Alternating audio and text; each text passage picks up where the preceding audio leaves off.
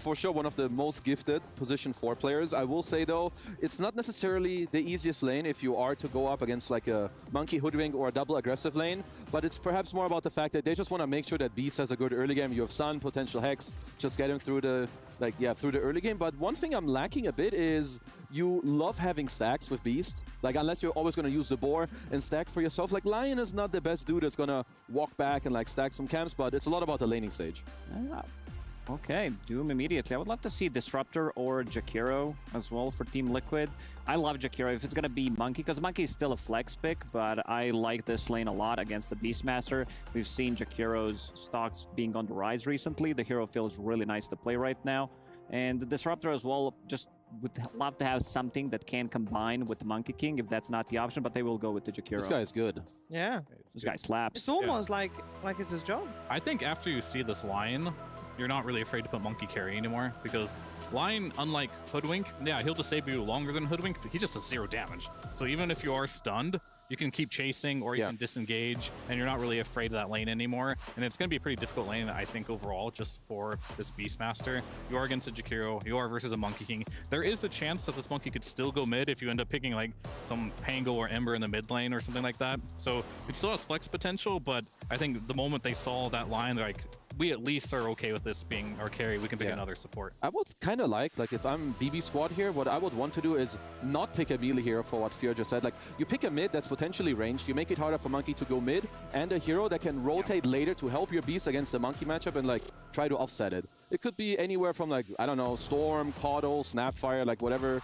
Invoker seems like a bit more of a fringy hero, but anything that can move, maybe Vessel, early spells, I would say makes a lot of sense. Fear, you're a carry player. I've heard many different opinions about Terrorblade. I feel like this hero's pretty good. What do you think? I mean, I also think Terrorblade is pretty good right now. I think a lot of players just aren't picking it on the right draft. And more importantly, they are just not used to the new playstyle of the hero. Since they added his innate ability, being the illusions do 50% less damage if you're like 1200 range away from the TB, you can't split push anymore. You have to farm with your illusions, but they do much more damage when you're next to a hero. Almost 100% damage with the level 10 talent. We've seen they hurt a lot. Them pick up some early shard, like between 15 and 20 minutes, depending how much farm you have. Mid laner for BB team, I would love to see something explosive, a little bit more damage, because TB will need some time. I'm thinking maybe Invoker for GPK, maybe even a Wind Ranger to shut down this potential Monkey King from the mid lane still. Do you think Monkey will be played as a mid or as a safe laner? I think this is going to be the safe lane for them. Jakiro, Monkey, and pick a different mid. Yeah, I would say it's kind of on BB team to not allow Liquid to put it mid. By like giving it a bad matchup, so it's kind of forced to go carry, at least would be my opinion. Liquid would be like, they're going to be way too happy if they can just put Monkey mid and be like, oh well, here you go, another new pick. Yep. You got an Invoker ban. The reason why, far? why I liked Invoker, he can dispel Jingu easily, you can disengage. They don't have the best chase potential on Team Liquid, so let's say you get doomed, one tornado could offset your whole fight, how you want to play out the fight. Doom somebody, kill him off instantly, you know, some bushwhack, Wukong's command, and he can relatively easily disengage in those fights. So we should still mention that Ember is in that pool, right? What needs to happen? Like, why wouldn't BB team pick up Ember? Because then Monkey, boom, goes mid. They could put Monkey mid. So they ban Ember. I mean, surely. It depends a bit also on like their mid pick. Yeah, like they need to think ahead, okay, who can we use mid so Monkey doesn't go there? I can help my Beast later, and I can play with my ET Aura, like high range, magic damage, anything that fits the bill. Yeah. And then ban out who's good against that. Yeah. I think they need a hero that has the disable and can move on the map.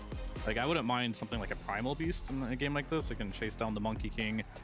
When you do play with a Terrorblade, one of the big issues with this hero is lockdown. You need lots of lockdown. That way you can actually hit heroes. And to build on the Terrorblade point as well, you have to be active on this hero now. I feel like you have to show up with meta, not to farm, but to fight, or at least defend towers. And typical TB games, most of the games I've seen on TB, there's like some TB and like a TA mid.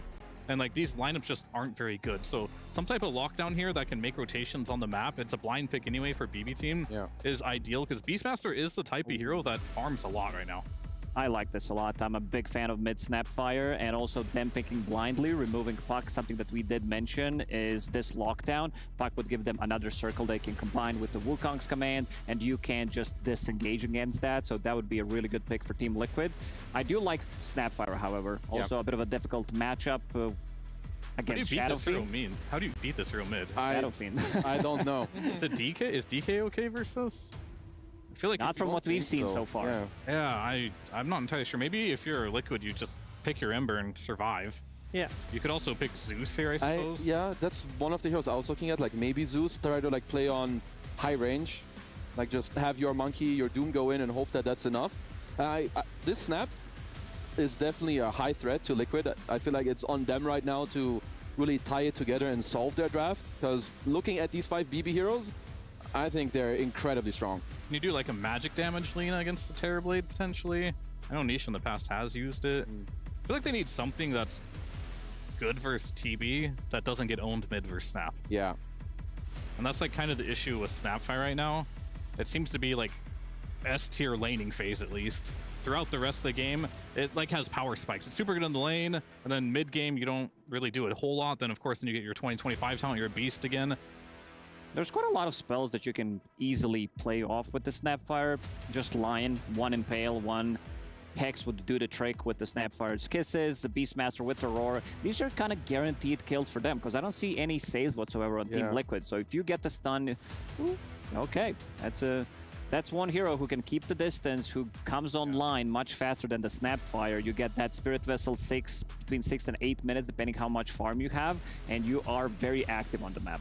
I do feel like it's pretty funny because both teams rounded out their draft in a similar way. Like the fastest mid heroes you can pick to try and offset the side lanes. Because if I look at BB team, like they have TB, ET, they should destroy this Doom on the top lane. Like 3T should have a hard time. So it's gonna be on both the mids to like try and offset their off lanes losing very hard. I personally really like BB team's draft. Liquid's draft is very, very, very playable, but I would prefer to be on the BB Boombox squad in this game. Yeah, Bibbidi Bobbidi, I think they do have an upper edge in this one. I think Snapfire will do slightly more, and also Nightfall, the way he... Like, if there's one player that I trust besides Radan, I was trying to think of the name, it's definitely Nightfall on his Terrorblade. Do we think that Lion Beastmaster is indeed less strong than the Jakiro Monkey? I think so, yeah. Okay. I think that lane is not designed to win, but it can always come back through farming stacks. This last pick from Nisha kind of fits like the Zeus and the Lina we're talking about, but TB is a hero that does rush Manta, and Cottle is a hero that kind of doesn't like playing versus the spells, so he has to get a lot of work done in the early game. The scaling isn't going to be as good as other heroes we mentioned, so this is a very early game lineup for Liquid. They got to bring the pressure and the heat in the early game. Pressure and heat in the early game? Are we saying lots of rotations? Lots of rotations, lots of gameplays. Yeah, Jakiro moving around, you know, and saying, we need the supports and Nisha to pop off for Liquid. I would say it's a little more stable for the BB squad, because, yeah, their draft, mwah, chef's kiss. Chef's kiss, okay. Let's see if BB team can do what my panel thinks they got the good draft for. We're heading over to Odie Pixel and Fog. Thank you very much, CBS. Game 1 time here between Team Liquid and BB Team. I'm here with Fogs, and looking forward to this one. We see this time around in the draft, right, the kind of the crazy thing is the Monkey King gets left in. It is, of course, taken away straight away by Liquid, as Mickey is going to be playing that one. Obviously, in response to that, BB Team get to spend a little more time with their draft and figuring out what they want to do with the carry. And we end up with a Nightfall Terrorblade. Yeah, a lot of little mind games that are going on here, right? Because I think, like they were mentioning on the panel, you know, the Beastmaster, we see the Monkey King picked, and then they're like, okay, we need to disable to prevent this Monkey King from getting Jingu stacks. Then the Jakiro comes out, and it's like, okay, this lane is very difficult. So they start switching things up, making sure that they can win those other lanes, pick the safe Snapfire so they have that good matchup so Monkey can't swap, blah, blah, blah. So very cool stuff, very cool mind games that are coming around here. And they do clean it up. They fixed it up there with that Coddle in the end. I was also looking at these range kind of like nukers to be able to set tempo. So let's see if that tempo is going to be set, because they do have a pretty active lineup, can move around fast with the Monkey King. But Mickey has been spotted. Hang on, that ain't a tree. But they've got the squad. I do indeed. Liquid has the high ground. Look at the good blast coming in onto the 3 of them as well. Both Mira and GPKB brought incredibly low. 33 will back off now for Toronto Tokyo. Toronto Tokyo punching pretty hard. He's trying to get over to 33, but he's getting body blocked here by Boltsy, and Toronto Tokyo will be the first to fall. First blood for Nisha. He almost can run through 5 of them with the 5-man He was trying to get there. He was like, let me hit, but they wouldn't. They blocked him off. Let me in. Couldn't make it through. Save now. So if they could get something more, I think they might be able to do indeed with the dual breaths to slow him down. That's going to be a couple of kills for Liquid to start this game off with. Stole it away from me. Boxer was like, Mickey, you had your chance. I'm taking that one. Right, fair enough. Well, Two we for get one. to- Yep. First blood as well, involved in that couple of kills that Liquid's able to find. Of course, 4 bounties the one for BB. Oh, that kind of counteracts the first blood gold for Venetia in the mid, at least. So, Yeah. make sure the GPK also gets a nice boost of gold to start Yeah. this game with. Exactly. I was like literally looking. I'm like, wait a minute. They actually got all 4 of them. It was Nightfall who grabbed That's a lot. The Terrorblade grabbed 3. So Nightfall doing his work as his carry, Oh, well grabbing done. for his team. So, all right, yeah. Let's see how these lanes go. I'm gonna be. I mean, I don't even know which one to look at because bottom is a I think fun the lane. bottom one. Yeah, stuff's going to go down on the bottom lane. It's like a pretty high skill lane coming out from the side of BBT and Miro if they can actually sometimes like prevent Mickey from getting those stacks up with these type of disables and stuff like that. But overall, Mickey should have a pretty good time down there. We'll see how it does end up going down. Yeah. The mid lane's kind of fun, right? Because somebody could die in this matchup, right? Yeah, definitely. And they did already make that move, so other things we have to quickly talk about after all these first bloods and everything. The thing you do versus Coddle is you block his hard camp, so they did that to ensure that it will slow down the farm of Nisha. So overall, I would say GPK should have a pretty decent advantage versus Nisha in this lane. Got to be able to get these extra denies as well too, so yeah, that Snapfire, it's a pretty strong pick. And top, we're seeing this so often. It's a very, very strong lane, of course, coming out from BBT. So kind of, 2 of these lanes that do look very good. It's just that bottom one that we'll have to see the volatility of it. Sure. And let's talk about this as well. So 33 on the Doom. I can't remember if you or someone else at the back earlier, but someone was saying that Doom not been doing too hot recently. I don't know. I think And kind of the it was a pool of mix. off-laners. Yeah, he was mixed a bit because Yeah. it's very specific on these players to save. Let's get the disable Insania. Might get the run down the boards. The top though lane. also. They're able to take Nightfall down. It's all over the place. It is. Both lanes kicking off as 33 also likely to fall. Toronto Tokyo, has he got enough right clicks to take him out? He's in with the chase. He's able to get him. Toronto Tokyo takes 33 Mickey? down. The stun's going to connect. Mickey almost certainly going to die They get 'em here. both. Miro indeed gets the double. Who needs CS when you just kill the heroes? He's got 2 on the Beastmaster, but they've got the double board. They use That's it. pretty, yeah, he's got, 2 last hits. He's got 2 kills. And this is, it's that volatile lane, and it is I'm looking at the Monkey King, did go for Tree Dance plus the Boundless, so doesn't have Jingu at level 2 to be able to get those stacks, so goes for the kill. Ends up not working out as they get turned on, and that's kind of the dream here for this Beastmaster. They picked this lane to be able to shut it down, and they should still be able to do okay, but now Miro is going to have a much better advantage than I think he expected to, because they did double counter pick to try to shut this down. Yeah, that's scary, because Miro's Beastmaster, it's pretty hot, right? He's pretty good on this hero. Let's be honest, all the Beastmasters, this hero's pretty No, you're busted. saying the hero's easy, like anyone can play it. No, definitely not. I mean, these guys, Miro especially is one of the specialists. He really is. He's played it even Yeah. before it was broken with the Aghanims. Yep. But yeah, he's already set off to a very, very good start with that one to be able to get those arcane boots. The lane, as you said, will still get difficult for him, but getting a double kill is pretty huge. Well, the mid lane, that's a bit of an uh-oh right now for Nisha. He's getting a lot denied away from him. 18 and 10 against the 11 and 0. And GPK is actually skilled the cookie, so he might go for that solo kill potential that you were saying. Sometimes you do see 2-0-2, but So if he comes in with that little bit of a cheeky outplay, certainly could. Got 1 charges as well to play with, so yeah, Nisha's got to be careful. fantastic start here, I would say, for the side of BBT, because top their doms, they're just demolishing 33. This lane is super hard for him. He might just Look at die these again. right clicks. He's gonna live, but I mean, what is living? He's 80 HP. They're putting no pressure onto a Nightfall TB. He's got to say what a walk back to base. He sure does. Indeed, a very different tale for the 2 offlaners. Similar in levels, but it's just the fact that Miro got this double kill on the other side of the map. He's going to be very happy. The goal's going to be there. He's going to get a good time on the arcane boots. He can also just, like, this hero overall recovers better too, because you have stacks too. So it's, like you said, still can be a pretty tough lane for him, but the fact that he gets off to a good start means he can get those stacks going. He gets these arcane boots so he can get the spam going eventually. So see how they've reestablished things. See how many moves we do have around these runes as well too, since top is already, it's already kind of ruined for 33. It might just see Boxy abandon and look to make moves elsewhere. Let's see what he does look to do. Okay, 33 is going to get nothing up here. So it doesn't really recover the same way as, at least at the same speed a Beastmaster does. Not at all. Devoured, not what it used to be. Yeah, Boxy, okay, Boxy's just going to manipulate creeps so that they can make sure that Doom does get something, because otherwise, if he moves, then Doom literally gets nothing, so... See, Nisha is starting to work on the southern stack, so he does have a triple, or is that a quad stack, actually? Quad stack on that medium camp. So even though he didn't have access to his hard camp the whole time, is getting those stacks ready, so preparing to catch back up, but GPK is going to have a huge advantage. Save. Let's see if they can get him. He's alive. They're able to tell me the Hex and the balls are out for Miro. Miro's just going to be able to chase down Insania with the birds. That's crazy. And now Mickey's alone, too. They could definitely bully him back as well. They might be able to just turn onto him. Let's see if they can chase him out here. Stun's back up. Save's got the setup. Miro's in. The birds are out. The balls as well. Is there any backup coming in for Mickey? I don't think there is, but he will live. He's got the Jingu to heal. He has He's with the going back balance in. as well. He's able to jump forward. I don't know if he wants to go for the kill, at least just trying to get a bit of a heal from it. It was still only the level 1. I actually thought it was the second point. So, not as big as a heal as he expected. This lane, it still is going well for the Monkey King, but fantastic for Miro. They are playing super well now, and in save now. Doesn't have to go to base. He's actually checking the bottom rune as well for GPK. They're double checking the They need to kill Nightfall. He's been having too easy of a lane. They're bringing in the rotation from Nisha. They should have him. Yeah, this should be able to get the Terrorblade out of the lane, slow down his farm, because, yeah, so far Nightfall's been having a pretty free game up here. Yep. These two tend to be the ones to set the pace for Liquid. It's going to be up to Boxy and Nisha to reestablish this early game with these movements. So far, Boxy does have those 3 kills because of that whole level 1 debacle that did happen.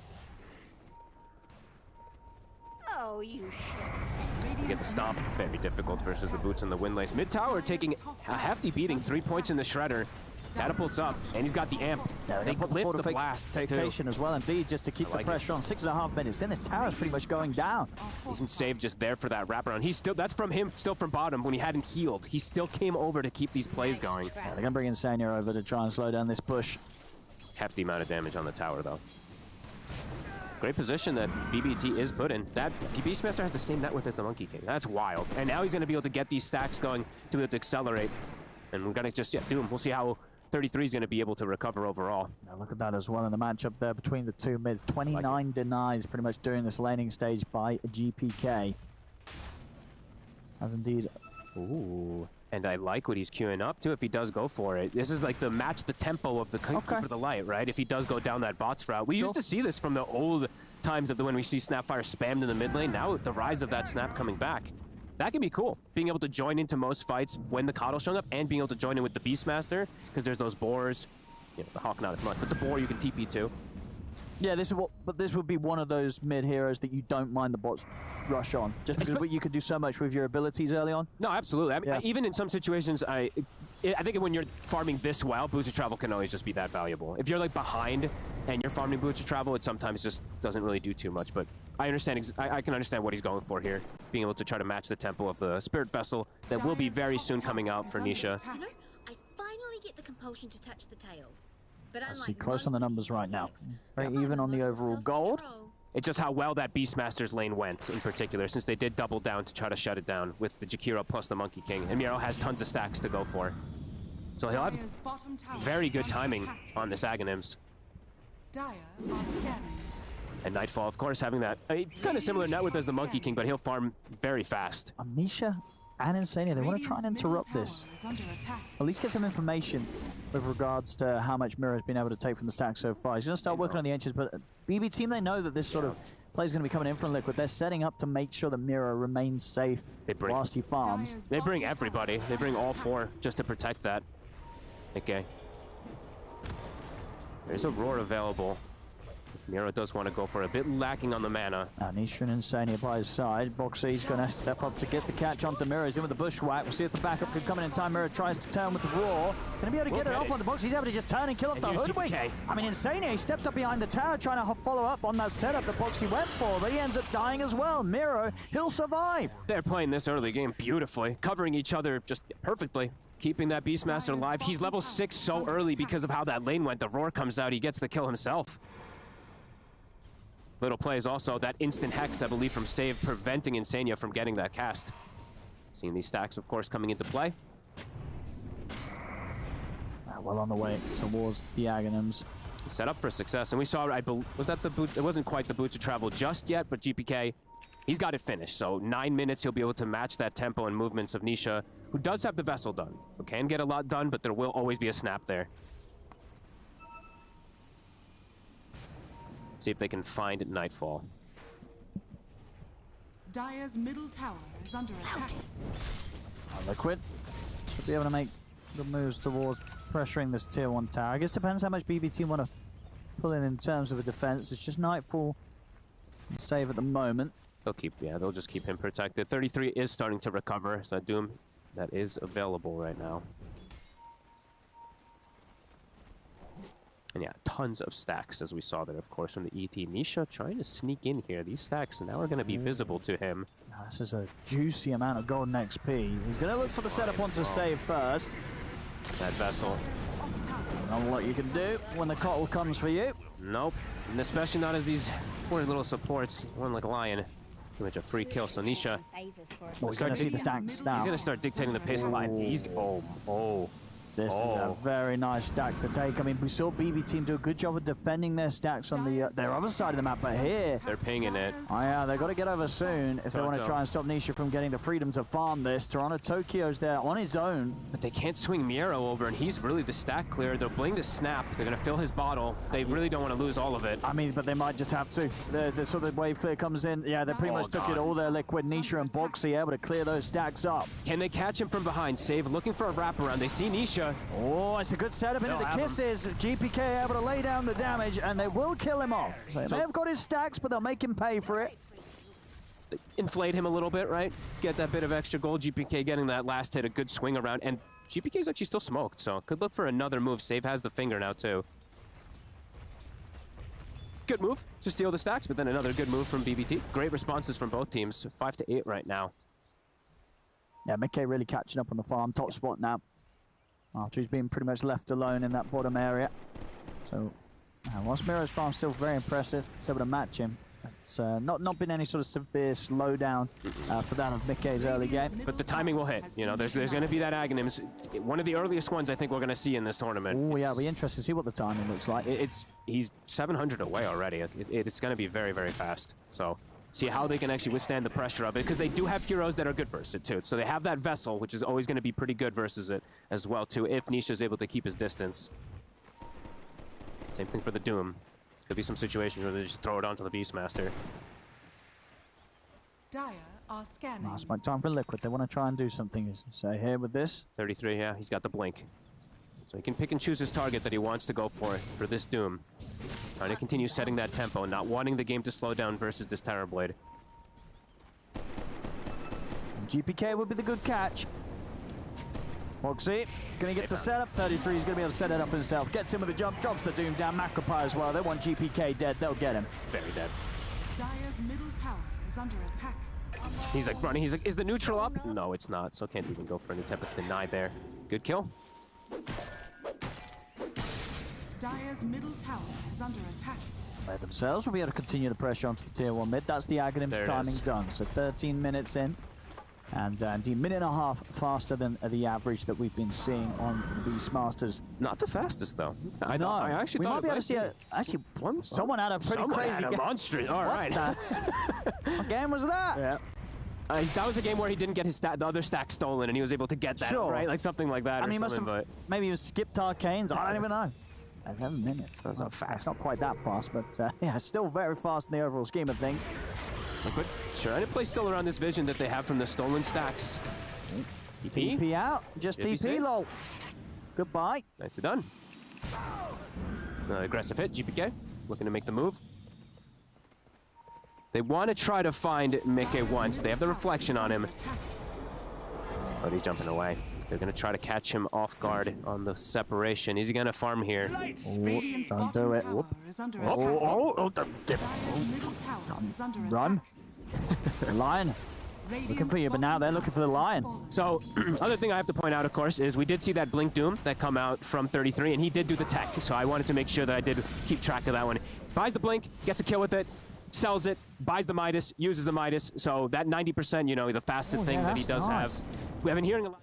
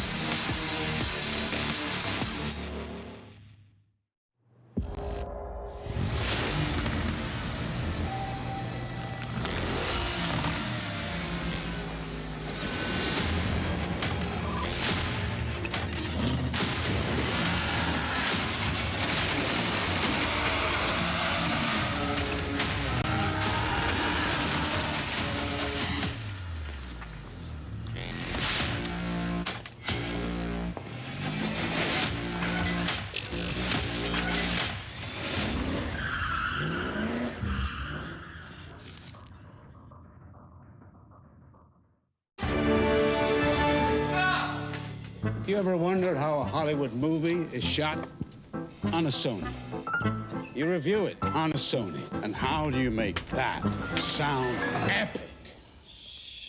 You record it on a Sony. Lunch break on a Sony. So why wouldn't you watch it on a Bravia by Sony?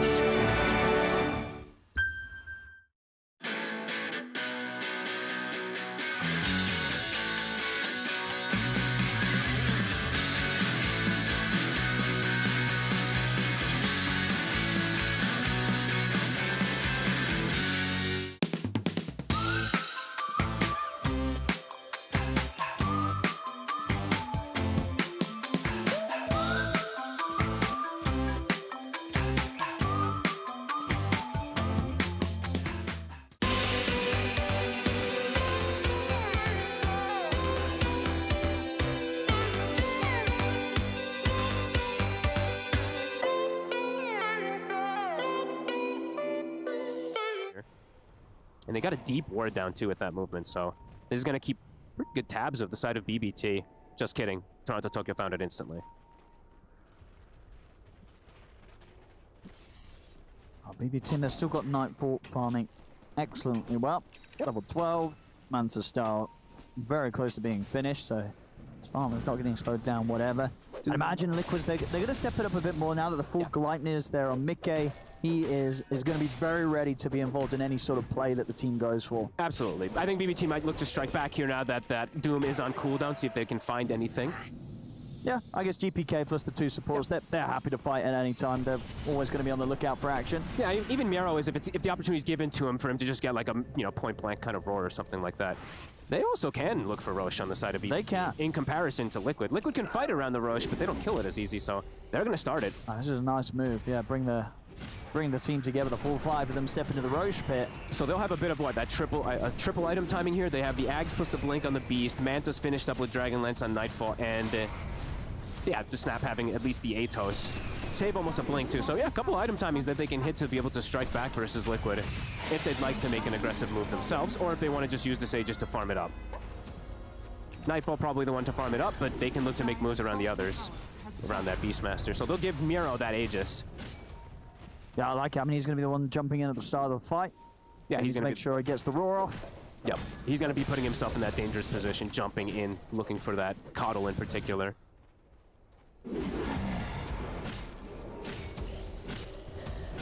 So no other little cell items. I'm keeping track of 33. It just is that one. Yeah, the Blink, kill, cell, you got your Midas, blah, blah, blah, blah. So, very cool. Glad we got to see it. I don't think I got to see it one of the other days in one of the pro games, but I'm sure we did have it. But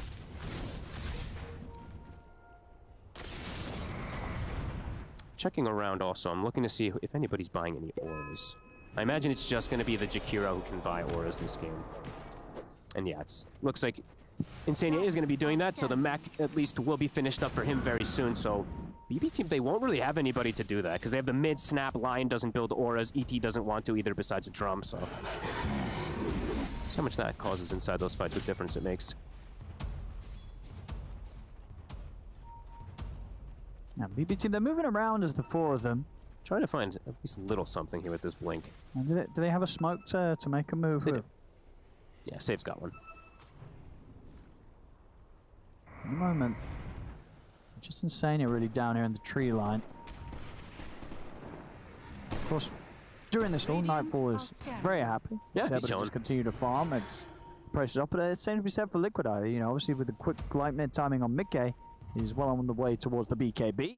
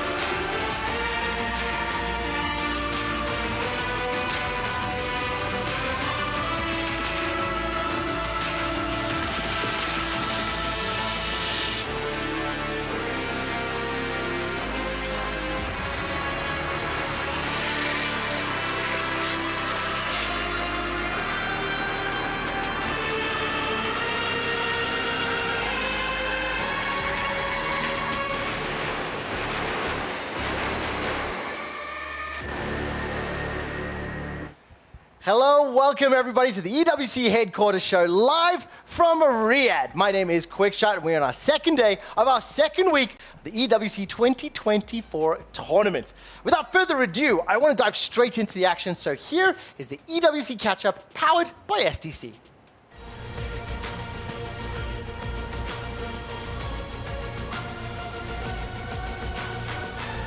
And of course, as part of the EWC catch-up, we need to take a look at the 3 games that are taking place over the course of this weekend. Dota 2, as well as MLBB and Free Fire. I want to start with Dota 2 and remind everybody that we are in the midst of the group stage. 2 groups of 8 teams are playing best of 2s against one another, whereby 6 will be advancing to the double elimination bracket. Before we take a look at the group standings, I think I'd love to hear back from Tsunami because he gave me some of the spiciest on-the-floor takes yesterday. What's up, Quickshot? You want Dota? Well, I got plenty of it here in the Qiddiya Arena. We just saw a split series against OG and Aurora, which may not seem that exciting to you, but OG, you talked to Seb, didn't you? You know that storied organization. Whenever they show up on a stage, magic is happening, and yet Aurora can still split a series with them? That's a feat, all right? Don't take it lightly. Later, OG's gonna show up also, and they'll face off against Gaming Gladiators. So they're the high watermark that we have to get past. Meanwhile, I hear your self-proclaimed Dota expert Suns fan had Falcons top of their, group stage estimations. Well, they were right. Despite a very rocky 0-4 at the very beginning, Falcons have done nothing but get 2-0 since, and they've equalized. They are now 4-4, so yeah, Suns fan was right about that one. But don't ask him for his Aghanims tier list. That's a different story. That's all I got for you right now. Let me know if you need anything else later on in the day.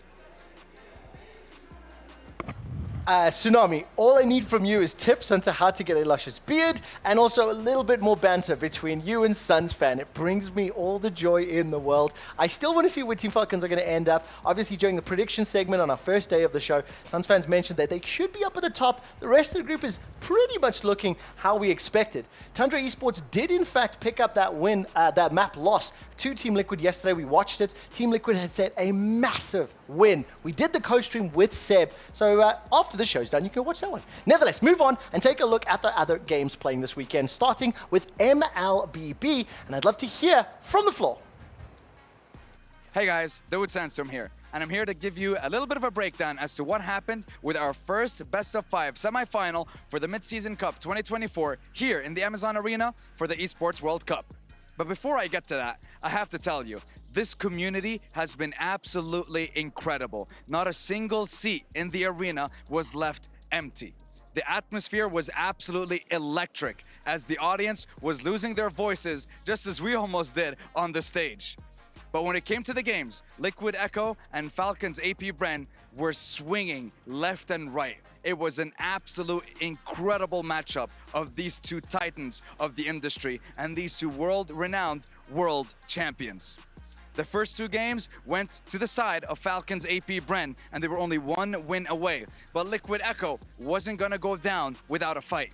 Game 3 was a 20-6 scoreline by the end of it, an absolute slaughter from the side of Liquid Echo against Falcons AP Bren. But when Game 4 came around, I believe Falcons AP Bren had a perfectly executed plan, and they managed to take down their Filipino opponents and punch their ticket to the grand finals of the MSC. And of course, the fight for the coveted MSC title and the $1 million prize for first place. So make sure you tune in tomorrow, because we're gonna find out who will be facing them from either NIP Flash or the undefeated Giants, the Selangor Red Giants. We'll see you guys tomorrow here at the arena, and we'll see who will be going up against them in the best of 7 grand final. See you then. I think I'm gonna have to change my name. Tsunami, Sandstorm, those are 2 of the coolest nicks that we have in gaming. As a reminder, the MLBB semi-finals between Selangor Red Giants and Netplash take place tomorrow, with of course the finals then happening on Sunday. We'll crown ourselves another champion. The best part of this bracket is that Jay's prediction was wrong. We got 1 game left to take a look at, and this is in a slightly earlier stage of the tournament, so let's find out what's been happening in the Free Fire knockout stage. Welcome back, ladies and gentlemen, to the Free Fire Esports World Cup 2024, the final day of group stages. We have already played 2 matches. In the first match, Team Falcons absolutely destroyed. 20 eliminations for them, and then being able to get the booyah. And in the second match, AG being able to get the booyah, but it was 19 Esports at least that stole the show for me because they were able to get so many eliminations. A team that definitely needs those points. Stay tuned and find out who's going to be moving on to the weekend on this final day of group stages for Free Fire Esports World Cup 2020. There are still a lot of rounds to play in the Free Fire final round of knockouts, and you can see the point scores on your screens right now. I won't dive too deep into them because that's why we're here on the catch-up. We actually have a co-stream plan for Free Fire in the not-too-distant future, but know this. Once the knockout stages are concluded, the first teams will be eliminated and will advance to that point rush stage. That does it for EWC Catch-Up, powered by STC.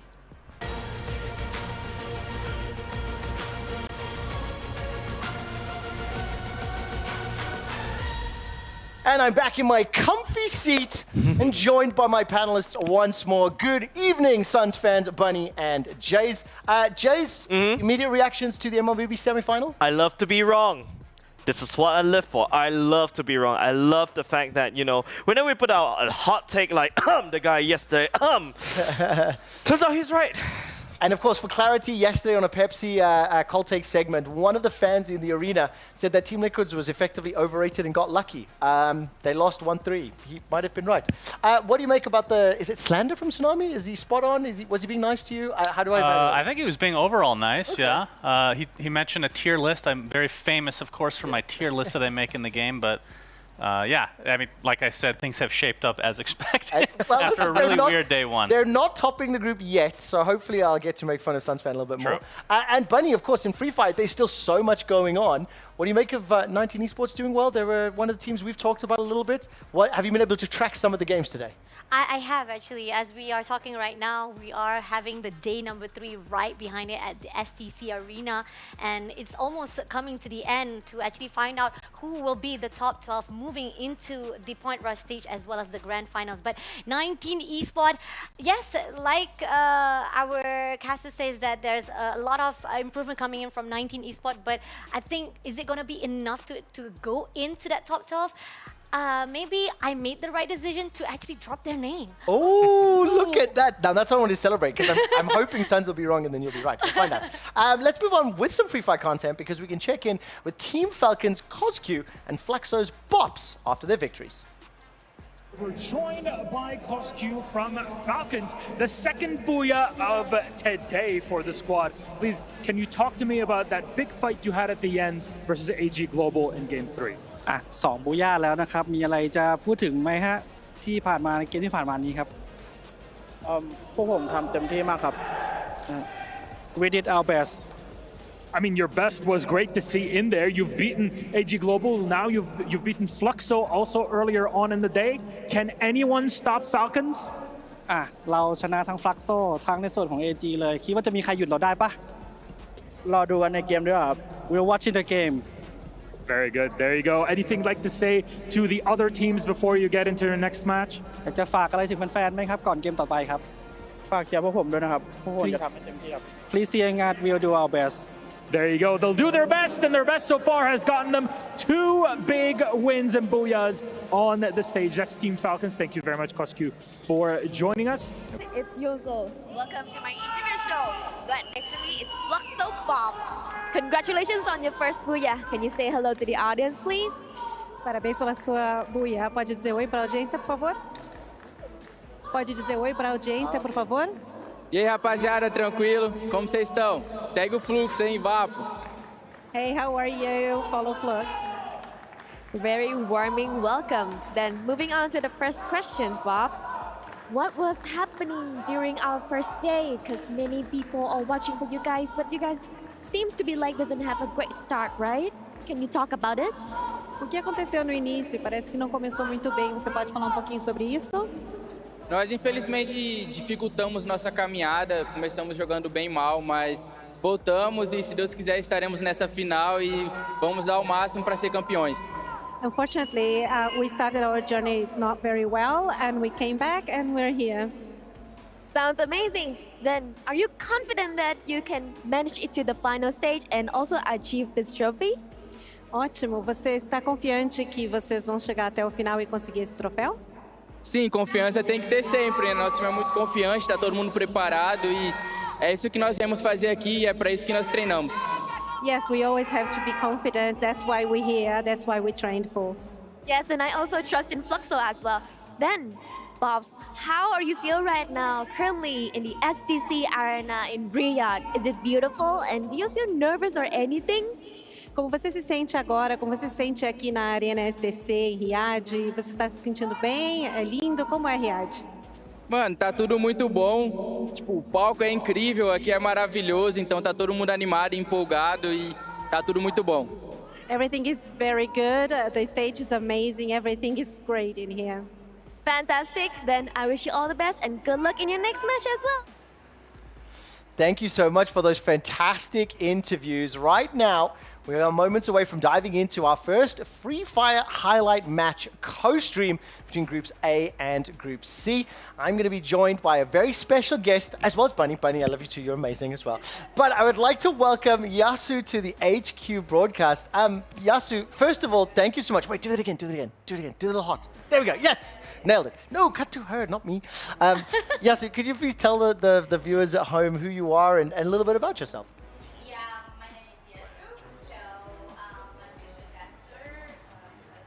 Fire. So actually I do casting and analyzing in the same time, both of them. And this is it, guys. I enjoy being like part of Garena Free Fire team and having this chance to be at this World Cup, which is amazing, guys. I mean, it's not only about Free Fire. Thank you so much. Yeah. I agree. Look, that's why we're here. You had to kick off Dota and MLBB so that you could have that seat, you know? But we share it lovingly because we're here. There's 21 games being played. We will get the Free Fire knockout stage game onto your screens in a moment or two. Before we do, just to set the scene, I'm going to be asking Bunny and Yasu to tell us a little bit about the stories. This is the first time that Bunny's had backup for Free Fire, so you can help build some of the narratives. The first thing I want to talk about, we just heard from Loud. I know Loud from League of Legends. I know Loud from Counter-Strike, from Valorant. I'm a big fan of Loud as an organization. And before any games were played, I predicted Loud would do well. I have no information. Yeah. I don't know. But how surprising or what? How do you tell people who don't know the story about like how they are currently sitting in first place? So Loud actually is a very well-known, not only at Free Fire, but also in different games. Yes. They are everywhere, and they are dominating and everywhere. They're like psychics. Yeah, actually, that's what we call them at Free Fire, because they can predict and guess every move from their like opponents. So it's crazy. Agree, definitely. Something that, despite they have been having a lot of struggle throughout their histories, but coming back into the EWC right here, it seems that the momentum that we had from the achievement they already enthralled throughout the years have already been put out in the scene for the EWC 2024. Now we're moving into the next match. We're about to close into our day 3 knockout stage, and at the moment right now, we're at the next Terra map. But do you think that Loud can like dominate this map also? I mean, this year they just worked so hard about their aggressive style. They understood and learned the lesson from last year World Cup, which like it was like dominated by Asian teams. I mean, it was like clearly they were like the slayers, literally. True, definitely. I mean, like coming into the Group A, B, and C, we've already seen how. I think you would agree with me, definitely on this spot, the fact that Group B is definitely one of the toughest teams. If anybody wants to play to actually be at the top 12, they have to beat that Group B, because Group B, we got that Loud, we got the team of PE Sports, we got RRQ Kazoo, and they're already at the top 3. They're already securing their spot at the leaderboard, and frankly, I'm not sure whether or not there's going to be anybody to be able to catch up to the point of Loud itself. It's difficult, really, and so hard. Those 3 teams that you were talking about, also Bororam, we can add it to them. So they are well known with their aggressive style. And come on, guys, we need to be like, we need to be reasonable here. They are really hard worker, and also they know how to manage the resources that exist on the game. I mean, did you see the last move of Falcon also? They were like, they took the bumps and they were left to the last team. So explain to me now, we've just seen a little bit of an engagement, and obviously we've got multiple screens out here. So early on, first circle, you know, what sort of things should viewers be looking for in terms of how do they loot? Are things looking good? You know, can you predict if a team's going to do well based on how they've started this map, Bunny? For me, at the moment right now, once we go into next era, this is one of the smallest map inside the Free Fire community. I think you would agree on this as well. It's the futuristic, and the most important key when it comes to jumping into this map, you have to find the right land spot. Because if you go to Intellect Center, yes, it has a lot of high tier looting areas. Do we have, can I interrupt, do we have enough time to quickly show viewers where Intellect Center is? Oh, actually, we were watching it just I know, now. but we've got the special map. We've got okay. So can we bring the graphic up for Intellect Center? I think we are actually at the moment right now watching as the area of the next era. Bye-bye. That's a MENA team. I don't know what happens to them. They are well known when it comes to MENA. They really deserve to be here. Like, they have good tactics, good players. I mean, he's been like 3 times to World Cup, and he's a good rusher. He's a good cover. I don't know what happens. I was expecting too much from this team, but today and yesterday they played like very unorganized on the map. Definitely. But now, this is not actually the area of the Intellect Center. It's quite far away from this. This is just Farmotopia. But the only spot that is having the opportunity to actually loot the high tier is going to be the Intellect Center. But the problem is when it comes to that location, 19 Esports. Okay, here's a running story. This is the running story between me inside the HQ show. Okay, so I put my top 6 favorite teams to be going in. The favorite that actually I predict to go to the top leaderboard, right? Top 12. And 19 Esports was supposed to be there because they were just currently being raised as becoming a champion from our previous championship, right? But they're not performing well here at EWC 2024. 65 points. That's all they've got right now. Yeah, exactly. And this is the last day. And we were expecting, like, I know Suns definitely would want to see me suffer and feel the wrath of the community of Free Fire saying that no, 19 Esports is going to pick themselves up. But come on, man. It hasn't happened. It hasn't happened. I think there's a reason why I have the hunch to drop their name. Do you agree with my decision to drop their name from that top 6? No, actually I joined you to put it at the top 6. I was like waiting for them. Okay. Yeah. All right. No. Okay, I understand now. Okay. I have to hear the context first. Yeah, right. so actually, Penny, I did agree with you. This day that I said that 19 Esports need to work more. To work more about like getting more points, skill points, and they actually answered me with a good, aggressive style. I mean, Cluzo and also Jota, they did well with Lancer, with bombs. They were destroying every team. Did you see the map of, I think it was Nextera.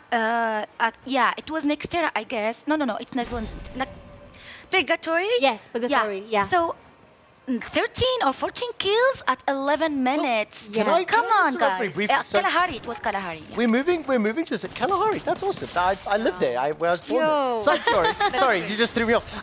So I want to come into the game when we get to the second, third circle, talk about some of the action. Just before we do, we've not talked a lot about the maps. How many maps are in rotation and how different are they? Maybe Yasu, how would you? Actually it's 5 maps. We talk about Pemuda, Purgatory, Kalahari, and also Alpine, Nextera. So Nextera is the newest map on Free Fire. It's like 1.5 years maybe, and also it got updates every time. And that was a spot. Zipway, if we can show it now, if it's possible. So Zipway, it used to be very open, like there is no much loot, but now it's literally the capital of this map, Nextera. So the Just- last map. I have it's- some special features for you. I'm sorry to interrupt. Yeah. Where can we show on the map? Let's look at it right now. And Bunny, with some of those special graphics we have, which area can we focus in on that might be a focal point looking forward? I mostly just want to show the tools we have. I mean, I think the graphics that we have can pull out probably the Grave Labs inside the Nextera because this is one of the most hotspot inside our Nextera. Okay, let's take a look on the map itself. This is the one most important key when it comes to Nextera because they're the only one that has an area that is anti-gravity. Exactly. And it's hard to fight there. Yeah. Come on, I mean, like, I was jumping and, like, with Drogon and just get down, knock it down on the air. Amazing. You feel like on March, like, on March I'm getting hit by something. It's not easy. Yeah, actually, I don't fight there. So listen, let's focus on the game now. The thing I'm very thankful for is I'm learning a lot more about the players, the teams, the storylines, and that's the main thing of like our show is trying to bring people from Dota, from MLB to learn. But now I'm trying to learn the game. And one of the questions I have is like understanding the loadouts or the equipment, the weapons that people have. Obviously, I can see them cycling through. I love seeing a frying pan floating above the characters' heads. But how do I kind of understand whether you think somebody's got in a better position based on the weapons they have, obviously the high ground, stuff like that? Do you have some beginner's tips for me? Yeah, actually, if you want to be a pro player at Free Fire, you need first to study the maps. I mean, you need to choose, like, for example, multiple games, not just one, more than 20 times. I mean, you get in the same point to check if the gun is still there or not. It may change between SMG or AR, but it's still there is a gun there. So this is gonna be your spot. When you have a fight, like first fight at the first minute, I mean, you need to guarantee like something to start with. We saw Lim at Bermuda at the first game. He didn't have anything except sword, so he used it and get a headshot. Wow. And yeah, that was really. And then the second thing that you need to secure yourself with a teleport. Launcher or the whole team. I'm talking about the whole team. This is really amazing also, so you can like have different ways to fight from long range, close range, and you're gonna be prepared to eat everybody literally on the battlefield. That was awesome. Was that double kill there from Falcons? Yes, it was a double kill. Okay, I have something to talk about with Yasu. Okay, here's the thing. This is also another team that I put out for my top 6 favorite. Team Falcon. Day number 1, they were not performing well. And we know for a fact that they were supposed to perform well and they were at a struggling point. What is your opinion on that? And why suddenly today they pop up so well with 2 Booyahs already in their name? Well, Falcon, I mean, Bunny, it's really tough. And it was, yesterday was really tough and hard for everybody. So if you cannot catch up with the fast fights for Asian teams, you're not gonna survive.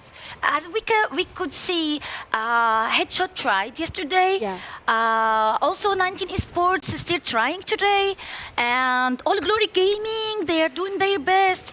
Rated teams, I mean, MENA, Pakistani, and Latam teams, they have like no chance actually. If you can see like a team from Asian like server, they finish the fight at 3 seconds. It's faster as like the light. It's Give me a different like explanation. Is that because their aim is better? Is there communication? Like, what is it that makes them that much better? Actually, it starts with Asian teams. Like Garena Free Fire, like every time they are making updates, they are bringing new tools. Like for example, before 3 years ago, we didn't have the chance to revive. For example, if you die, that's it.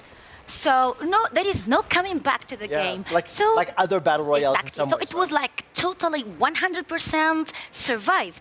And then the heart comes, like a chance to revive. And then we have now the vending machines. We have the, you can actually get the vending machine for yourself. Like you can put it in your bag awesome. and you can use it. Actually, yeah, you can help your friend. Okay, while well, you're fighting. I'm looking at this now. Yesterday, I embarrassed myself, Yasu. I was like, oh, can we look at this? Like, Shellcasters fight. And then the game ended. So I don't make the mistake. it looks to me like there's a number of squads coming together.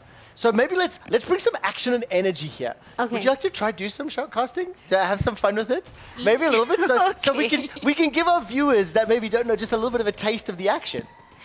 Okay, so here's Falcon now waiting for the first team that who gonna try really to push on them to make this move. Falcon actually 3 games in a row didn't didn't take the first step, and they were waiting for everybody. But now we can see that one player tried to broke the silence, but he was like. I mean, we can see that Team Falcons is doing amazing with the engagement. 12 kills already for their name, and they're still looking. They're still hunger for blood. They're overlooking to the side, and they know there's one player hiding off the spot. Now, moving to another location, it seems that we got GG at the moment right now. Spotting out another player right in front. 18 Deer is crazy. Did you see what he did last day to Loud? He took the whole team alone and put the Booyah. It was the only Booyah that they have, but it was a great Booyah, unforgivable Booyah. So 18 Deer is one of these players who have this confidence, and he gets attitude also. Attitude. Definitely. This zone is about to go even more smaller, and everybody is right at their own compound. Nobody's going out at all. We got AG right here with the sniper. Yeah, Dew is going in. I think he's going to actually go flanking on the left side instead. There's actually a portal for them to move away, but somehow they're actually just waiting for the right time. They're just trying to get an information as much as possible, Yasu. Actually, if we can look also on the map, we can see that one of the team of AG is a little bit far from his friends, and actually he's playing the role of discovering what's going on and give information for his team. Here we go. It was bye-bye. They just joined us. By the way, is this unusual? 17 players alive, is that right? Yes, it is normal. With a small zone like this, they will try their best, especially with Nextera. There's so much compound, there's so much building that you can actually shelter from. That's why they're trying to make sure they survive as much as possible. Can I call any of these players campers? Am I allowed to? Isn't that what I called Jace in the first place? Yes, indeed. Yes, indeed. I mean, that was the first point of the game itself. You have to find a strategy to survive as long as possible. The name of the game itself is the one who last survived wins the game and get the Booyah. Bunny, get the energy. Come on, They moves. We are going to see Team Falcons leading on at the moment right now. That's the first Peter one from taking down one player, taking down another player. They're going to go in straight to the compound, looking for one more shot. Barely moving away, but unfortunately somebody got that. GG coming in for the third party from the other side. But the portal will be used, and here and out, GG is just taking advantage of the situation. He's in trouble. Take a breath. Yeah. There's a lot of Free Fire people that are quite confused. All of that action and only 3-4 people died? Yeah. It's so low. Okay, how much time? I can't see the timer. What do we have left before the next circle? Is it moving forward? Moving already. It's moving already at the moment right now. This is the fifth last zone. Yeah, this is the last zone. Yeah, so actually we still have 4 teams. We still don't know who's gonna be the winner, but as we can see, there is one team is safe from there, which is the Gaming Gladiators, and they have the spot. And AG Global, look at that. He's taken the high ground. There is 2 fights. So he's Actually, one on the high ground and one is the low ground, which is crazy. There is a fight between covers with snipers. Who's gonna be down the first? That means his team will end first. Does this teleporter help anybody? Do we know where it goes? Because it looks like it's inside the middle of this zone, but where does it go to? Actually, the portal you can put anywhere you want, but somebody That's awesome.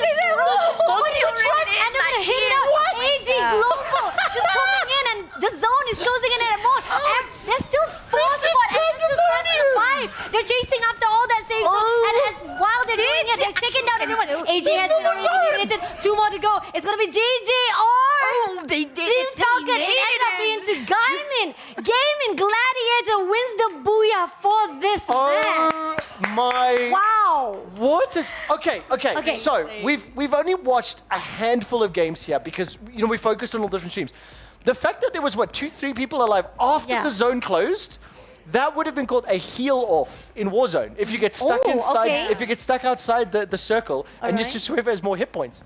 That was awesome. That was Yeah, crazy. it was That crazy. was crazy. I think the pattern that I'm seeing so far throughout the whole entire EWC knockout stage to begin with, I think you would agree on this. Garena Free Fire is really doing a lot of damage. They're actually giving a lot of struggle to all of our players. Yeah. Every time they try to put the last save zone, it's always at the open space. Isn't that true? Exactly. I don't know. They have a very bad luck, by the way. This championship is the worst stage ever. I've never seen any other championship that actually put out or even push and pressure the players to play at the open space. I love it though, but it means it encourages action, right? So Yes. it's a way I think that because placements are so important, under the assumption this is a development move to encourage you to move in the open, that means you can shoot, find targets. Okay, take a breath. We are trying. It was so exciting. Yasu, so if I can briefly explain, Suns fan is our resident grumpy grandpa, okay? He's a Dota 2 guy, dry sense of humor, but he was clapping and cheering behind the monitor, so that's how we know he's excited. What I would like to do is, I have a replay of some of those last few kills. I think we're just going to focus on the monster truck. Okay. Explain to me how cool this replay is, and like, what does it mean when we watch it? Okay, here's the thing.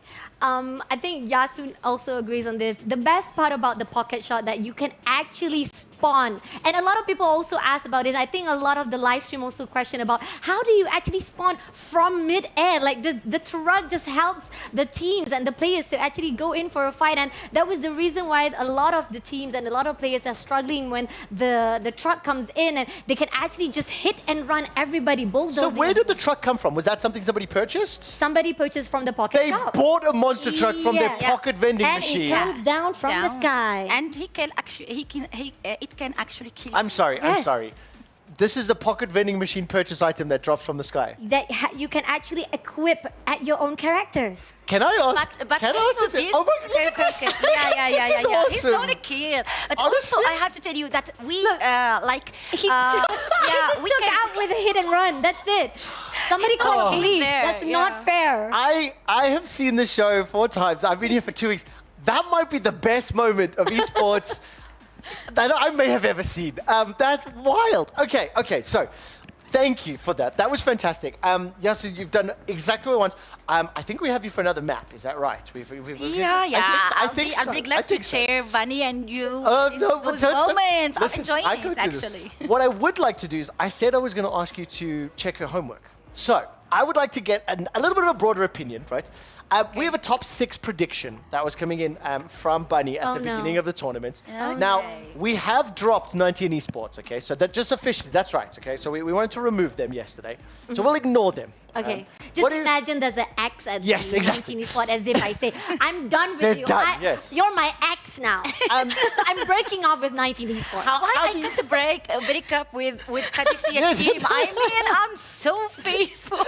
So, Yasu, what do you make of the teams that are here? And like, is there something like the rest of the broadcast team? Obviously, you're our connection to the main stage, to STC, to everyone playing. What do you make of the teams, their performances, and would you add anybody? Actually, it's hard to say. Everybody is trying, until now we still have like another map. It can like turns everything upside down. This has happened, guys, literally many times at those championships. So it's not easy to predict who's gonna pass to the next round and next level. And I may totally agree with you, Bunny, on your choices, except 19s. I'm sorry for them, and I'm sorry for Kadisia. Okay, well, listen, we've got some video and some stats that I want to bring up and also talk about before we get to this next map. So, because I'm sitting in the special host seat, I want to talk about Loud. They're still leading, 221 score. Behind them, Buriram 213, right? We're watching some of their clips here. How well are they playing, and how far do you think they can go in the tournament? Loud? Yes. Loud now, I think that they may guarantee to be at the next. I'm fairly confident. Next. I don't think they game. can drop 13 places. But if they want to win, I mean that they need to act like this. This is what I was talking about at Nextera, at Zipway. This is Zipway. Actually, it was great and genius what they did. I was like screaming literally before going on the stage because they just closed with glue wall the entrance. Entrance for the other team, and also they left them one and only one spot to move to the safe zone, and it will come one by one, and they were like taking it one by one. When we look at this, Loud have played, is it 12 rounds now? 8 rounds, 12 rounds? 12 rounds. Already done, completed their So, days already. 133 eliminations in 12 rounds. Is that good or bad? That's the highest, actually. It's the highest, but let's say in other tournaments, when you play 12 rounds, how does that compare? Because That is Persona with the 200 question, and some. that's what I'm answering, is like, what would the average number of kills in 12 rounds be for a team that's leading? Because I don't know how to measure that, whether it's very good, whether it's mediocre, whether it's actually low because the competition's high. So that's what I'm asking. In my opinion, if I may say it first, I think in my opinion for 2 days that Loud had managed to actually achieve that 133, that's actually quite high compared to the LATAM's championship that we've already witnessed. Right. But compared to C, I'm so sorry, compared to C that we've already witnessed the championship from the side of SEA, FFWS, Spring, or even from the side of SPS Mobile Masters, the region of Southeast Asia, they could actually achieve more than 133 elimination in 2 days of their own qualification. So I feel that in the EWC level is another different level because the fact is we are combining from each and different region. How about you, Yasu? Exactly, I totally agree. It's not easy. Come on, it's 133. I get those kills for one season. I mean, when I play rank, it's for one season. Yeah, I think you are selling yourself short. No. I'm a good analyst, guys. I'm a good caster, but not really very brilliant player. 133, come on, 2 days? That's not easy. I've got a question for you because we saw the standings at the end of yesterday, and obviously now Loud's group with Buriram's not there. We'll discuss them later. I want to bring up the updated scores after that previous map.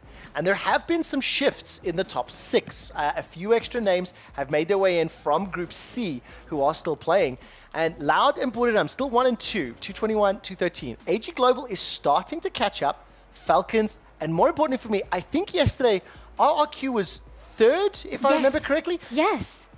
The question I have, how much risk is there that a team like RRQ could be dropped out if the other teams climb up? Is it close enough? I see you giving me that sassy hand, Bunny. But more importantly, let's go just gut reactions when you see this, because obviously you'll have better stories. Okay, coming into the overall ranking right now, as much as I feel like RRQ, yes, they have been dropped from that top 3, but with 158 points for themselves, I think with only one map for the rest of the team to catch up, the only thing that I'm probably thinking right now, predicting at the moment right now, is that maybe Twisted Minds might be able to drop them just a little bit, but not enough for them to actually be dropped straight away from the top 12. It's the top 12 that go through to point rush. Yeah, so there'll still be enough. Pretty much the only way RRQ get eliminated is if they legitimately are the first squad eliminated. Agreed. That's so. But they're already securing their spot. They don't need to worry about that 2 days. I don't know. The chances are there. There's a chance. There's a chance. I don't know. But there is one team that I saw from the overall ranking that is quite surprised for me is EVOS Divine. Yeah. Who would have thought? Because they will struggle on day number 1. And we're talking about Group A. And this is coming into the opinion, and I think Yasu can back me up as well. We talk about how Group A, Group B, and Group C has been divided, and the power ranking when it comes to these 3 groups is that B is the most toughest.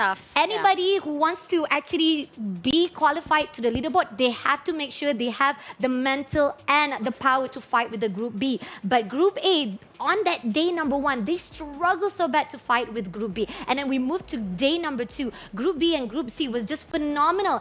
On day number 3, somehow I feel like the Group A itself, teams are finally realizing that, hey, day number 1 was not good for us. We got to do something. Do you agree on that, Yasu? Yeah, exactly. They don't want to get back home. They love Saudi Arabia. They love Riyadh. They love Bolivar. They love being EWC. Here. And they don't want to lose their key. I mean, they saw the key. The key is in front of them.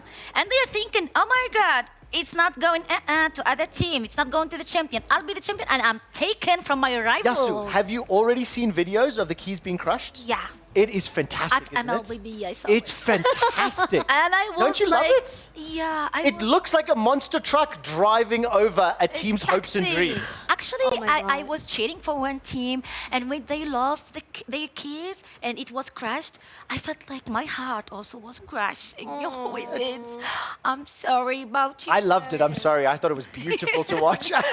Okay, if Oh you're my watching us, God. this is the last map of the knockout stage of the Free Fire EWC 2024 tournament. Iconic. I think that Onyx are really in big danger. You know, they didn't show up today. They didn't like, hey guys, we are Second not last. here. Yeah. In terms of score, 59 points. They've got No 32 chance. placements and only 27 kills. No chance. No. Now, when I see it says 32 placement, is that the number of players you get at a certain squad? Like, how do they get to 32 placement with like the points, basically?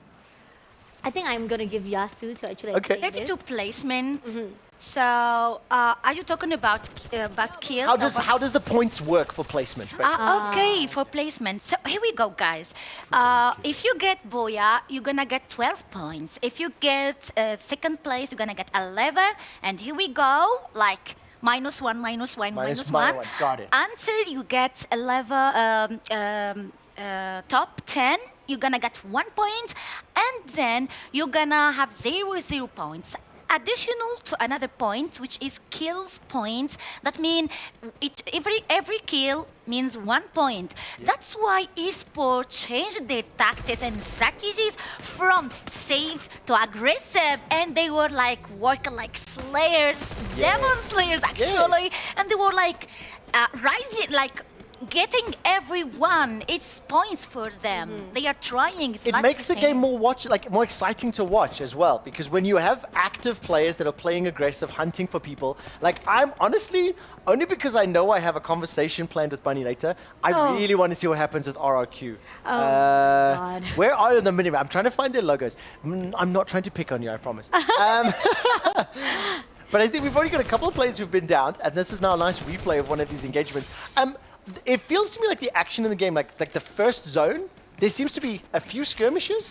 Then zones 2 and 3 tend to feel a little bit slower. Is that kind of normal for the pace? It is normal because, again, when it comes to a big map, especially this map, this is the random map for our last map of the day. And the fact that most of the teams will definitely try to avoid meeting with each other. Unless if you land on the same spot with your own enemy, is either you actually move away, back away, because like I said, when it comes to the last game, they try to survive. And I think Yasu also talked about this as well. You make sure that you get the best survival points, and somehow this is what we've seen. And if they know there's an enemy inside the compound, it's either they try to get some kill points, farm just a little bit of points for themselves, and then move back away if it's too risky to give even more or to get even more points, and they find another place to loot up and revive back the teammates. I mean, guys, so war is on battlefield is an art, but surviving also is an art. It's not easy. So you need to be artists, like. Yasu, are you a camper? Those are the words I'm hearing. No, that's not fair. That's not fair. No. I'm 57% rusher. Wow. Yes, that's what I like to hear. That's why I die first. And you are right.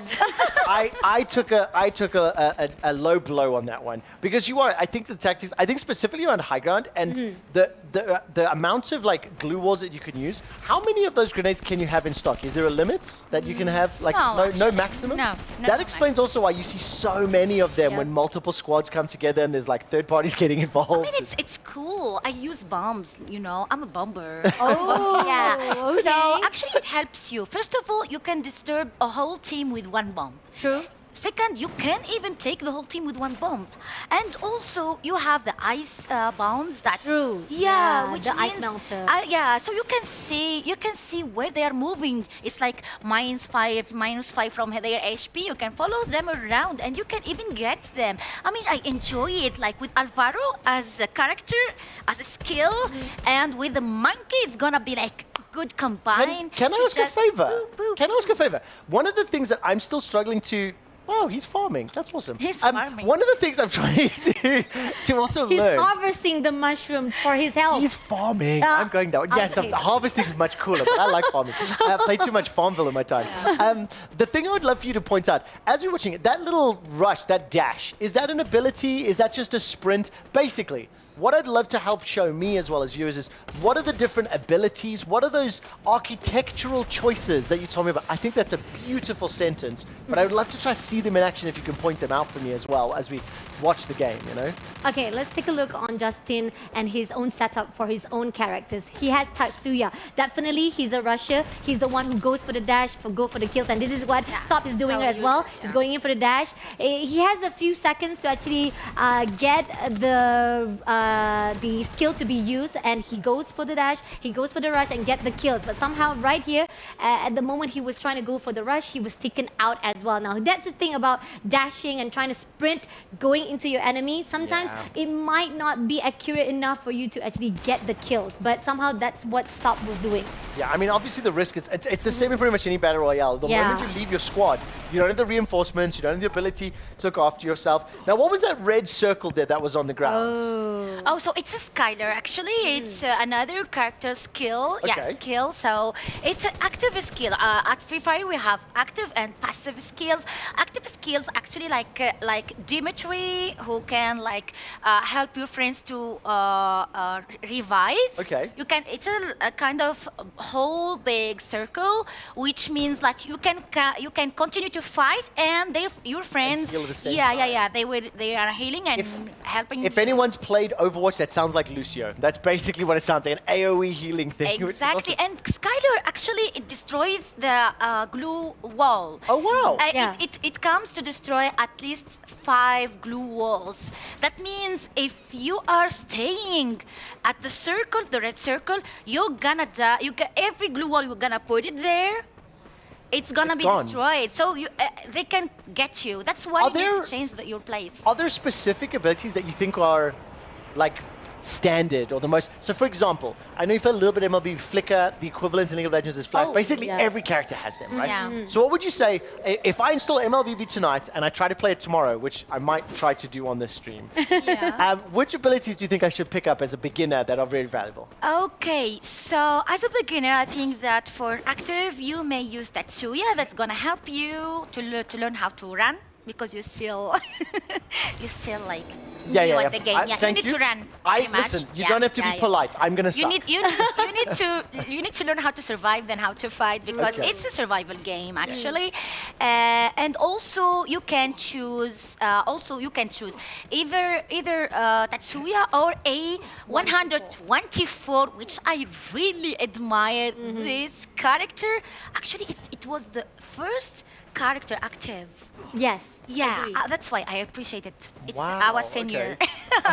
Okay, there we go. Pretty much all the choices of characters that she's suggesting and recommending, I think is one of the metas, and I think most of the Free Fire community also agrees on this. If you want to go for aggression, you are actually trying to build your momentum in learning and trying to fight in Free Fire, because again, if you don't learn to actually come out of your shell, to be brave enough to fight inside the game, then you cannot actually progress even more further. And that's the two characters that can build your confidence in playing the game. I mean, it's a shooting game. You have to practice it eventually. Exactly. You can't play hide and seek forever if you want to make it EWC. And if you want to go like with shotguns, you may choose Caroline as a passive, because Caroline, it's getting you a higher movement speed, and also a higher rate of fire. So your shotgun will be like really a machine gun, a small machine gun from. That sounds like somebody that would make me very mad. That's what I'm saying. Yes. Also, I'm sorry to interrupt again. So, the cars are great.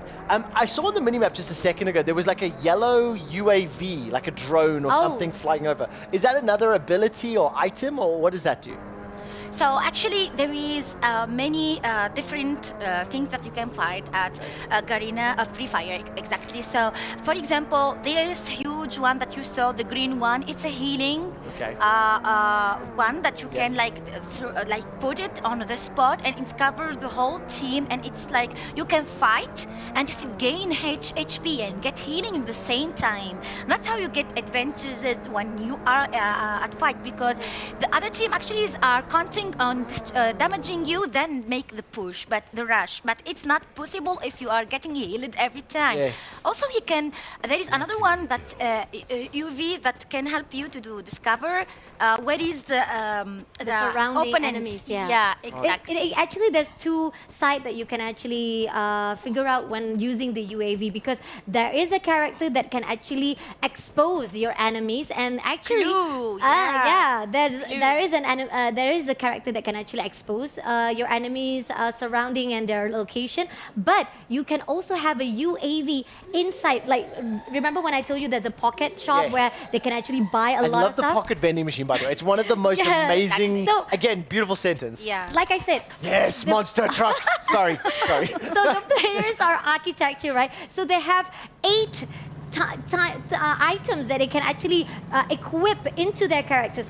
Pocket shop, UAV, or even bonfire. So those are the things, items that can put out and an ability for them to use inside the game. And of course, using them while driving, by the way, that's not safe, children. Don't use your phone while driving. But I am taking a look here.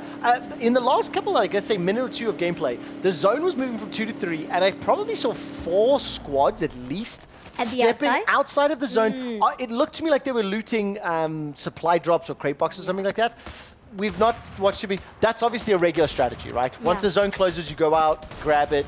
You're fairly confident you're not going to get shot because everyone's running away from the zone. Yeah. And that's now we're setting up for our next engagement. I mean, like we've talked about, like the zone as it closes in, it will actually deplete your health even more further. But for the first and second zone, it doesn't hurt so badly. So that's why most of the teams will definitely try to go out of the safe zone before meeting any enemy right inside the safe zone now. How many squads are fighting here? Oh, there's a lot of players right here. Here we have the Nature's Miners are suffering, and the Team Solid, they are here also at the peak, but they are in a good spot.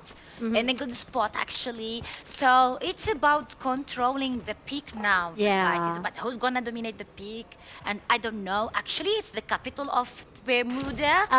Yeah, it's still so very known place. And after the update, I can see that it become more joyful to play, like a place. Oh no! So this mine It's the mine. are in problem. Oh, diamonds! There we go with Dragon, but doesn't work. You need to be faster. He's fast, and look at Stiffy is here, so they will avoid the bombs, and the damage of the bombs will get lower. But can I try shoutcasting? Oh, go ahead. 45 players left. We're sitting in the 4th zone. It is slowly closing in. Twisted Minds surrounded by FX glue walls. The pistol comes out. Killing spree for Diamond. One more secured. Diamond's running low. The glue wall's giving cover from everybody as the zone continues to close. They're stuck outside, but the squads are on the high ground. Got to be very careful on their way up. I love this game. He needs to join. Yeah, he has to join the casting of Free Fire. I make you a deal.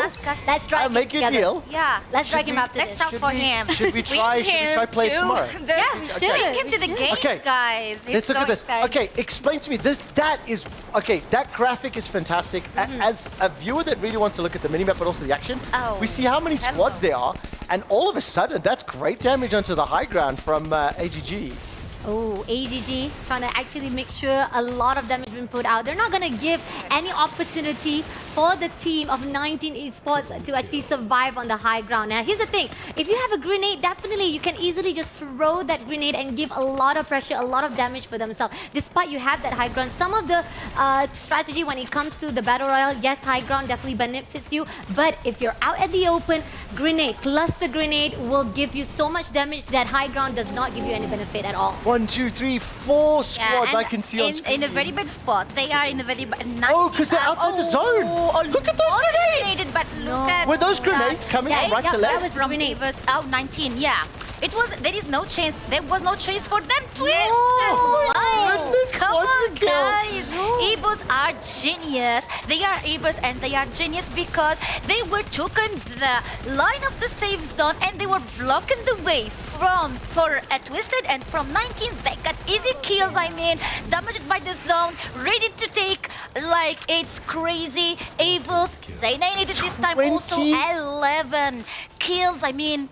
Bunny, what's going on with Eva? 26 kills in 3 minutes. Yeah, exactly. That's crazy. This is Free Fire. Yeah, this is welcome to Free Fire. Welcome to Free Fire, where you guys. can just farm and kill as much as you want. But here's the thing: if they have a pocket shop, like we said, they can still actually revive back the teammate. No worries whatsoever. So there is a chance for the teams unless they don't have much coin. But here's the thing: we got the team of AGG has been surrounded, but they still managed to do a lot of damage before the teams come into their fight. They are at the high ground at the moment right now. Right at the bottom, I don't see clearly the teams that is actually Gaming Gladiators. I think it's gaming. Yeah, gaming look at Gladiators. this. Yeah, Oh, they that's left. your favorite team. Also, there's only Out one already. elim for Gaming Gladiators who are currently sitting in 12th spot. If Gaming don't get high placement points, they might be eliminated from the point rush stage. This is crazy because they are right now at a peak of moment whether they will be Final able zone. to actually go into the top or not. at the And they're zone. gonna get a kill. Almost eliminated by There's 13 players left. 13 players left. Is that 10 seconds left on the zone before it closes? Yes, there's 10 seconds left before the next zone closes in, and they're still fighting here at the compound. Rafa overlooking at the second floor at the moment right now with Justin right on his side, and somehow they're trying to figure out how to go out. And I think this is not going to be easy for them because once they move out, there's so many enemies waiting for them. But Team Falcon, eliminated. Look at that, Cosq getting another elimination for himself. That was just amazing for Team Falcon. They're popping off so well for day number 3. 165 points for Team Falcons. They're currently sitting 4th. This is the final round of knockout stage with high placement and at least 12 kills, 12 elims already. They might be able to climb into the top 3. Hell, they might even be able to catch up to Buriram and Loud. That makes both of us panic. Oh my god, this is crazy. But AGG still there. No worries about it for All Glory Gaming at the moment right now. They're trying to get out. That's the thing. There's no way out at the moment right now. Once you move out, you're going to meet up with Team Falcon. Team Falcon is just waiting for them. And there you go. We got a monster truck. Monster truck! Already. Monster trucks! And run. Hit that man coming. Get him! Gonna hit. Noel has already been destroyed. And now it's left with one more player. Peter is left all alone to survive for the Team Falcon. He's got it clutch. No, unfortunately not able to clutch it out as Evil's Divine takes him out and getting the last booyah of the night. Can we do booyah on 3? 1, 2, 3. Booyah! That's actually amazing. Okay. I enjoyed your casting, by the way. It takes me back. It took me back to my days when I was watching you casting. May I ask if I were to apply for a casting job, how would my You're gonna take it. My audition like go well? straight. Yeah. I agree.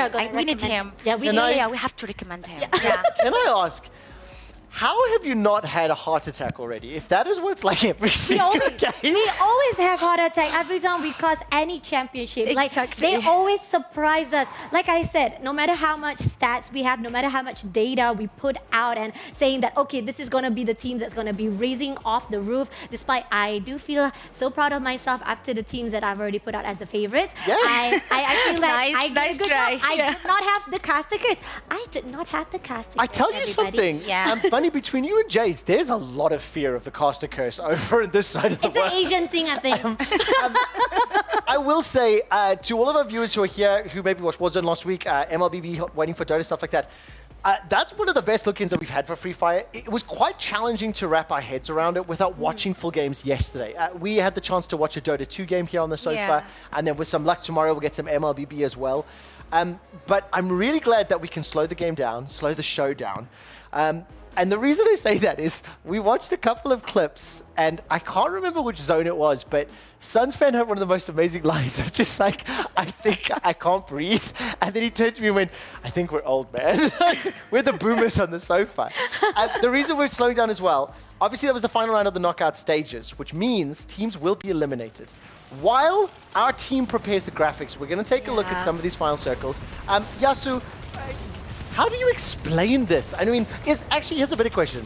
is it always better to have the high ground, to be on top of the building in a situation like this? Yes, exactly. Every time you have the high ground, you are, first of all, far from getting hit, especially at the last zone. I mean, Bunny, it's really safe for you. You're not going to be able to get hit, and you are higher than the whole team that you are fighting and killing each other. The only one who benefit all this, it's you. Agreed. So as taken the high ground, and also you can join the battlefield the last moment like they did, take everybody. I mean, Falcon was like destroying everybody, extremely like aggressive at this house. How many teams they get eliminated by Falcon in the same spot? At least 4 or 5. It was so many. It was so many. Yeah, it was. And like, also, there's some spammer. They're just lobbing cluster grenades and grenades at the wall. The economy, or like using your pocket vending machine. We saw a lot of cars in the middle of that map. We had a fantastic drive. I think someone's just knocked on our door. We'll be with you in a second. Somebody drove halfway across the map, which was quite entertaining. And then obviously we see those big cars being purchased at the end. Is that a strategy? Is that like the technique to follow? I think that Bunny is gonna answer this. No, take it away, girl. I mean, like, we know for a fact that whatever that we use from that pocket shot, it doesn't matter whether spawning the truck or even having the portal go. I mean, that's the thing about the high ground. Coming back to the idea of the high ground, is it really beneficial on your strategy on surviving and the gameplay and winning the game itself? Okay, if you have a portal go, imagine that you don't have anywhere to go, and you know for a fact down below it's going to be a lot of enemies waiting for you. They're just hunger to actually eat you up. You drop a vehicle bomb, basically. Exactly. You can rob that monster truck, or you can use the portal go to move away from that compound and find a strategy to just flank away to your enemy that was waiting for you. Okay, just before we come up, I do have the standings for map 6. Oh no. RRQ, are they in or out? We're going to find out. They are... Wait a sec. Oh, this is just... Whoa. Oh, this is... We're not the overall standing yet. Do you know what the worst part is? I said the right words. These are the rankings after map 6. This were the scores for map 6, okay? Oh, wow. EVOS is up there. Obviously, RQ's not on there because they're in Group B. Yeah, so they won't play. Yes, definitely. The question was, RQ 158. So Twisted Minds got another 14 points. They're going to get close. Where's Team Solid? They're close. That's AGG, really hard to tell. they're close.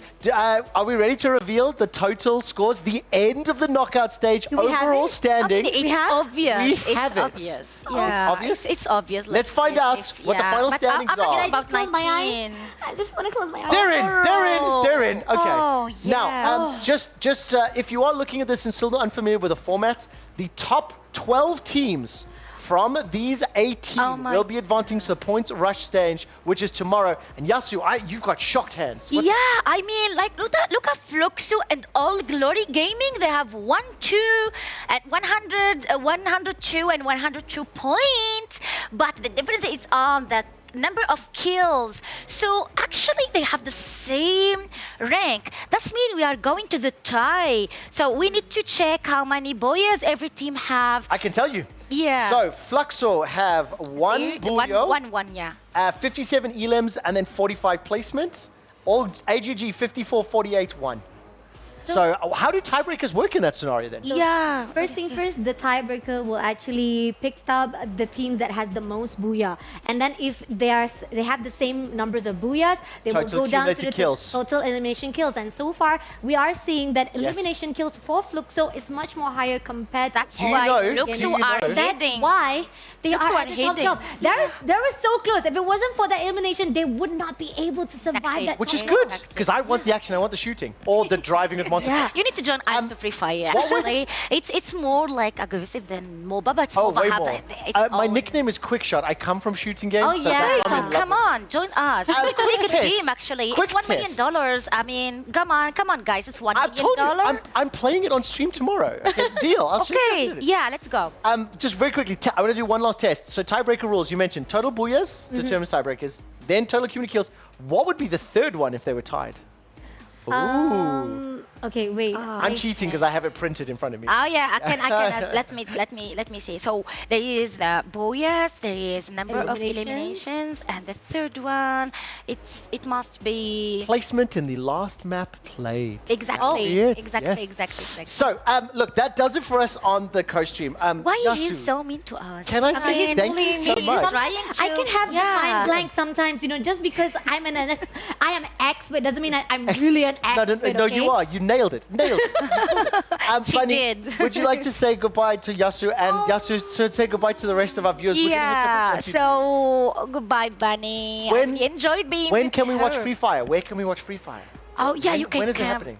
It's tomorrow. So tomorrow, guys, we will have the first day for gaining points, and it's the rush day. So for every 12 teams, they need to earn points. At that moment, if they earn these points, they gonna make it like as a bonus to the final. They're gonna take a bonus to the final. Teams who don't get points to the tomorrow, they will like enter with 0 points. So basically, because of all the cars you've just seen, it's basically the qualifying race for Formula One. That's not entirely true. Yeah. We're having some fun with that. Thank you so much. Thank you so much, You did guys. fantastically, and I genuinely feel like I understand this game so much better now. So thank you, Bunny. Thank you, Yasu. Bunny, you're not allowed to go anywhere. Yasu, I'll excuse you in just a moment. We're going to head to a break. Thank when you so we much, come back, guys. See you it's going to be later. MLBB Rewind with coaches from Liquid Echo and Falcons AP Brent. Man, we're getting all the guests today. Thank you so much. See you later. Bye-bye, guys. Thank you so much. How about this? I'm finally getting a tattoo of him. He's my hero, just like them. He's from my neighborhood. I know that area. I even saw him pass through our playing pitch once. He trained every day, sometimes for 12 hours. Ow! Even without professional equipment. Madman! Yeah, everything to reach his Maracana. At just 20, a captain. Beating 3 opponents single-handedly in the most crucial tournament. Regardless of when and where you start, any Brazilian with a dream can go all the way to the top. Have you seen that? Check this, man. What an insane 1-on-3 clutch, right?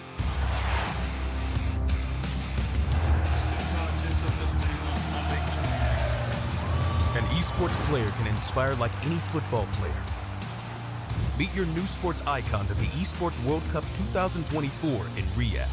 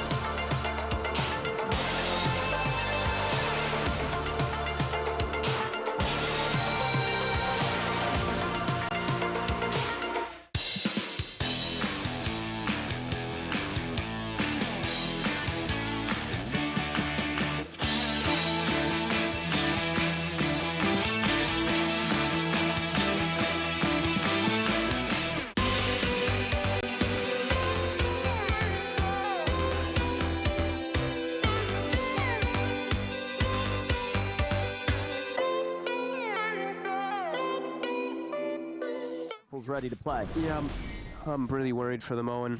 Quite worried for BBT, especially because they went the Veil on the Doom too. Unlike we saw it from 33 with the Blink, where he just gets himself a kill almost instantly.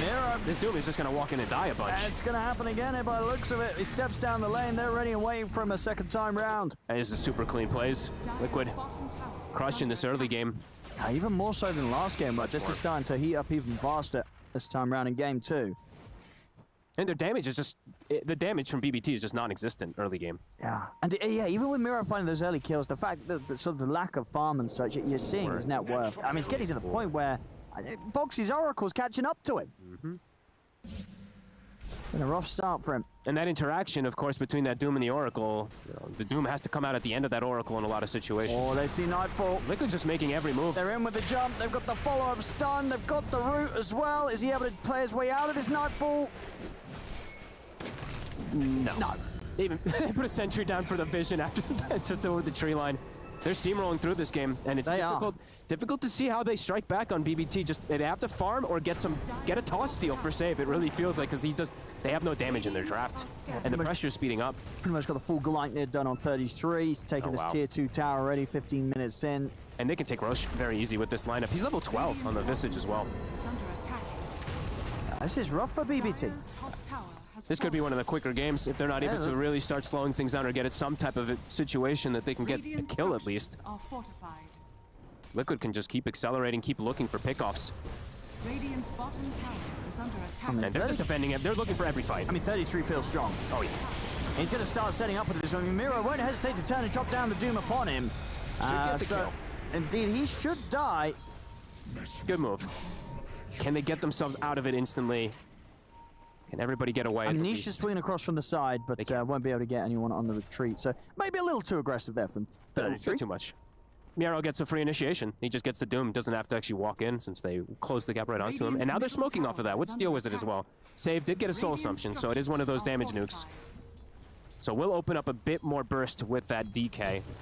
Nisha shows. He's going to jump forward for the wave. GPK's going to jump in on top of him straight away. Boxy is behind him, ready with the backup. The Earth Splitter comes down, but they'll be able to start on the retreat. The illusions. Boxy. On a Boxy, he's going to get taken out there. GPK ends up landing right on top of him. Save's got the steal. This is the crucial thing that he needs. Just getting one of these spell steals so they have damage now. They're striking back a little because of it. Liquid. Hemorrhaging some kills. And now that's a mech finished up for Save too, so it could potentially turn some of those if they can bait over aggression that comes out from Liquid too. Starting to get some momentum their way too. And Nightfall, he does have Aghanim's finish, so he can show up to some of these fights now.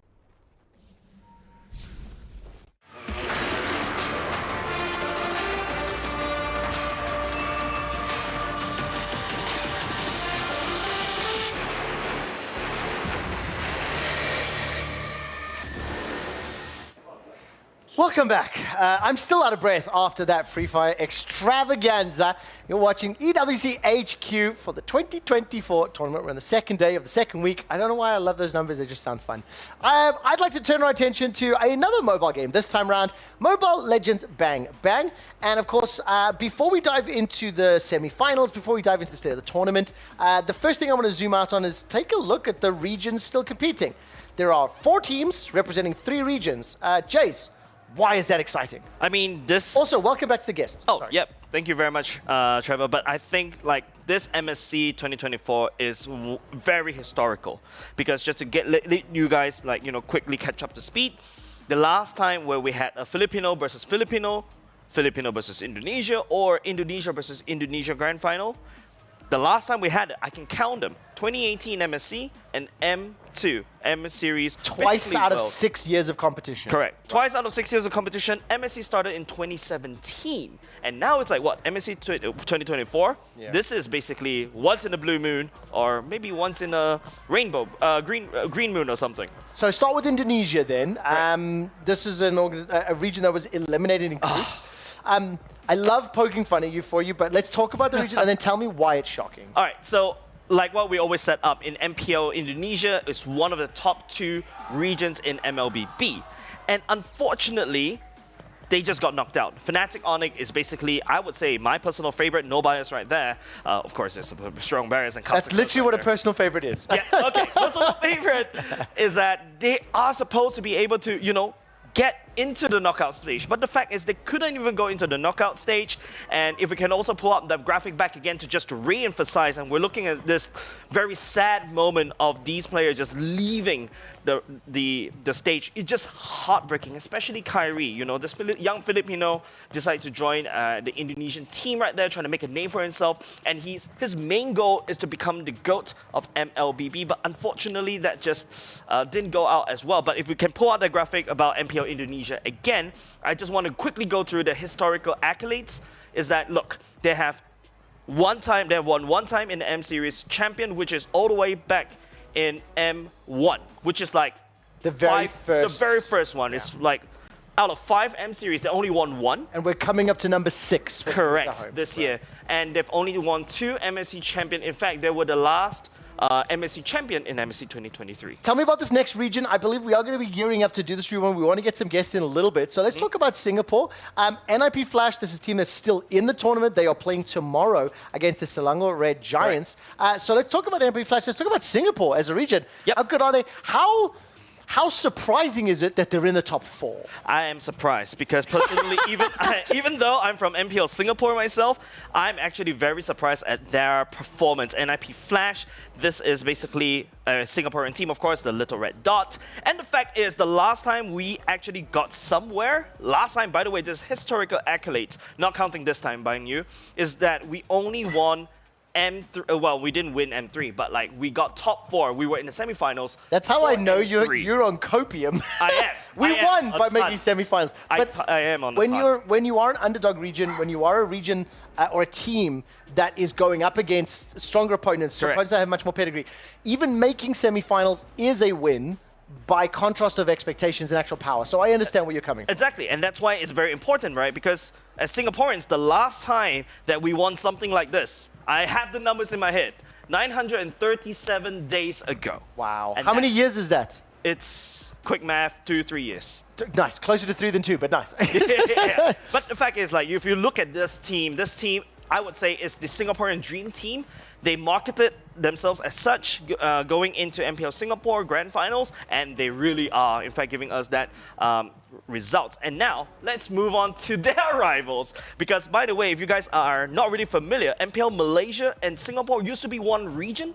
Until halfway through, we decided to split off, and this is MPL Malaysia. Now, MPL Malaysia is also in the same boat as us. We haven't been performing really well in the international stage. In fact, this is the highest they've been in M1, which is the first M Series as well, alongside with Indonesia, and they only got top 3 by Team Todak. And of course, I just in case anyone has forgotten, the M Series, M1, M2, M3, that's the World Championship. Correct. It's a tournament that happens once per year. Correct. The 6th one is coming up, and there are 5 completed already. So when you see M1 winners, M1 Series, M1 top 3, that's what we're talking It's a bit like TI, you know, a number of TIs, basically. That's basically our TI. That's how big that event is. That's why we only put these accolades in. Other MOBAs and borrowing from Dota. This, of course, that's nothing new. The Red Giants team, did I hear that they haven't lost a series in 100 days? Is that? Yep, that's Is correct. it 101 now? Actually, they lost just recently. Oh, in fact. wait, hang on. Lost a series. Oh, yes, sorry. Ignore me.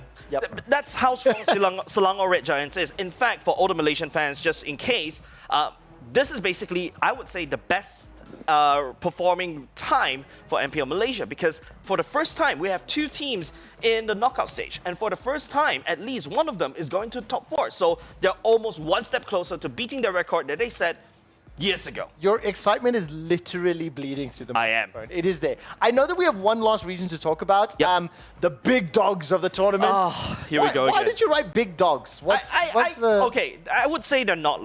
I think they're the massive titans. I think So they're even dogs is a bigger. very bad term for them, because I think dogs just doesn't show It's not how big strong enough. they are. It's not big enough. They are the massive titans of MLBB ecosystem. Just take a look at the historical accolades. I don't think I have enough fingers on my hand one hand basically to basically count how many they have. Look, 4 M Series champion. Now I need to. I didn't know you use- have a different kind of hand. Yeah, exactly. Now I need another hand. All right. We need to take him to the hospital. Oh. 4 out of 5. A different kind of heart It palpitation. explains mobile It's gaming. It explains that all the extra fingers. So, I'm so sorry, I've interrupted. Don't worry. 5 M Series and they've won 4 of them. Correct. And not only just that. You have to pick an animal though. Let's come on, big one. I would say they are an Blue whale. massive alpha wolf. Oh, They are an That's not alpha bad. wolf. I mean, So I he was gonna literally- think like hippopotamus. Do you know he literally just picked a big dog? Yeah. Just for the record, Bigger dog. okay? Yeah, Bigger dog. It did evolve. That's true. Also, okay, hang on. What is the biggest creatures that live in the Philippines? Let's do geography lesson. I know we're able to find this, but seriously, I think it has to be oceanic creature, right? It has to be something outside the ocean, no? Because on the land. Some whale. Whale. I was gonna go whale. Yeah. Yeah? Let's go whale. Okay, A great. massive whale. A massive whale. Killer shark. It's an Yeah, orca. yeah. Oh, you did Yeah, not. there we Okay. go. The reason why I'm so excited when you bring orcas is because Team Liquid Echo used to have an orca as their mascot. Oh, that's so sad because now it's a fish in the sea that's not allowed to do anything anymore. Now they're a horse. Spoils a little bit, of course. We're going to take a look at those. Great. Let's zoom out. Okay, so we've got the regional rivalries. For anybody that is watching, obviously you'll notice we're about an hour and a half into the show. We haven't covered Dota yet. Dota will be running and concluding its group stages this weekend. Knockouts next weekend, or at least a double elim bracket. So, Suns fan, I haven't forgotten about your promise. I'm going to give you some toys to play with later. But Is it a big monster truck? 'Cause I'd love to play. I don't know if I can do that, but I can promise at least some level of MOBA playing. Okay, all right. But the reason I just give that context for the viewers is MLBB wraps up. You finish your semi-final. You got one tomorrow. The actual finals on Sunday. Free Fire's got the points rush tomorrow. The finals on Sunday. And both of the mobile games are gone, so that's why we're focusing on them. And the series that did happen earlier today was AP Brain. They secured a spot in the finals. I'm going to say that again. Falcons AP Brain secured a spot in the finals. If you have watched any of our shows, if you kept up, Team Liquid Echo were kind of the favorites. A lot of people were vying for them, except that fan from last night. Shout out to Fossa. He predicted it correctly.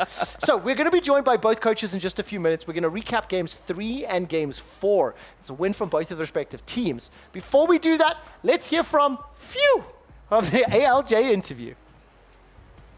Congratulations, Few. You are heading to the grand finals. You are ahead of the GOAT race, greatest of all time. You're one best of 7 away from claiming the MSC 2024 trophy. What does this win today mean for you? Sobrang saya nung panalo namin ngayon kasi nakabawi na kami sa Liquid Echo eh. Kasi binugbog nila kami nung MPLPH eh. Tapos ngayon sobrang saya namin na nakabawi na kami sa kanila. Parang nawalan kami ng tinik. He's saying that they're really, really happy right now that they're able to exact revenge against Liquid Echo. And they were really excited because it's like they got taken out, a thorn got taken out of their throat.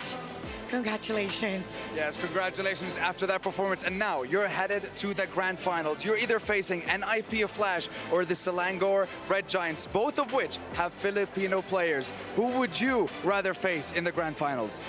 Ang gusto namin makalaban sa grand finals is yung SRG. Kasi sobrang lakas talaga nila ngayon eh. No doubt talaga na nag-improve yung Malaysian team na yun. They want to face Selangor Red Giants because they're really strong right now, and he acknowledges that they've improved so much. The Malaysian team is on top right now. Yeah, that they are after their performance. Insane, Mara. And now, with our ritual, you defeated Liquid Echo. Carl TZ, you may now proceed to hand over the key. Both teams have been dominating MSC 2024. But today, Falcons AP Bren has come out on top. Now you're holding this key. Tell us what you're feeling right now. Sobrang saya kasi babasagin na namin mamaya ito. He's really happy because later on they will get to crush their opponent's key.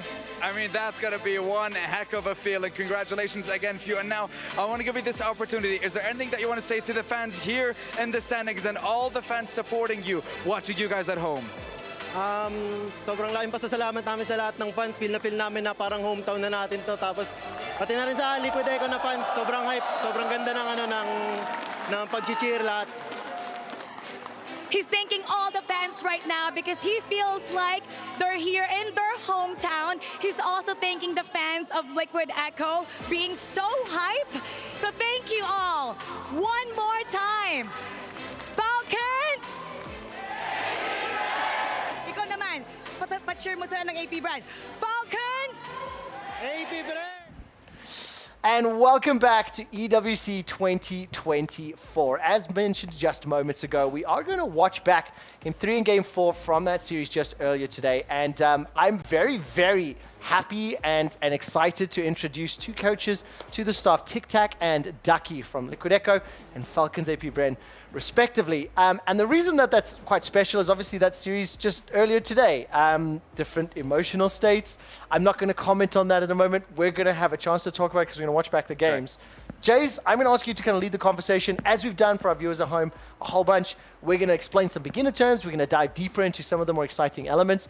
And I think I'm finally just giving Jays a chance to really let his MLBB love shine. So where are we going to start out for? What are we going to talk about first? I love the fact that the prompter is telling me that I need to look. I need to pull out a graphic. Okay. Because my predictions totally went Actually, off. you know what I did as well? Gentlemen, I'm so sorry. We were just chatting. I forgot. Could I ask you to introduce yourselves to the viewers and the audience? I forgot the basics. A very rude host of me. I'll go first.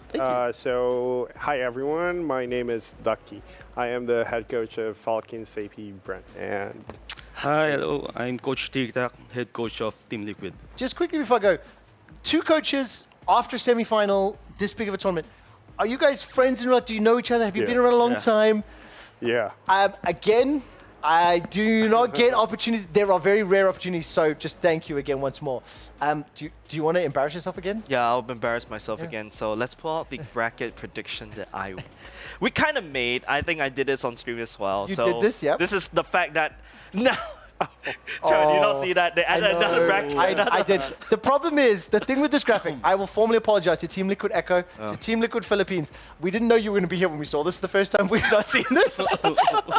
It's obviously making fun of Jays, and his knowledge. The result went different. Very exciting. Yeah. Just quickly, what do you think Selangor Red Giants and NIP Flash? Do you reckon that's a good prediction? SRG 3-2? I'd say that's pretty spot on. Pretty spot on? Yeah. Okay, fair enough. What about Coach Tic Tac? Do you think my predictions, because as a double air quotes expert, do you think that's correct? Or do you expect that? That's correct. Okay. Okay, we're going to bring the game 3 up in just a moment. But I think I'll start. Tic Tac, what do you think of the series? How did it go? It felt like I was hearing a little bit more that you guys were favored, but dropping 2 games, like, how did it play out from your perspective? I think for me, Bren is pretty strong this stage, so I think they're more prepared than us. Yeah. Wow. Okay. And can I actually pull it back? Because the reason why I feel like the fans' favorite Team Liquid Echo is because, during MPLPH, you guys just stomped Falcons AP Brand. What was the feeling when that happened, especially MPLPH? Well, first it's good, but then now when we lose, sad, bro. Yeah, but what changed in your opinion? I mean, you mentioned they felt more prepared, right? I mean, Ducky, do you think that's fair? I think also the big is the difference is the patch. Yeah, the patch. Yeah, I think one of the reasons that we came out a little bit ahead of Team Liquid Echo is probably because of the patch. It was quite a big patch actually that's favoring the playstyle of my team more than his. Yeah. And another thing was when we were playing in MPLPH in season 13, grand finals, when the playoffs started, one of my players was actually experiencing excruciating pain because he has gallstones. Oh. Yeah, it was flat TZ actually. Wow. So when the playoffs started, he was That's just, real Coach, bad. this is, I am not probably going to make it. I'd rather you don't describe that on stream. Yeah. I know it's a bad feeling that we had to be in that situation during the most important tournament in the Philippines for Mobile Legends. So yeah, I think those are the 2 main reasons that. Yeah. looking at this game right here, I think we pulled out game number 3. This is the one where Team Liquid Echo, at the very least, give me some hope, right? Just looking back at this, Coach Game Tic Tac. 3, right? Yeah, Game this is three, correct. Yeah, Yeah. game 3. So Coach Tic Tac, can you just run through us the thought process, especially on something like how are you preparing to tackle this particular map? Maybe for me, I think AP Brand make a good thing on shut down the gold lane, our gold lane. The gold lane, yeah. And also the XP lane. So basically, Falcons AP Brand decided to go for the 2 side lanes for Yeah. priority. So that's That's pretty much the story of what we wanted to happen in that game. So we wanted to shut down 2 side lanes and just hope that, you know, they couldn't make out. Did it go to plan? It did. Like Okay. the first 4 minutes, the first 5 minutes of the game. And then it all went down the drain because, you know, we made a mistake. We obviously got, you know, their ults on cooldown, but we didn't like utilize it just to secure the objectives. Like this sterile thing right here that you guys are seeing there is one of the biggest objectives in Mobile Legends in the first few minutes of the game. So we didn't take advantage of it. You know what I love so much? Suns fan from Dota, myself from League of Legends. We've been educated and trained under the mostly wise training of Jays. Tic Tac, when you were listening to the crowd down 0-2, the crowd was loud. And I will tell you this, I was here all of last week, and I've been here all of this week. That legitimately, hand on my heart, is the loudest that I've heard. Game 3 and Game 4 of the series. What does that do for you? You're under pressure, you're scared to lose, but then your team's doing well. Did it make you feel good? That time, it's motivation for the team. Yeah, a great motivation for the team because of the audience. Yes, the support of the audience.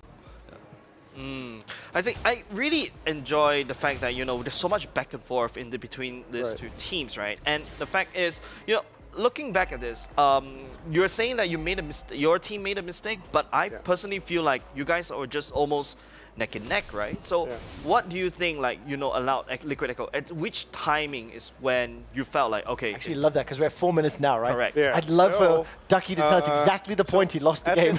At this point, if you look at the screen right here, I think we'll be up by like 2,000 gold and an ultimate from one of their biggest ultimates, like the Dragon has gotten his ult, and I think JP, the Minotaur right there, will spend his ult. Unfortunately, what will happen is that on the gold lane, my player will overextend his stay, and he will lose one of his, you know, this BMI thing, which basically is a skill where you can like put on a clone and then jump on it instantly and then go back to it. He will miss it and he will die. Then his teammates will actually try and dive. Yeah, this exact moment. You're saying this moment is really pivotal for Falcons AP Brand. See, yeah, they will kill the gold laner right here, which is a very important hero, but we totally messed up. Yeah, so we lost control of the river. Basically, Mobile Legends Trevor, if you lose the river control as early as this, you're basically wrecked. Yeah, You're wrecked. It's particularly with the draft that we have. I still cannot quite comprehend how brutal individual mistakes or like how. Let me rephrase it. I can't comprehend the impact that a single decision or a single swing actually has because of the condensed nature of the game versus PC MOBAs. One fight is the equivalent of 3 or 4 in League or Dota, for example. So if you imagine Dota, compress it to just like 15, 16 minutes. I mean, the thing is, we've been having a lot of comparisons. We think League of Legends is Dota compressed to about 50%, and then MLBB is then compressed like 10% of that. Like, it's very brutal. I can also tell you've had to explain this game to a lot of people. There's experience in that voice. Yeah. Oh, man. Okay, so look, we're what, 5.5, 6 minutes in. Falcons AP Brand had around 1.5, 2K gold lead, as we mentioned. We've just saw the swing. Liquid Echo are now starting to climb up. So you start to take charge. Tic Tac, when you watch this, are you happy with how your team played? Yes, I'm very happy because from that moment, we controlled the map. And did they play the rest of the game well? Yes. Do you remember that? Okay, that was a very proud yes. That was a very proud yes. How does it feel though? Like, you know, when I remember I met you guys in M4 and I saw the power of Benny QT, like basically what we call the typhoon of the Philippines, right? Tic Tac. Like, how do you think him going into this particular map? What's his mental state? For now, Benny's mental state is prime. Oh, his prime. Is that his prime? Yeah. His prime. So he's at his prime right now. And who do you think is like, for the side of Falcons AP brand, especially for Coach TikTok, which hero player is the one that you really find it annoying? Annoying. Annoying. Gave you a hard time. Who is it? Oh, this feels so pointed. This is how you know they're best Kyle. friends. Maybe Kyle? Yeah, the Kyle jungler. TZ. Okay. What about Kyle TZ makes you feel like it's very annoying? Why is he annoying? Because he's I think he's the assassin, yeah. Can I also explain? This is a really dumb question, I apologize, but Carl TZ and Kyle TZ, are they cousins, related? Is this a trend? I don't know, you know what I mean? Like, it's not often you get... You know what's funny? Yeah. What's really funny is that these kids are not really related at all, right? Kyle TZ, he looked up to Carl TZ. You're kidding? Yeah. No, I'm not kidding. I'm not saying So he named himself like as a homage. Yeah. And now he's beating his idol. And they're from the same town. Wow. Bro. Yeah. I'm not being funny, but that's fake Chovy. Yeah. So, like... Exactly. Yeah. I think that storyline is really well as well because I feel like... I remember for that one show that I was doing for another, I rated Kurt TZ as top 5 or top 6. Kyle TZ. Kurt. Sorry, Carl TZ. Sorry, Carl TZ. Carl TZ. Yeah. That, you're trying to follow my pronunciation. It's just very easy. Yeah. The two. There's Kurt. There's Carl. There's Kyle TZ. Yeah. So I got a lot of flack for that online. But yeah. So Kyle TZ. Sorry. Can we go back? I just want to understand why do you find him very annoying for the side He's of good on using assassin. Assassins. Very good, yeah. Yeah. In fact, this whole series, if I'm not mistaken, all of it is just pure assassin all the way. Yeah. And also one common denominator that I realized between these two series, I think there's a little bit of an advanced question because I'm very concerned. Why the Julian, especially this character that Few is using, to the point that you'll flex him all the way to the mid lane? That's something very rare. I can't answer the question directly because then I'll be spilling some of it. Okay. We still have matches remaining. Oh, true. Sorry about that. Yeah. Don't apologize. It's your job to ask. If he messes up, we get good stuff. You're asking the good stuff, by the way. Yes, Well, it's the very juicy curious stuff. Yeah. But to make it, short, the hero is very strong right now because of the patch. Oh, because of the patch. Yeah. Like, I feel like it's just so highly prior. I love it. And I love the fact that Liquid Echo, you guys also even brought back, the Nathan, because I feel like Nathan hasn't been really underutilized. Underrated, right? yeah. It's really underrated right now. But right now we're seeing like, at this point in the map, Liquid Echo has full control. What was that feeling like, Coach TikTok, in that room when you guys are together? You guys are cheering, right? Yeah. We're very happy on that situation. From that point now, I think we're gonna win from that. Yeah, 100%, right? You're gonna win from that moment, but do you think you will win the series at that point? Do you think it could be a reverse sweep? Question. How is it like to be a coach, Coach Ducky? Like, how is it like to see suddenly, okay, Liquid Echo gaining that momentum? Was that fear of, suddenly Liquid Echo just decides to, hey, there might be a reverse sweep? I was actually preparing for the next game already after that blunder at the gold lane. That was quick. I know that we weren't gonna win because we couldn't really control the river, and it's one of the biggest things that our draft, our composition requires to have to be able to win. That's one of our win conditions, if you must. So I was already saying to Trevor, which is another Yes, he's a very smart man. He's a very smart man. I was already telling him we need to prepare for the next game because we're not going to win this. It's actually, again, it's something. I mean, look, I've been watching League 12 years. I've been around for a while. The fact that the game has limited number of comeback mechanics, the rubber band mechanic makes it both beautiful in its execution, especially in the early game, but then in a best of series, and you think of the best of 5s, BF3, BF5, BF7, it's like the mental fortitude it'll have. And I still feel it's strange to me to have both sides of the matchup on the sofa, because this is such a beautiful match, and every time the crowds cheer, you just know it's so hard. You know what, Trevor? In my perspective, this is probably one of the best matches that we've played so far for MLBB, and we've been in a lot of matches, and I can say, this is one of the best series that we've played so far. I mean, look, you rise to the occasion. There was a fan, I don't know if we actually got the clip clipped or not on podcast, but there was a fan who had a band app that said, "This is the real final." Right. Right? And that tells you a lot, obviously, because both teams coming from a very competitive region, very successful.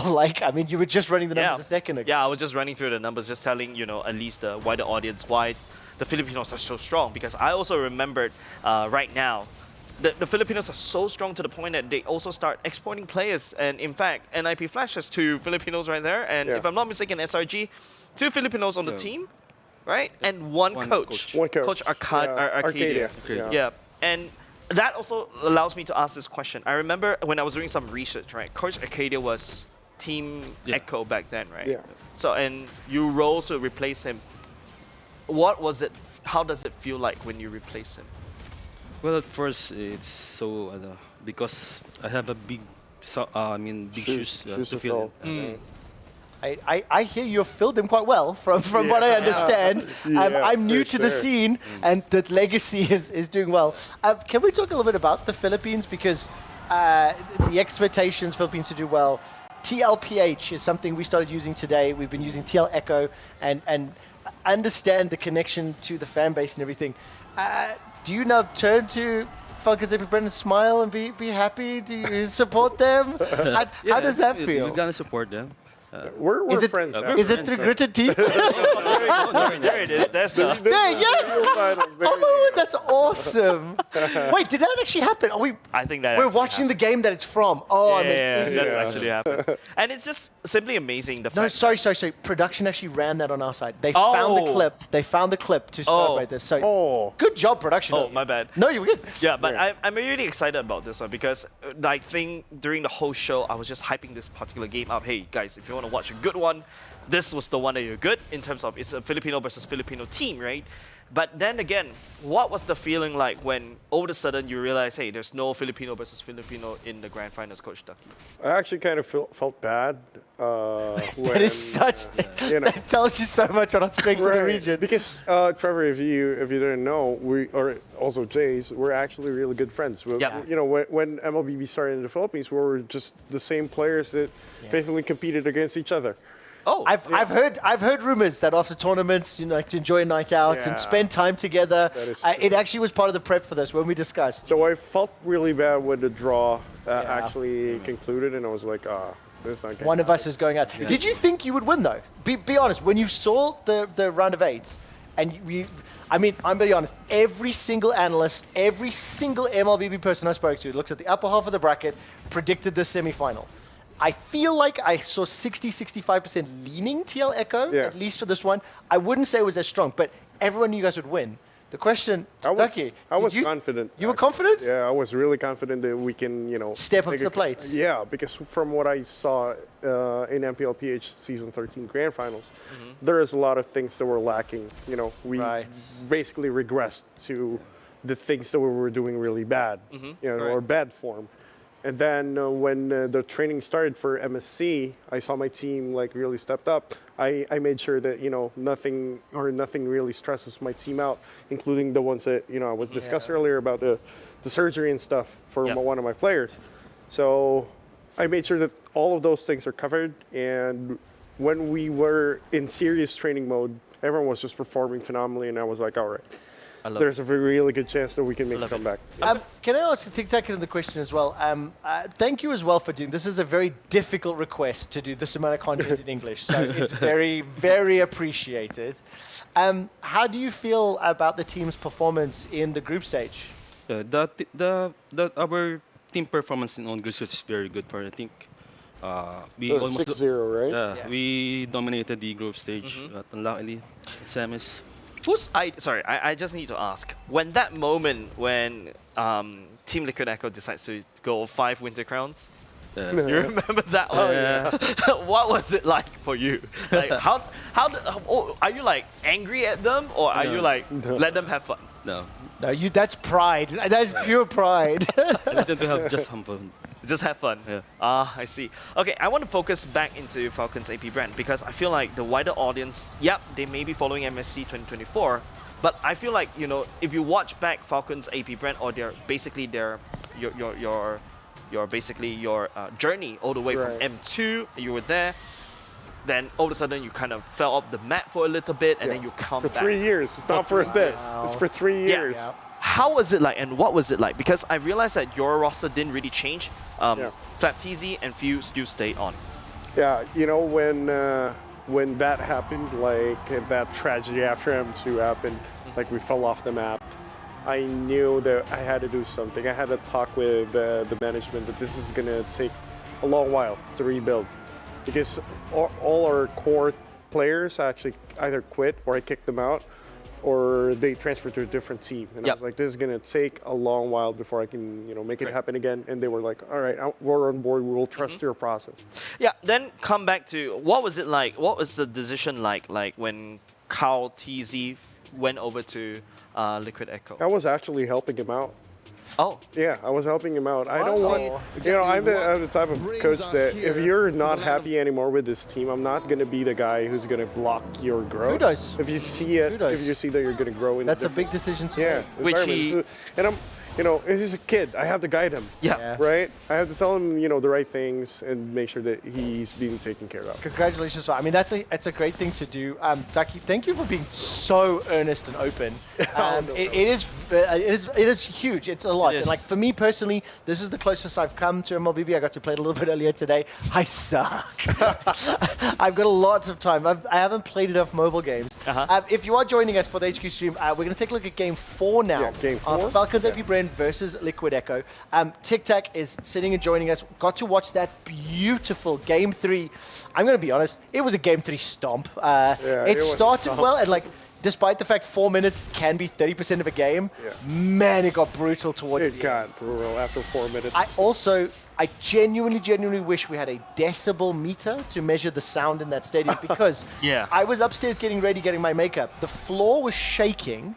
And I think you can actually hear the crowd in the background of this clip, but I could hear the crowd cheering, you know, Liquid, and then it swapped to Falcons towards the end of this game. Having the local support and everyth's there. So I just want to give a round of applause here for Tic Tac. That's just from me, the little nerdy one. That was a beautiful game. We're obviously going to have a ending here where Falcons AP Brain come up. What do you call it? FCAP? Is that what FCAP, it is? yeah. Also, The lovingly TLPH and FCAP. I've only just learned the slang now today that I've kind of got I just the basics remembered down. because I was just talking. It's so cool. Yeah, I just remember I was just talking to some of the other casters. Then I forgot. Oh, you guys also go for that one. But I want to look at this game and on retrospective, right? Like, how did the boys from Liquid Echo take this loss? Is it like, okay, we know where we are, or we could have done that? Yeah, for this one, I think because they got the sustain meta, right? Sustain heroes composition. I think that's very bad for us. Oh wait, so hold on a second. Yeah, you're right. Because if you notice from Falcons AP Brand, then the burst. This is the burst meta, which is like the updated meta, right? Whereas Liquid Echo, I think you guys kind of revolve back into the old meta, which is more like if you guys haven't heard of this term, especially for the viewers, Ube, the ultimate bonding experience, right? It's going back to the old meta, right? But how is it like? The reason I'm interrupting, oh my word. Again, the dramatic impact that small fights have, that fight or that skirmish in the river really looked like it could have gone either direction multiple times. Is there a specific, you haven't had a chance to review it, but like, is there a specific, you go, thank goodness that didn't happen, Ducky? They actually made a blunder right after that specific fight, that skirmish. They made a mistake right here in the middle section of the map. And yeah, one of my players was that as well as Sanford was. Well, anyways, just talking about this, they made him blunder here. Stuck around too long, try to go for turtle? Yeah. I didn't see. So, is it during the replay, would the players have backed to regen or pick up back health before going to turtle, or they just go straight to Yeah, so basically two of my players died, right? Yeah. So when they respawn, basically the Just went HPs straight are there. up. Yeah. They just went there, and then they made the blunder. Carl TZ, their jungler, went in, it wasn't able to like use his ult.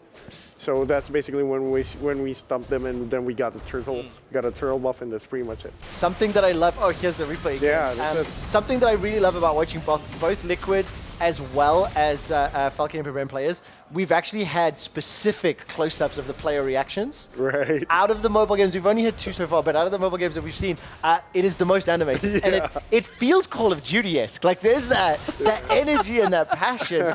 I imagine as well, these are teams that probably are very familiar with one another. I feel there's a level of comfort that brings it out as well. They're friends. Yeah. It's beautiful. Please don't ever let it stop. It's so engaging as a viewer. Yeah. Okay, then, okay, I already asked that to Coach Tic Tac, right? But Coach Ducky, which one of the players from the side of Liquid Echo is the one that you find most annoying? It's Carl Teasy. He's my player before Trevor. So I know what the kid is capable of. Like I know he's still a prodigy until this point in time. So I know that we're gonna have. I can't think of another example in esports where there's that level of competition back and forth. And where I'd get the coaches to probably say this, I think. Like, on stream. Oh, it's Yeah. beautiful. Also, by the way, kudos to you. This is going to be an interview that will be discussed for a while in the Humble BB scene. Right. Hi, everybody. I'm a Hi, big fan. I love the Philippines. So this is fantastic. And looking back this one, right? And I know I really love, actually, I watch a lot of MPLPH, especially in Singapore. Also watch a lot of MPLID. And we also talk about like how there's a different regions before we came on air. What do you guys feel about the lack of the Indonesian teams in the knockout stage? You want to? Oh, don't get yourself in trouble. I'm actually happy because they're, well, truth be told, they're one of the toughest opponents out there in Mobile Legends. Tic Tac is nodding away, by the way. You know the but like there is a very agreeable nod going on. Because whenever there's less competition, basically. Okay. So that's the reason why I'm happy. But at the same time, I'm actually sad that there's no representation from Indonesia, because particularly Onyx Indonesia, because Yab and Kyrie and the entire team are basically my friends. I was like, oh, this is going to be sad, because we're looking forward for like an M5 rematch as well. There are 2 storylines, the MPL Season 13 rematch or the M5 rematch or GOTF rematch. Yes, and I'm also excited, right? Because I think particularly after this match, in my mind is thinking, okay, Liquid Echo going for, another World Championship, right? But at the same time, this could be like a reverse Golden Road. Yeah. Right? You guys won M5. Yeah. Doesn't reverse Golden Road mean you come second or you lose everything? Like, I No, don't know how that works. I feel like it's like usually, usually you win MSC and then you win M5, right? M series, right? But it's like actually right. reverse. Because the thing is, No, that's how I see it. No, I know, but I have to translate you to normal. So, okay, listen. I think first of all, the interview's been absolutely phenomenal. I've learned a lot. Tic Tac, when we finish with this, I would love for you to give a shout out in your local language to fans. Okay, so I'm gonna get through the game first. This is where I'm going to be a little bit apologetic, because I would love for Ducky to celebrate this win. James, I might even ask you to team fight cast some of the hype moments. The reason for that, we've had a very lengthy interview. We're about to come to the series winning moment, the first finalists for the first EWC 2024 champion. I know this is an MSC tournament. It is. But like, let's celebrate it. These plays are just beautiful. Correct. I couldn't agree with you more. Actually, I was looking back at this clip. Yes, see, That's easy. that is what I love. I'm not going to read their lips because I can't, and I don't think I should either, but that's beautiful. Let's go, boys. I really like this, especially I think looking back in retrospective, because it's so exciting. Like what I agree with what Quickshow was just talking about, right? It's like there's so many people just cheering for each other, and it's really crazy. Like you couldn't know where it could swing to, right? But Coach Tic Tac, right? Looking at this now, right? Why do you think Falcon's AP brand win this? Which moment is it? That's the important one. Well, listen, I know the game's very, very short, so we don't want to go too far away from the screen. Okay. It ends very quickly. About this moment, it was going to end. Oh my God. So much sustain. Man, so much sustain on my side. Just before, I'm hoping we might be able to have something exciting for the end, but like 9 minutes in map 5, this is now pushing towards the base. This is this is obliteration, isn't it, Ducky?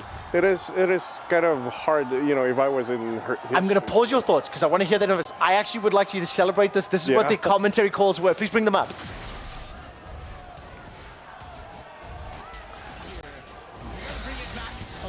Because the energy is high and the crowd is going wild, but Falcons AB Bread, cool as a cucumber. If we want to throw it back to M2, you can't do it without bringing Few and Flap TZ and Coach Ducky into the equation. So if it's Carl TZ zoning in, going back to Singapore, you can't do that without bringing Flap, Few, and Ducky into the story. They also won that championship. They also played out of their minds, and now they're doing the same. That's a almost 8K gold lead here at 9 minutes. It's wild. It's wild. This could be it.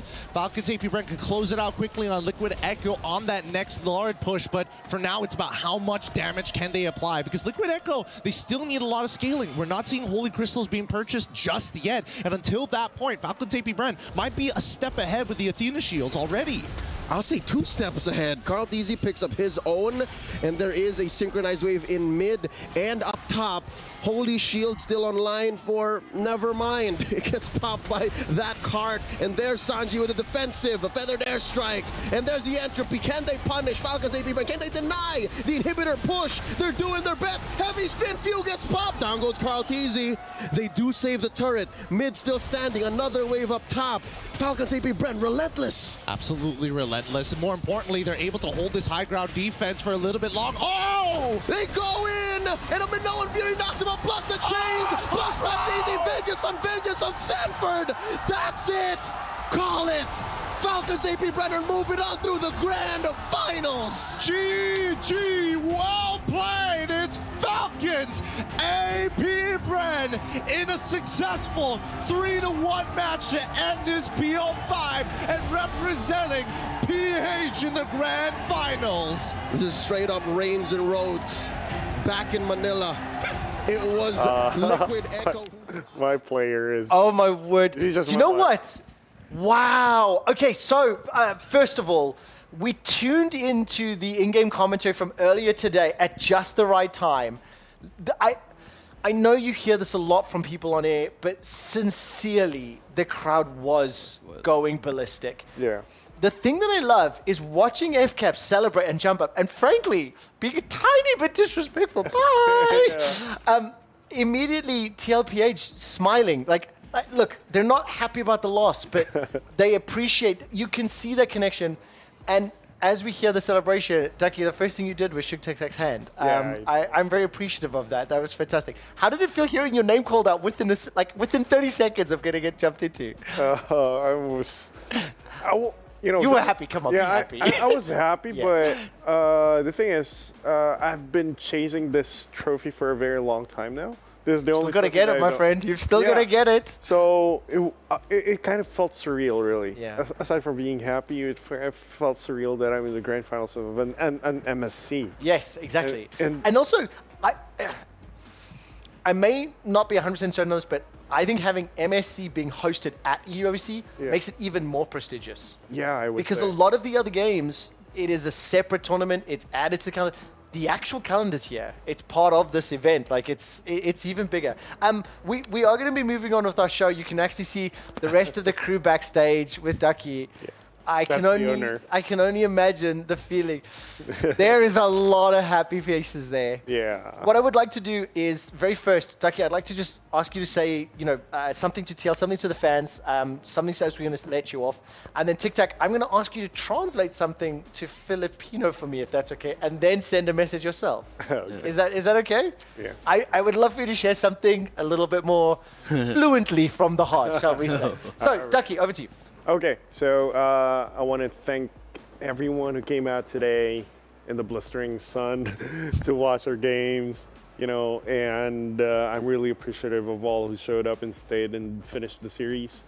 To all of those who still want to watch the game, please continue supporting the remaining teams in MSC, of course my team as well. The grand final is going to happen on Sunday, if I'm not mistaken. Correct. On Sunday, so please come out. The food is good. The food is great. Amazing. The food is amazing. So come out to. And that's something coming from the VH. To Boulevard City. Yeah. We'll make sure to say hi, Yeah, please come have some fun with us. Yeah, hopefully Falcons AP Ring can pick up the trophy. Tic Tac, just before I give you a chance, could you say to the Filipino fans, from everyone here, we love you and we love MLBB? Ayun, una-una, thank you po sa mga lahat ng sumuporta sa amin, sa Team Liquid Echo. Then ngayon, natalo kami ng AP Brand. Supportan naman natin sa ala para sa Grand Finals. Yes, sir. Yeah. Thank you so much. Thank you very, very much to all the fans at home. Definitely, please translate that one. Send it to me on Twitter. That would be great. One last message just before we go. Do you want to say anything to the boys? I think it's just so great the fact that you guys are so on board. I think when we're just thinking about this position, it's definitely very hard for one of you, but it's really grateful that I finally get to meet you guys in person as well. I know we talk, we kind of bump into each other, but I'm a really shy guy.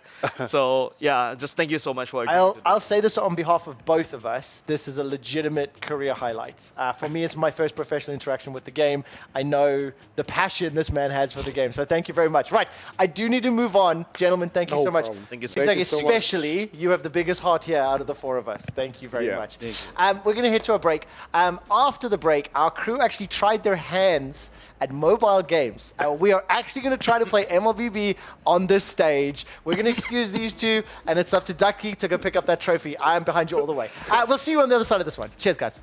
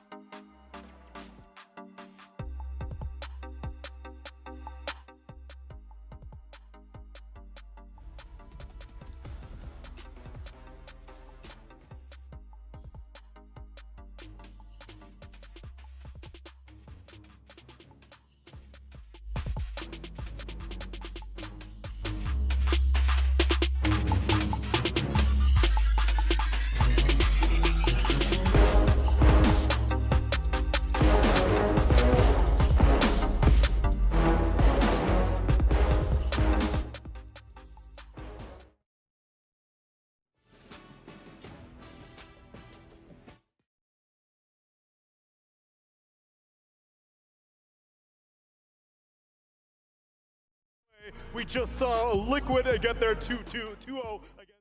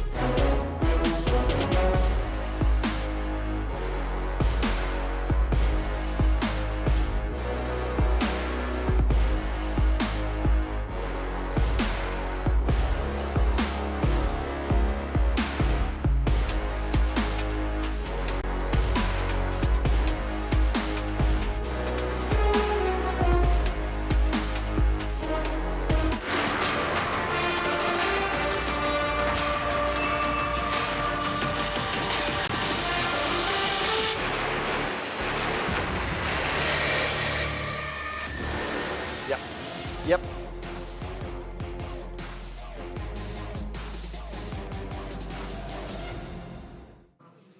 Welcome to the EWC Club Championship update brought to you by STC.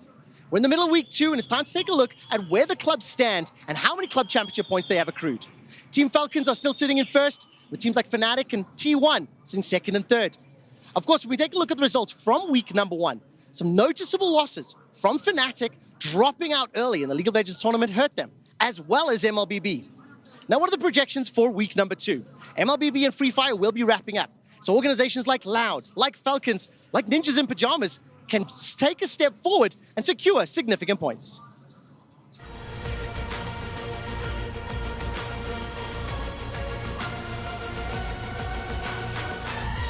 Thank you very much, Past Trevor. Welcome back to Living Trevor. Let's find out what you've missed in the past few hours in our EWC catch-up powered by STC. We've just taken a look at those club championship points. Now I want to dive a little bit deeper into the tournaments that are ongoing. And we're going to start with MLBB, turning our attention to Sandstorm.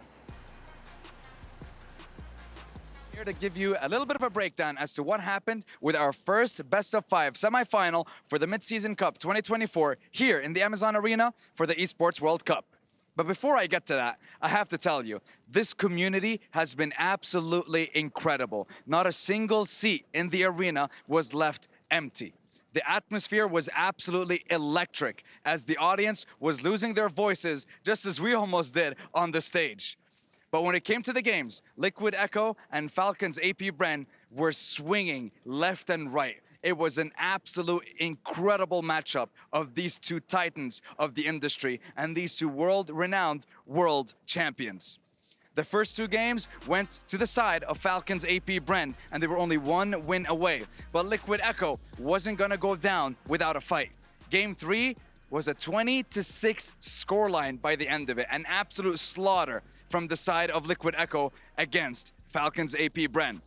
But when Game 4 came around, I believe Falcons AP Bren had a perfectly executed plan, and they managed to take down their Filipino opponents and punch their ticket to the grand finals of the MSC. And of course, the fight for the coveted MSC title and the $1 million prize for first place. So make sure you tune in tomorrow, because we're gonna find out who will be facing them from either NIP Flash or the undefeated Giants, the Selangor Red Giants. We'll see you guys tomorrow here at the arena, and we'll see who will be going up against them in the best-of-7 grand final. See you then. Thank you so much for that one, Sandstorm. And of course, just moments ago, we had both Ducky and Tic Tac from Falcons and Team Liquid PH joining us on the Sophie. One of the most interesting interviews I've ever done in my career. The truth is, the favorites are FCAF, Falcons AP Bren. Can they take down either NIP Flash or the Red Giants? We'll find out which one of those teams will face them on Sunday's final tomorrow. Let's turn our attention to Free Fire as we have concluded the knockout stages and we'll be moving into Point Rush tomorrow. We'll be checking in with the 7WG. Welcome back, ladies and gentlemen. My name is the 7WG here at the Free Fire Esports World Cup 2024. On the final day of group stages, we have already done all the matches. We know the top 12 teams that are going to be moving forward to the weekend tomorrow on Point Rush, and then ultimately to the grand finals on Sunday as we inch closer to who the champion's gonna be. By the way, it came down to an absolute nail biter for that 12th spot. It was between Fluxo and AGG. A tiebreaker. That's what we end up with. Fluxo ends up making it within the top 12. I can't wait to see what's going to start happening tomorrow on Saturday and then ultimately Sunday on that Championship Sunday. Stay tuned with us. I hope you guys are enjoying the show. The 7WG, that is a mouthful and a half, I tell you that. Thank you so much for another very enthusiastic update from Free Fire. The standings are filling the screen behind me. As you mentioned, tomorrow, of course, the top 12 teams will be advancing through to that Point Rush stage because Gaimin Gladiators and AGG ended up on the same number of eliminations. That's where the points difference will come in because of those placements and booyahs in favor of Gaimin, the last seed into that Point Rush. Once the Point Rush concludes, the grand final for Free Fire will take place on Sunday. Now, Dota has 4 simultaneous streams, multiple best of 2s, and we haven't yet got our update from my man on the floor, Tsunami. So once he's finished running that wave, we'll check back in with him a little bit later. That does it for the EWC catch-up powered by STC.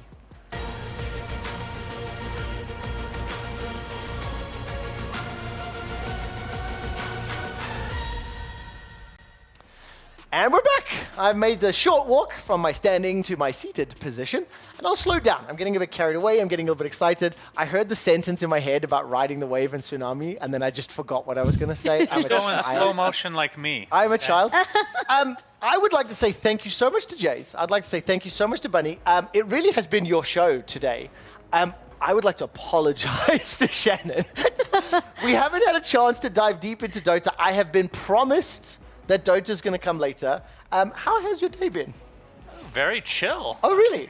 Just been relaxing, learning some new games, and I mean, I'm an old man, so chilling is Do you know what? best thing you can It's do. almost like there's a little bit of a segue here, because while we were focusing on Free Fire and MLBB a little bit, we're going to pump up the jams. It's an evening on the hour, 9 p.m., 10 p.m. party. I asked Suns fan how difficult it is to play a mobile MOBA. So we made him do it. We've actually recorded some footage a little bit earlier today on one of our Honor phones, one of the partners here at EWC. We're going to show you that footage now, and I think, remind me what happened. We started with Jays, you playing the game, kind of demonstrating the mechanics. We didn't record the audio from that session because there was a fair number of expletives as the old men were trying to figure it out. So what we'll do is we'll bring the footage up on screen. Jays, I think maybe you talk us through first, like what we're seeing. We take a look at some of the elements of gameplay. We really kind of break down what the playing experience is. And then Sunsfan, I want to hear your take on what it was like after the fact. So Jays, maybe set the scene. What are we looking at? What do you see? Okay, if you notice, there's the right hand that he's constantly tapping that massive thing. What do you mean he? That's you. Oh, wait. Is that me or you? I can't Yes, you were first. Oh, I was first. Okay, I think my it's bad. fairly obvious My bad. whose hands we're looking okay, at. I was looking at both our thumbs. It looked the same, so which means that you can actually play You should get MLB. your eyes checked a little bit. Yeah, But I let's should. focus on the screen. Okay, let's focus on the screen right now. That auto attack button is basically that massive axe that I'm constantly tapping. And this character I'm playing is basically like a range position 1, right? And that's the main goal. You just need to destroy position that 1 force. Dota terms. You notice how I don't actually have thumbs, really? They're basically just fingers. They're very thin. Oh, this is your finger. Yeah, you see? Yeah, pale couldn't white. tell. I actually- That gives it away, right? Why is it so beautiful? Do you had a mani pedi Oh, yeah, I before get this? manicures all the time. Oh. Do you? I know you No, I don't. Oh, I do. They're amazing. They're amazing. I'm too scared. Do you know what I love? Bunny, can you see, you've played MLB, but the skill Yeah. shot indicator is actually really valuable. Just to see it for people who've never played a MOBA before.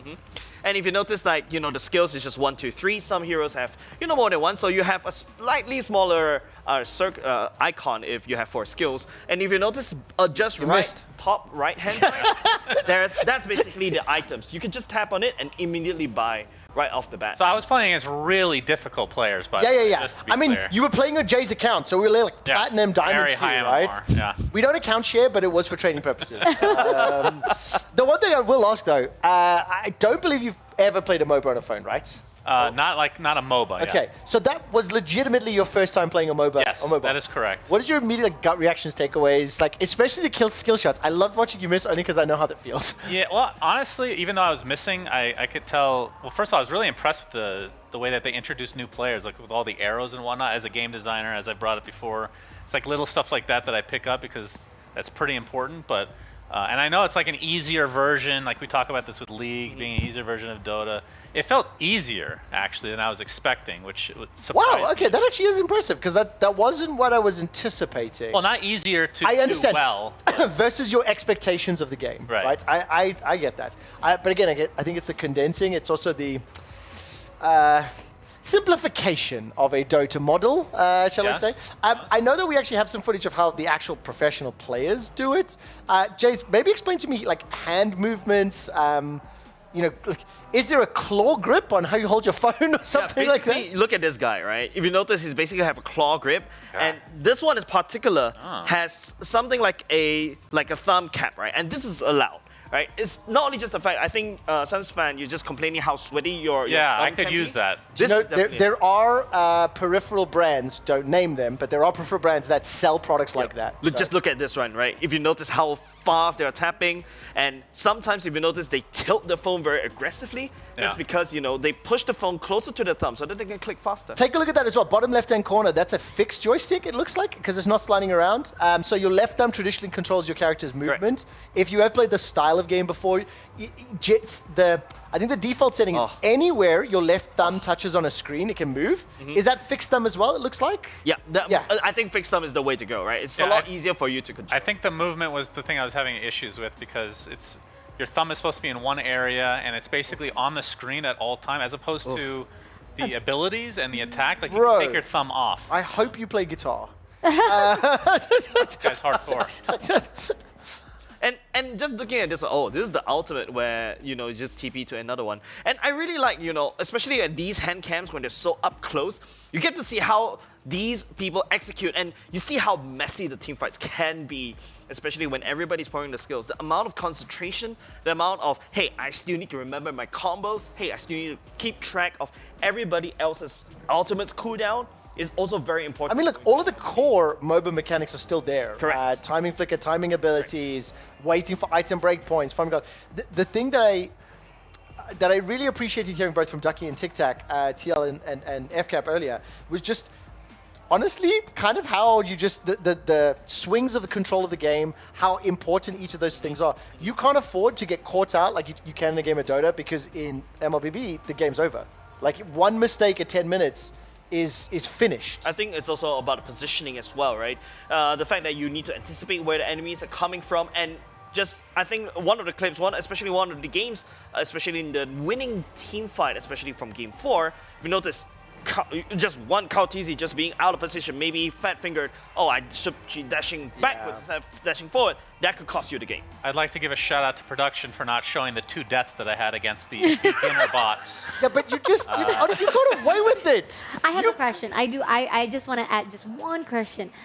Compared to you using keyboards, mouse, and then changing yourself into trying to play mobile games, what do you feel about it? What is your opinion? Do you feel like, I feel like if I have to spend 5 years, okay, we're talking about like pro players, right? 5 years spending mobile games, just holding their phones like that. Right. And while you guys, as the pro players for the PC gamers. I appreciate you calling me a pro player. Yeah.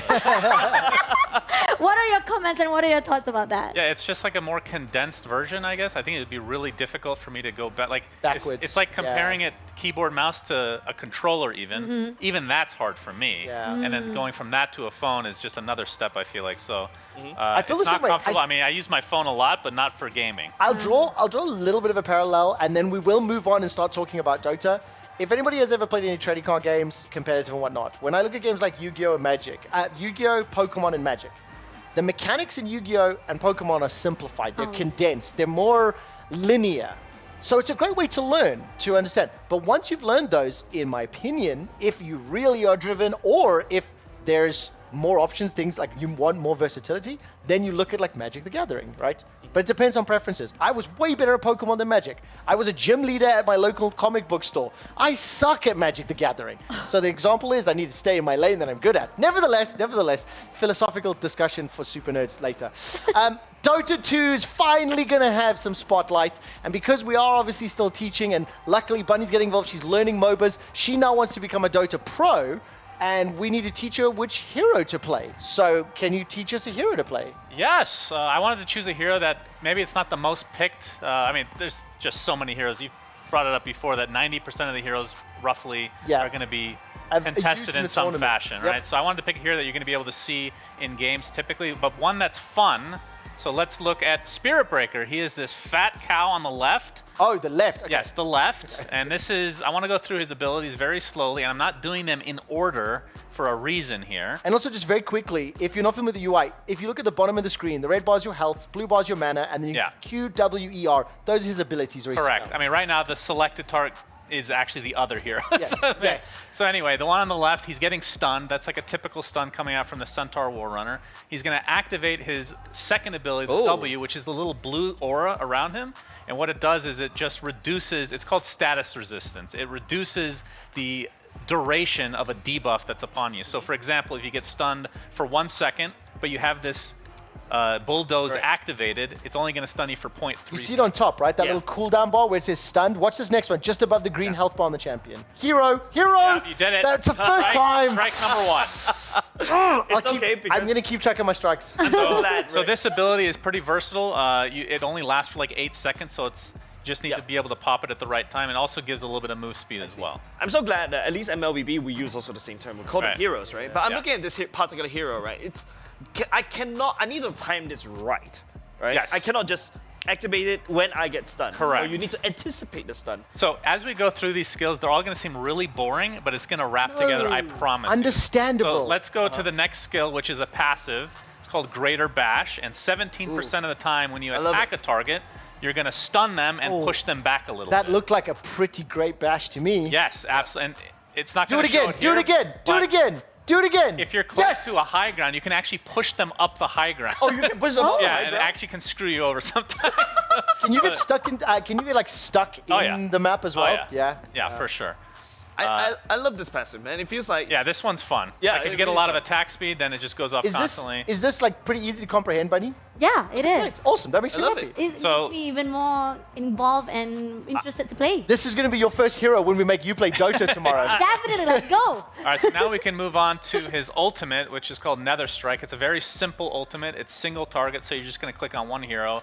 You're going to kind of blink to them and then bash them the other way. So this is not a very powerful ult, which you might expect from a Dota hero. I would Why is it ulti, but then yet it's not the powerful Yeah, one? that's the cool thing about Dota. It's very versatile. Like skills are not created equal at all. Like it's very dynamic in the way that they design the Also, heroes. we've I'm been so sorry for we've been missing one ability then, right? Because your question really feeds into it. So you and I hold our thought. We'll come back. Sure. All right, so we can go to his first ability, and I left that for last because it's his best by far, called Charge of wild to Darkness. Yeah, as we move on and see, you click on a hero as long as you have vision somewhere on the map. It's global range. Whoa, what is he doing? And you charge to them. And the I hilarious love that thing. one. Okay, I wait. love that Sorry, one. okay, Let's do okay. it again. That's me if you have an MLBB phone somewhere. That's me. So wait, hold on. I just heard a lot of words. Can you just say what this does again? So you click on an enemy hero anywhere on the map as long as you have Global. vision, global, and What? you charge towards them. And can you be interrupted? Yes. You can Okay, so if they see, okay. Oh. And What's the cooldown? The cooldown, I want to say roughly like 12, 13 seconds. So pretty low. And it's globe. That's ridiculous. And any unit, as you can see, that you run through will get affected by your passive, which is the bash, right? Wow. And then you can click the first ability that we went over, which is Bulldoze, to go faster and give that status resist. How much faster does it get? Well, let's actually see. 'Cause you I think said- we're going to speed it up here just Oh, to you've give you prepared an your idea homework. because wait. So this is actually the video speeding up. This is actually close to like the maximum you can go with this hero with all the upgrades. Okay, 'Cause so- it is based on your move speed. Obviously, okay. I want to acknowledge we're really like simplifying this for different audiences, and I can appreciate that there's a bunch of Dota 2 people watching this going like, bruh, this is one of the most basic things in the game. And you've got our brains going, blah. No, I think it's a good example of like a hero design in Dota because they're all so drastically different. That's what I love about it. And also, we saw the stats and the numbers during rehearsal, but I'm just doing the math a little bit. Like, you hit the W, you get the resistance, you get movement speed. You buy items to get movement speed. You may have other heroes in your comp that can buff your movement speed. Yeah. Then you've got a 12 to 13 second, rotational tool. You can cancel it yourself. Yeah. So you could strategically. And the use it. enemy doesn't know that you're charging them unless they have vision on the map somewhere. So you can use it, you can combo it with your ulti, you can use it as just a positioning tool, you can use it as an engage tool, you can use it as a disengage tool. So I didn't think about this properly earlier. It's cooler now, the AC's It's like a poor man's is. teleportation. Right. Yeah, and that's what I was just thinking about, right? The fact that if I want to get back to lane very quickly, all I have to do, hey, you're showing up, I'm just going to run straight It's there. a dream. And he's played as we talked about the position. He's position 4 mostly right now, which is soft support. So Can I play can him as roam a plus decent one? amount. Can you play pos 1? Were you using him play +1? I mean, you can try. I want to mean, go attack speed. Just I think in pressure like a people. low-level game, you can play any hero any way you want. They're going to flame you, of course, which I is would do it. deserved, But it could still it's gonna work, be fun. especially with itemization. Yeah, for sure. Okay, I just want to ask, because again, you guys know that I'm the least most knowledgeable about Dota. I know a bit about LLB and League of Legends. So if I want to learn Dota, is this hero suitable enough for me as a beginner? Just say yes. It's funny because production was asking what heroes I would choose for people to play as their first year. There's like no heroes anywhere, but yeah, this would be Among the 10, I would choose, probably. Because he's tanky, he can just do his own thing, roam around. Yeah, I think it's actually a decent choice. Okay. If we were to rate our teacher's performance out of 10 on educating on a new hero, Bunny, actually, I'm going to come Bunny because you're the one that has the most to learn. I give you 10. Yay! I'll give it 15. I want to play this hero right now. Yeah. 15 out of 10. He's been bugging me about playing. I'm like, I don't want to play with you. The MMR difference is just too wide. I don't think we can I keep give the you, game, know? if he gave you 50, I give you over 9,000. Look, because we are going to because we are going to focus in on Dota 2 for a little bit, I'm going to bring up on screen OG Esports versus Gaming Gladiators.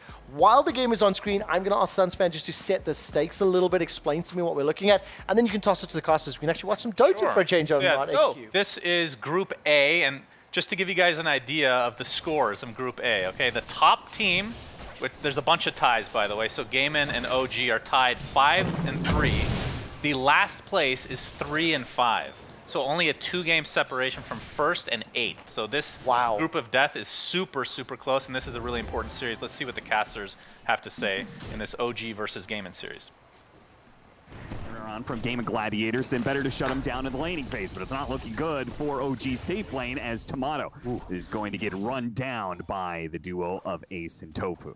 That is a very good start for them. This Brood, there's certain supports that can really enable Brood on the lane, and if you go back to one of those older patches where Brood was really popular after some of the changes, Grimstroke, Lion, and Snapfire, I think, were the premier 3. Yeah. So bringing back the Snapfire, it's a deadly combination. A lot of minus armor going through, a lot of physical burst, and then you can always cookie if you really need it on a lane for the extra gap close. Yeah, for me, it was, I love the Grimstroke and the Snapfire because they both had this close range stun that gave the Broodmother just that extra bit of mobility. Yep. Right? Just like that little bit of gap close that allows you to be able to get on top of the enemy sooner. Then that stun follows it up and you can just get in a few hits, and that really starts adding up over the course of a lane. Very strong lane combination already working well for Ace as the Black Widow, I should say, going to be powering up here. A lot of early stats, a lot of extra regen. Not going to be a fun lane over the long haul here for Tomato. And let's not forget the debilitating effect it's also having in the mid lane as well, right? It's up against a Morphling, and you've got one of those webs just sitting there, which just makes the matchup easier for Quinn. I wonder if this is how Valve intended this facet to be used, but probably not. But for now, it's pretty good laning value. I mean, that's just kind of Dota for you, right? Bunch of unintended consequences. 100%. Gonna look to contest the water runes, or at least try and guarantee one for BZM. If you can take both away from Quinn here, you'd be super happy. Just win the region battle for the Morphling, they will. Okay. So that's a nice little win there. Get Boots up on this Morph, he's gonna be doing even better on the lane. Because he is suffering in this matchup. Quinn is getting the better of BZM as these later waves went on. He needs the extra help here. Every time you have to morph up, it makes the CS harder. You have to deal with the link. You're dealing with the web. He's falling a bit behind. Yeah, I'm not sure if he expected the adaptive strike to be enough of a stun and pushback to break the link every time, but every single time I've seen it, it has not been enough. He's, thrown it out, walked away, and Quinn's just been able to shrug off that extra bit of distance and keep the gap for those extra, 1-2 seconds. That does make quite a big CS difference. He has boots now, so he should start catching up. He has 8 denies of his own. Still, it is Gaimin. All 3 of their cores at the top of the chart here, all doing really well on the CS ladder. Going for Ari. More aggression. Whisper trying to keep him back with the rebuke. Celery's just going to keep it going, though. And they even have some extra heals. Nice spear back, though, from Whisper. Not that it'll kill Dyrachyo, but does do some extra damage. And certainly that damage is going to be needed if you want to start threatening this Chaos Knight when the Hoodwink comes back into play. It's getting a little spooky on these lanes for OG. I mean, you can definitely lose the laning phase and still make that mid-game comeback here. It's one of this team's strengths, in my opinion, but you do not want to lose it too hard because you are going to go up against a Brood who he has choice here between Aura and right-click itemization. Could really accelerate the game if Ace wants to. And the pressure is starting to mount in this laning phase. The CS lead is starting to build. These heroes are getting the later spells, looking for the all-in kills. Cores on the side lanes for OG just getting pummeled right now. Yeah, it cannot feel good, particularly for OG's safe lane. right? You picked up a Train Protector, one of the ultimate like lane-winning supports, but you're up against a Broodmother, incapacitating bites. Kind of debilitates that hero and what it wants to do. Ari's going to get run down a second time here. There's no escape from all of this. The added damage turned back around onto BZM, though Seb's not going to join in on this little play. And the waveform forward, BZM might be able to get the kill onto Quinn. He has just that extra bit of regen to stay alive. His wand is coming back up into play. Tofu's here with a cookie. Turn over. Wait, they're going for the kill. They got him. What a turn. BZM did not see that coming in his fate. Celery still chasing after Seb. He's got some heals, so even as they try and 1v2 him, unless they got him into tower, it'd be difficult to get this kill, especially with the facet. Look how many wisps he's got around him at this point. It's ridiculous heal this early in the game. Yeah, they'll get it eventually, but man, it took some serious rundown. It took Ari coming back into play. 3 heroes all chasing down this Enchantress, and let's not forget, they lost BZM at the start of that. And Quinn got so much out of that. That Fairy Fire paid off. Lane was kind of even, but now he's just almost 1,000 ahead. And bringing supports off the side lanes for OG is not what they wanted to have happen here in a losing exchange, because your 2 side lanes were not doing good in the vacuum either. Very costly out skirmish here for OG as the road to recovery becomes steeper. And man, full duration Link doing work here. What you would have done to get one more right click in there is BZM. Just no vision on mid to see this Tofu rotation either. Yep. Wards are not there for OG. I have to speed up this death a little bit just because it takes so long to kill an Enchantress with this facet, even at low level. And that was a lot of action that was going around, supports moving around the map, and that just left Ace alone in a lane. Tomato can't take that. He's already level 6 against this level 5 TA. He is going to Ors this game, so the objectives are going to speed up for game. And how much time is Tomato going to have to farm before he's forced to fight in this game? Oh, Ace is coming, going for the tier 2 dive. And the support rotation, I don't think it's going to do much here. Yeah, you have to cancel that one. Just feasting.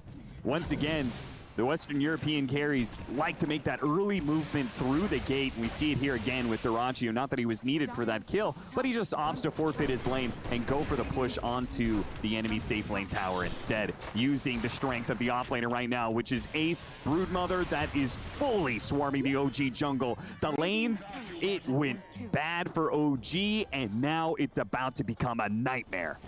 This is Ace rotating mid before he took that bottom tower. Says, I don't even need it. That was close, actually. He was not morphing. This is spiraling out for OG right now. They have no stability on the lanes. There's no lane they can really stand on. Gotta get an arena up on this Mars and take a fight with it, I think. You can definitely catch the Brood. You can bring him down. You have some damage follow-up with the Hoodwink. But something's got to happen fast here. I mean, Ace, he's just going to slurp up the whole map right now. You say can bring him down, but you don't have level 6 on the Hoodwink, so you're missing a lot of damage there. And Ace is flying out the mech already. So double Wraithband, Soul Ring, mech. He's got like an effective HP of like, close to 2K. Seeds of Serenity on top, a little extra boost. That's true. It's a lot to burst through. This Morphling just has nothing, man. They are looking for that arena play. Ace, he reads it. Backs up here. Problem is, you need to commit more heroes to try and make this move on the Brood, and if the Brood just continues to farm, you feel doubly bad, because you're just standing around here waiting for a play that starts to feel very forced. But fighting on these traps is your best bet. And again, I go back to the Train Protector, right? You picked up a Train Protector, lost the lane. What's the other thing Train Protector does for you? Well, helps keep some of your towers alive. The towers are falling fast. The Living Armor is not getting a chance to actually do anything.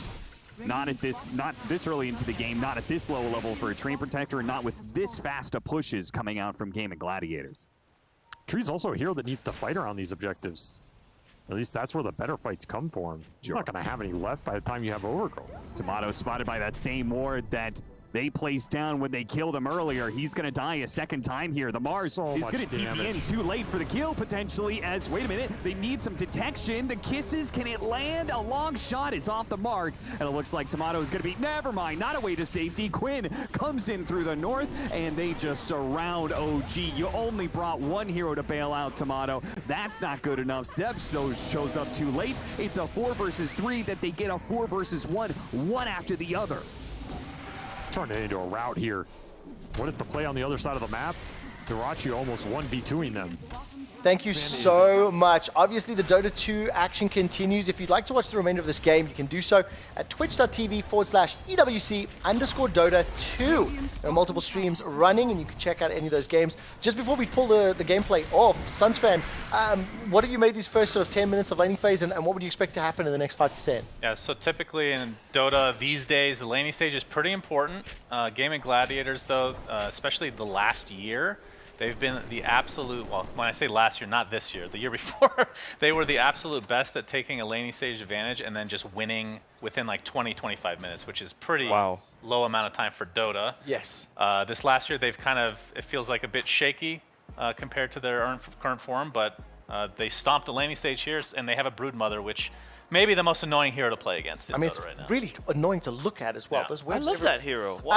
Very quickly, just before we check in with Tsunami, is there any concern in the Dota 2 competitive scene about the fonts and similarity between OG and GG? Because their logos are so similar. Yeah, it's kind of like League of Legends ripping off Dota, am I right? Right, so let's check in with Tsunami as Tsunami has an update for us from the floor. That was good. Quick shot. I know there's a whole bunch of other stuff going on right now, but I'm glad you're focused on Dota. And I'm focused on just one thing right now. Match win Team Liquid. And I'm not just saying a game 2 match win. I'm saying a 2-0. Finally! They've gotten nothing but 1-1 splits throughout this entire group stage. Here against BB Team, they got a 2-0. And it's especially important against BB Team because, you know, everyone's making their estimations, who's favorites. Basically, everybody had BB Team over Team Liquid, which isn't necessarily a hot take. In fact, it could be a Pepsi cold take even, but I don't know. Every once in a while, Liquid seems to turn it up a notch, and it looks like they did it just now here in the Kadia Arena. Stick around and we'll see what happens at the end of the day. Gold standard. Wow. Gold standard. Tsunami, that was fantastic news. Man, okay, so, sorry, I'm still a bit blown away.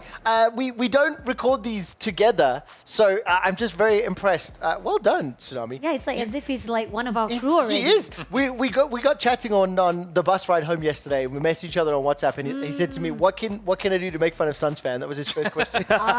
You're seeing the standings on screen. I've bought a lot of time. What do you think of the standings, Suns?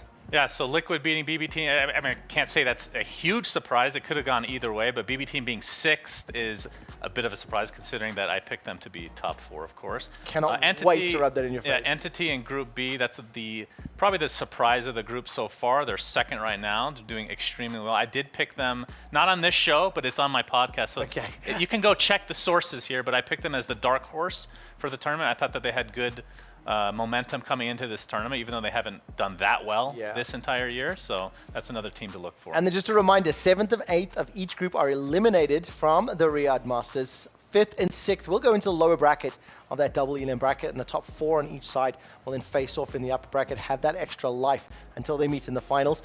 Those group stages will conclude this Sunday, and next week we'll finally see that double ELM bracket play out. 3 weeks of Dota 2. It is the only game, the only tournament that runs for 3 out of the 8 weeks, and it is a total prize pool of $5 million. We're continuing the Dota 2 coverage. Tsunami picked his words and his timing phenomenally. The first 2 hours of our show, we have obviously covered MLBB, we have covered Free Fire, and now we're looking at Dota, spending some time, obviously because the mobile gamers and the mobile gaming competitions have wrapped up for the day. So let's continue this. Let's actually celebrate and do 2 things at once. I want to look at some of the clips that have stood out on the social media channels, particularly EWCEN on Instagram.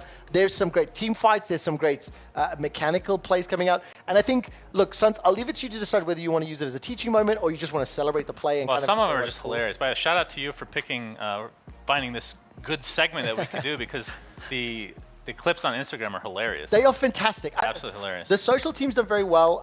Look, we're all building a show together. I pretend I know so much. I don't. I just learn from other people. So what's our first clip? What are we going to do? So first clip is the funny one. If you guys don't know what perma-stunning is, that's what we're going to watch. So this Brewmaster character that you're watching, he is going to be rooted or stunned for the entire clip here. I'm not even going to talk about what all the spells are.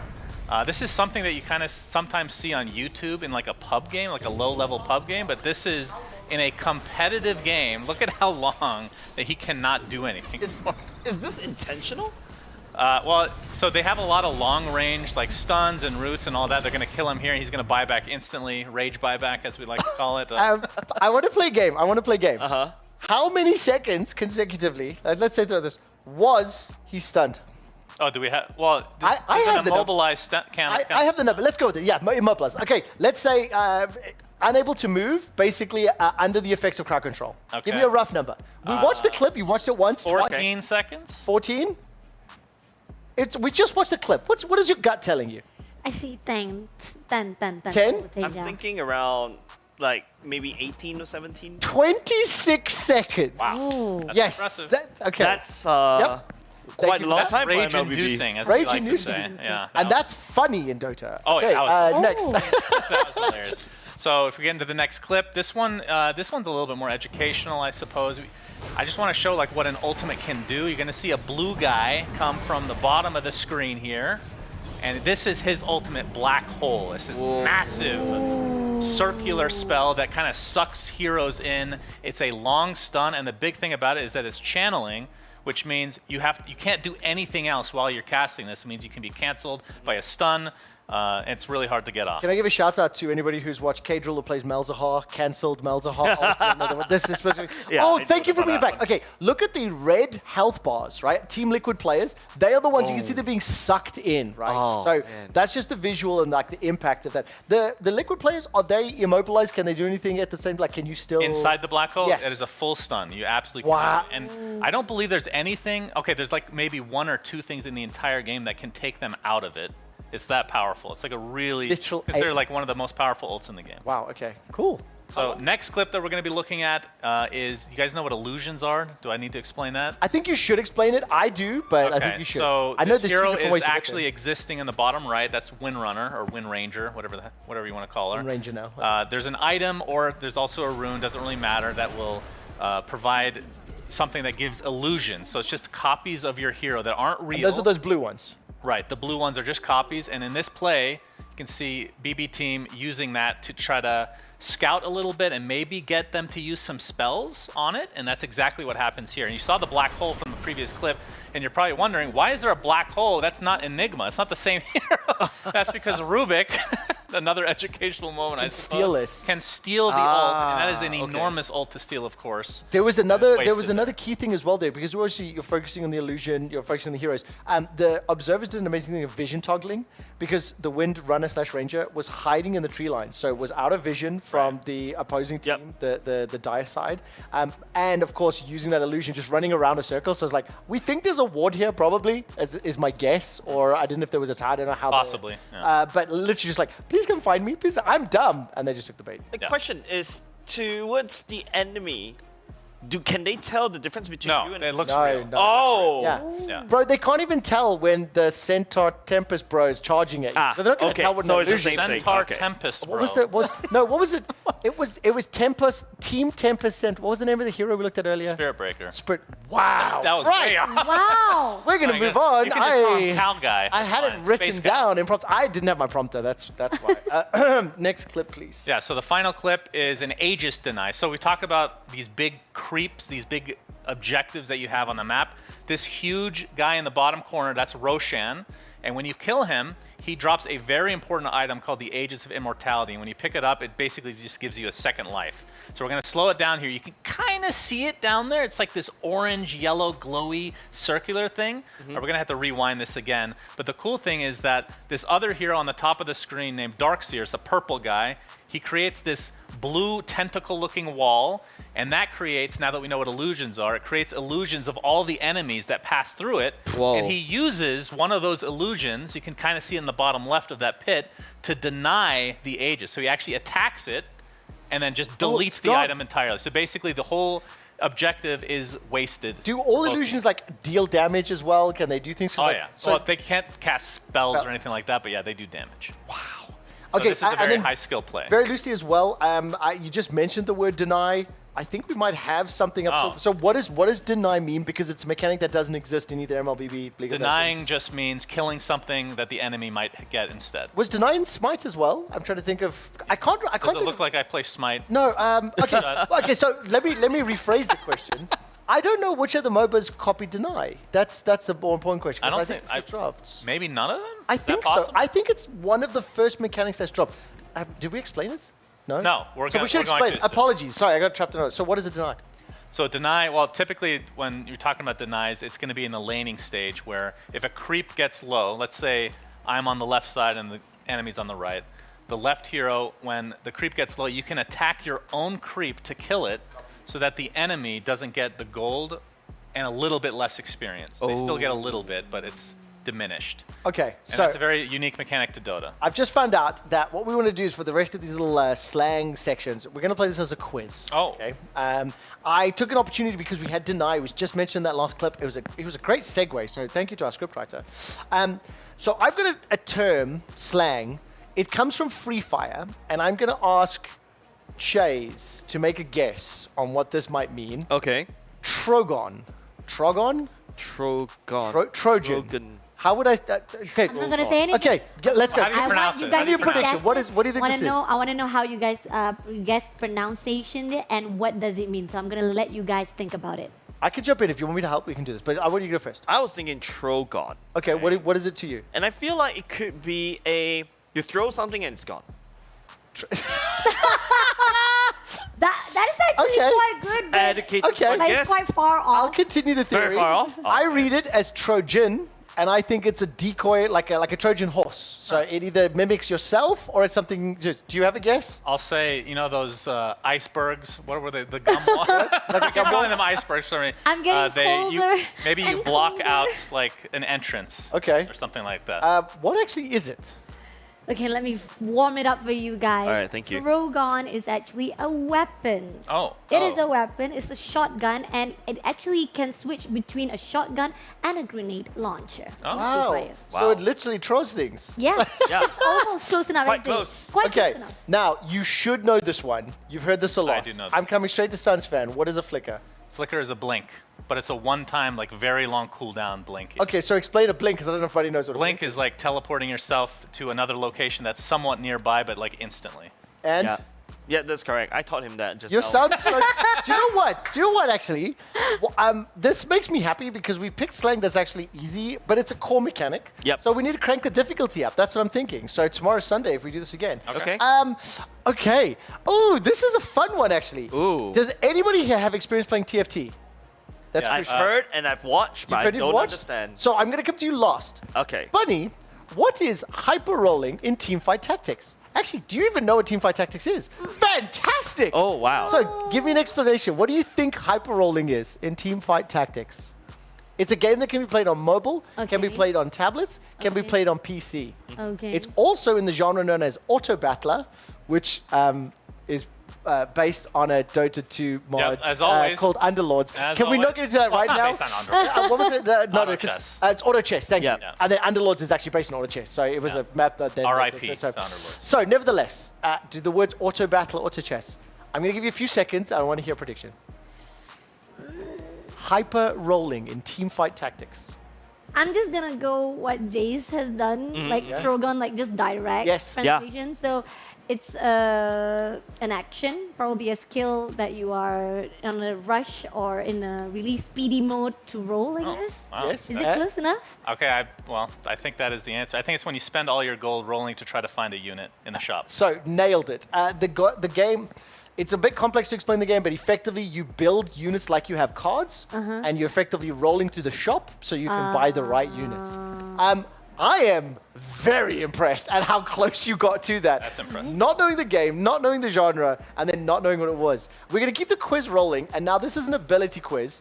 I'm going to presume that for the ability quiz, we're going to start with Dota, and we're going to continue obviously with the Dota abilities. It is a little bit of the Dota Power Hour here on EWC HQ. So which one of these is not Dota? This is for Bunny, Jays, and myself. So let's bring up the first option. Okay, Vampiric Touch, Bramble Maze, and Chaos Meteor. Yeah, these are good. I'm feeling Vampiric Touch. Why are you feeling that? I just gut feeling. Gut feeling? Yeah, like how I predicted my brackets. Bunny? I am going to Bramble Base.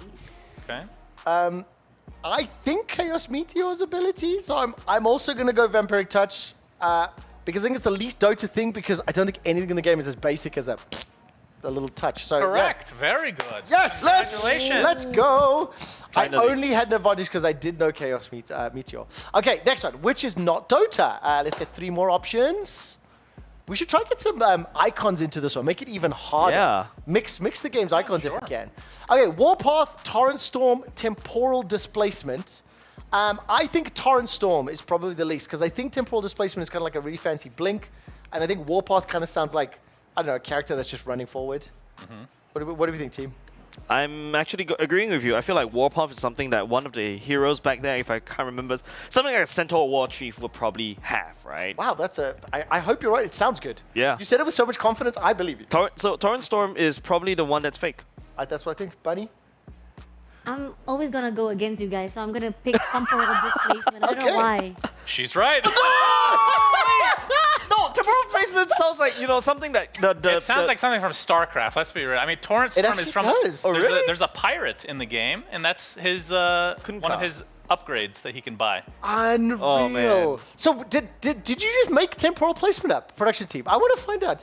They did. They just made, that's a great name. Yeah, that was a good one. Because I would really thought good the name. Faceless Void would have that skill name. That's true. Yeah. Good. By the way, Sounded how like- much homework have you done? You're really digging the deep He's here. really obsessed with Dota I can lately. tell isn't he? this. You've converted I was going on Wikipedia. Okay. Oh, this sort is of thing. exciting. We've got a couple other abilities coming here. So let's take a look. Which one of these is not Dota? We're sticking with this one. We've got 4 now. There's Alright. so many. Solar Garden, Slitherine Crush, Shallow Grave, Path to Exile, and Searing Hands. I think Slitherine Crush immediately out the gate because it sounds too close to Slytherin, and I just don't think Dota would do that. So it just feels wrong. So I'm going Slitherine. You go first. Me? I'm backing off for now. Seriously? Yes. Yeah, I got 1 wrong, 1 right. Okay, this is gonna be the last one. So I am going to pick. I think I'm gonna follow you, Trevor. Slytherin? Yeah. I'm not sure Slytherin that's Trevor. brave. I'm not sure that's right. I know, I Brave. know. You're gonna be wrong, but at least we go down together. That's pretty much it. I would say Path to Exile because it reminds me of something else. Okay. That is correct. Let's go. Path to Exile is not in Dotes. Do you know what I Not think we yet, could at do as well? Do you know what would be really fun for this? Is we can look at some of our abilities and we can add descriptions to them. So for example, Trogon, you describe a shotgun in the ability. So like, weapon, Trogon, shoots bullets, grenades. And then you go, weapon, Trojan, shoots horses and ponies. Basically, let's give more context. Because Yeah, I'm what makes it interested. harder is like, if we know some of them, it's like, cooldown 50 seconds, there's XYZ. The amount of Dota abilities that you and I go, there's no way that's in the game. And then we make up a fake one. For sure. Okay, we're going to keep this quiz going. This is really, really fun. I sincerely hope everyone's playing along with us in chat as well. Oh boy. Which Oh one of boy. these is a fake MLBB name? I think we'll start with you and me, Suns fans. Snack Time, Rollerball, and Yo-Yo. All right, two of them sound so stupid. I swear to So God, they're that's in the basically game. what I have to Yeah, do that's all why the I'm time. saying they're in the game. Okay, so where are you going? Give me the I'm explanation. gonna go. Okay, so Snack Time and Yo-Yo Blitz are so dumb that they must be in the game. Because if one is in the game and the other isn't, it wouldn't make sense. So it's got to be Rollerball. Can we do the most brilliant? Can you high five me? I am with you. Genuinely, I really am not being funny. The exact same logical steps is what followed for me. Bunny, do you want to have a guess here? I know you have a little bit of knowledge, but are you going to go different to us? I'm gonna go different. I think that Rollerball is actually an ability. I'm gonna go for Snack Time actually. Which one is it? I think it should be Rollerball. Yes! It is? All right, there we go. That's Nice, one. okay. Because, you know what? yeah. You know what burns so much? You were so disappointed that we I am. were right. No, okay, because I felt like you guys found a cheat code, right? Yeah. We You did. just Yeah. find the names that just doesn't make sense because sometimes, personal gripe, I need to scream some of these names out loud. And Yeah. I don't know how to make these names cool. Right? Imagine me going, Yeah, that's true. Snack Time! Because it's not cool, all right? Honestly, I would love it. I think it'd be so exciting. We've got one more Mobile Legends Bang Bang ability for you. Which one of these is a fake? That is the question. That's for us. What Young in the Again, world? Why Walk, and Bubble Trouble. Do you know what? Mm-hmm. I've got a feeling all three are fake. I think production will try to trip us all right, up. well, I'm not going to go down that road. But wait, let me give you my reasoning. You and I have played the old person card a couple times, so I think that's in there to try and bait us. Okay. I think why walk is actually so silly, it crests around to being unreasonably in the game. Mm-hmm. And then Bubble Trouble sounds like a different game. So I'm going to go with all three are fake. I'll say Young Again is fake. I also want to point out that I agree. Probably Why? Young Again, because the rest, I don't know why, but from now on, I'm going to actually believe the logic of Sun fans. When That's right. Believe it. I feel like we're giving you the cheat code for this. Very silly name is definitely coming in from MLBB. So Why Walk and Bubble Trouble does sound silly, but Young Again is just like very direct. Yeah, who names an ability a question? Exactly. That's my question right now. So Young Again is a fake. Okay, so which one is it? Bubble Trouble is fake. What? Wow. Actually, okay, wait, what on earth does Young Again and Why Walk do? Exactly, I'm actually preparing that. So, Young Again, in fact, the production actually used two abilities from the most recent hero that we, second most recent hero that we released. In fact, it is this squirrel sitting on a machine that somehow has the ability to just TP from teleport from one map to another map. Part of the map point to the another. That's Young point. Again? Okay, Why Walk? No. That's basically Why Walk. I was so lost. And that particular hero loves to eat chips. Okay. So snack time. Right? What about Young Again? So there's this hero. Wait, so hang on. So which was the fake? I'm confused. Bubble Trouble is the fake. Thank you. Yeah. Thank So you. you'd have a lot of fun saying Bubble Trouble in a Oh, cast. my I'd word. love that. I would have a lot of trouble saying Bubble Trouble in a Yeah. cast. How do you say bubble aggressively? I'll show you later. All right, Young Again, please. I'm dying here. Okay, I'm Young not getting Again any is younger this listening. small little The owl. turtle's under attack. Inside the river. The water is rising. It's time for Bubble Trouble. As we go to a break, we'll be back with more Dota action and a Free Fire Finals preview. Troubles in those bubbles with those turtles. Yeah, I lost it at the end, but it was good until then. Bye.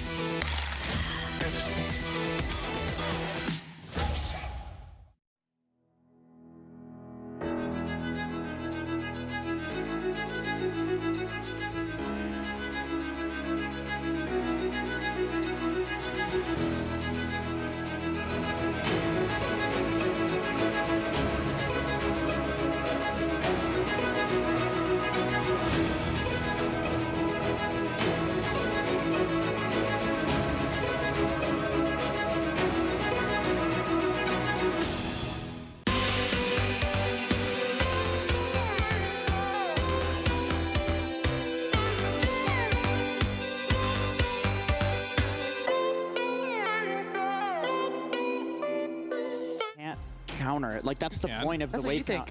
I don't think you can, like, because you always 50-50, right? I was going to ask Fear, because we saw this combo 2 or 3 days ago, and we had no idea what we were watching. And your exact words were like, if GG doesn't play normal Dota here, I could see their draft working. And then they ended up doing this weird lane cutting shenanigans. So I'm going to ask you pretty much what Jenkins was trying to say, which is, what would you do? You know exactly what's coming now. It's no longer surprise, no theory crafting. There's going to be some Veno putting wards on himself, cutting the wave with Monkey King Primal springing it. Like when it was Axe cutting waves or Centaur? I asked Fear. Well, let me listen. I'm the offlane player. Here's the carry. Okay, he doesn't know shit about this.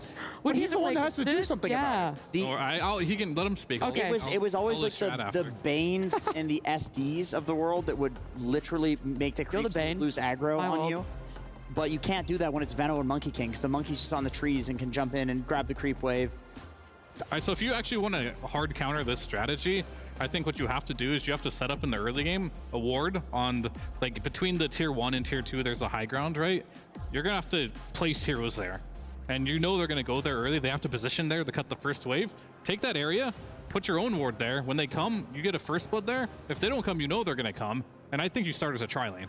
You tri-lane that area, don't let them get behind the tower at level 1 there, and you kill them there. And then after you get that kill there, now you can TP back and help your offlaner right away. But I think you have to that's where you start. Other than that, maybe you ward your own camps in that situation, because they're gonna kill that camp and then they're gonna take it to the neutrals, but there's too many neutral camps to stop there. So I think you just bring your POS 4 there, you claim that ground, make sure they can't get there before the horn sounds, and you kill them. I've also heard Quinn himself actually say, because I remember him raging in a pub when there was like a wave cutting meta, the mid has to be able to rotate and kill the wave cutter. So a hero like Storm, a hero like Queen of Pain, on this patch, I would say like Coddle would be amazing. Okay. Just continuously run it and kill the Veno. I mean, obviously they picked the Pangolier. I wouldn't put it OG could absolutely still run this as an offlane Pango because it is Whisper. But I do like when you have a mid that can run and kill the Veno. It's interesting because you're talking about being able to kill the guy cutting the wave, but he doesn't cut the wave past like minute 4. It's just meant to be what they did last time, which I think is essential for the viewers to understand, is that Veno was cutting the wave with Monkey King, getting jungle camps as well as waves, got level 4 or 5, and then Monkey King just left and they tri-lane the safe lane at that point, and now they're like a Veno who's farming Ancients with wards on top of himself, potentially scooping up underneath tower. They just don't worry about him anymore. Like, traditionally, Veno's been an offlaner where you have to play with him for the entire lane, otherwise he dies to these ganks, but now that's not the case with this new facet. So then if they pick Duracho, this kill hero, suddenly you're like losing 2 lanes, and then Veno's also free farming his lane, even though your carry's free farming, and usually the carry's job is not to carry you through the mid game. So even though like...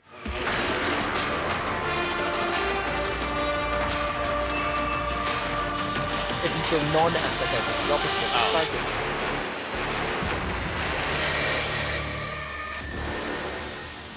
Welcome back to EWC 2024. I hope you can hear the music. I seriously do. Every hour at 9 o'clock and 10 o'clock here in Boulevard City, the DJ is literally outside, speakers pointed at us. We get a burst of music and have a little bit of fun. Welcome back. Quick Shot still sitting here with Suns fans, Bunny and Jace. We're going to take a live look into the Gaming Gladiators OG game, where Gaming Gladiators were 1-0 up. When the game comes up on the screen, Suns fans, set the scene, talk to me a little bit about what we're seeing. I think it's draft, if I can read that correctly. So I want to know a little bit about what heroes are in the game, and have we seen any of them in our segments today? Segments today? Yeah, probably that's not. a tough one because there's a million heroes, but no, I don't think so. We just did them in the last hour, bro. I'm an old man, so... Yeah, you're not that old. I will mention one thing. So this series is very important. As I talked about, the Group A is super close. So coming into this series, Gaming and OG were tied for number 1, along with Spirit at 5-3. So obviously with the game 1 going to Gaming right now, they have a 6-3 record with OG at 5-4. So I'd say this is, theoretically more important for OG to at least get this victory to equalize things again. Crucially as well, both teams play LGD, I think tomorrow and Sunday, if I read this correctly. The reason that that's crucial, LGD are sitting at 3 wins, 5 losses. Yeah. What that means is both of these teams will need to pick up those 2-0s. If either of them end up dropping a game to a squad that's in 7th, that can determine whether you make upper bracket or lower bracket for both of these teams. Yep, and this, throughout the years, when there's groups like this, typically there will be tiebreakers. Yeah. Like, this is going to be very hotly contested. Like I quickly mentioned earlier, explain there's to me. only 2-game separation. I would assume tiebreakers for 6th, 7th will be played, but 7th, 8th doesn't. And basically, if you're going to be upper bracket or lower bracket, I would expect that to be a priority tiebreaker. If you're going to be eliminated or lower bracket, expect that to be a priority. Right, and then if it's just for upper bracket, even if it's for placement, sometimes they have tiebreakers. I'm not sure if they chose to do that this time, but we've seen that in the past because the top 2 teams typically will choose their opponents in the upper bracket. I'm not sure if they're actually implementing this time around. So I do have access to the Dota 2 tournament information. I do need to just look up this info for you. So I can do that once we maybe come back. Do you have anything else to mention about this draft? Maybe wait for this last hero to come in. Sure. One of my favorite things to do in a MOBA and one of my favorite things to hear from experts in the game. Yep.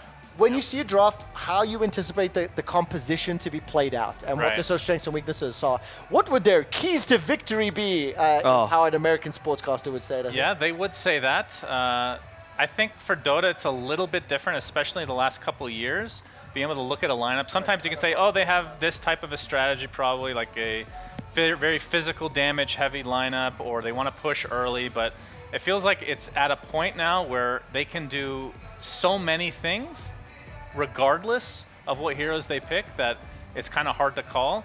And I think a lot of it depends on, and this is a big part of the strategy when you draft, is figuring out what lanes you think you're going to go against and what heroes are good in those lanes. So it's a lot of it is about the laning stage, and then obviously you want to be able to scale later in the game if you have to. I love this, right? Like, when I started shoutcasting, I think one of my biggest problems is to understand the draft. And I only understood how to draft after talking to a caster. It was a 30 minutes cram session, right? No pun intended, for one of the MLBB players. But just looking at how flexible Dota is already, and the fact that you can just flex around, I always feel like this draft, especially from Dota, it really feels like a piece of art. Yeah, and the cool thing is, I mean, just as an example, this first hero on the left side at the bottom left, it's Monkey King, right? This is a hero that is considered a flex pick, is what we call it. And there's a lot of these in the game, but essentially what happens is you pick this hero, and the other team has no idea what position it is because it can be played in multiple positions. Yes, correct. This hero is a great example of that. I think we talked about when we were talking to Seb, is Monkey King is this hero that theoretically can be played as a support. It theoretically can be played as a courier killer, which is extremely Ooh, I love that. Like, we've seen a game where they did not participate in the game at all and spent their entire time in the enemy base killing couriers. And it was like literally 4 versus 5, and they ended up winning.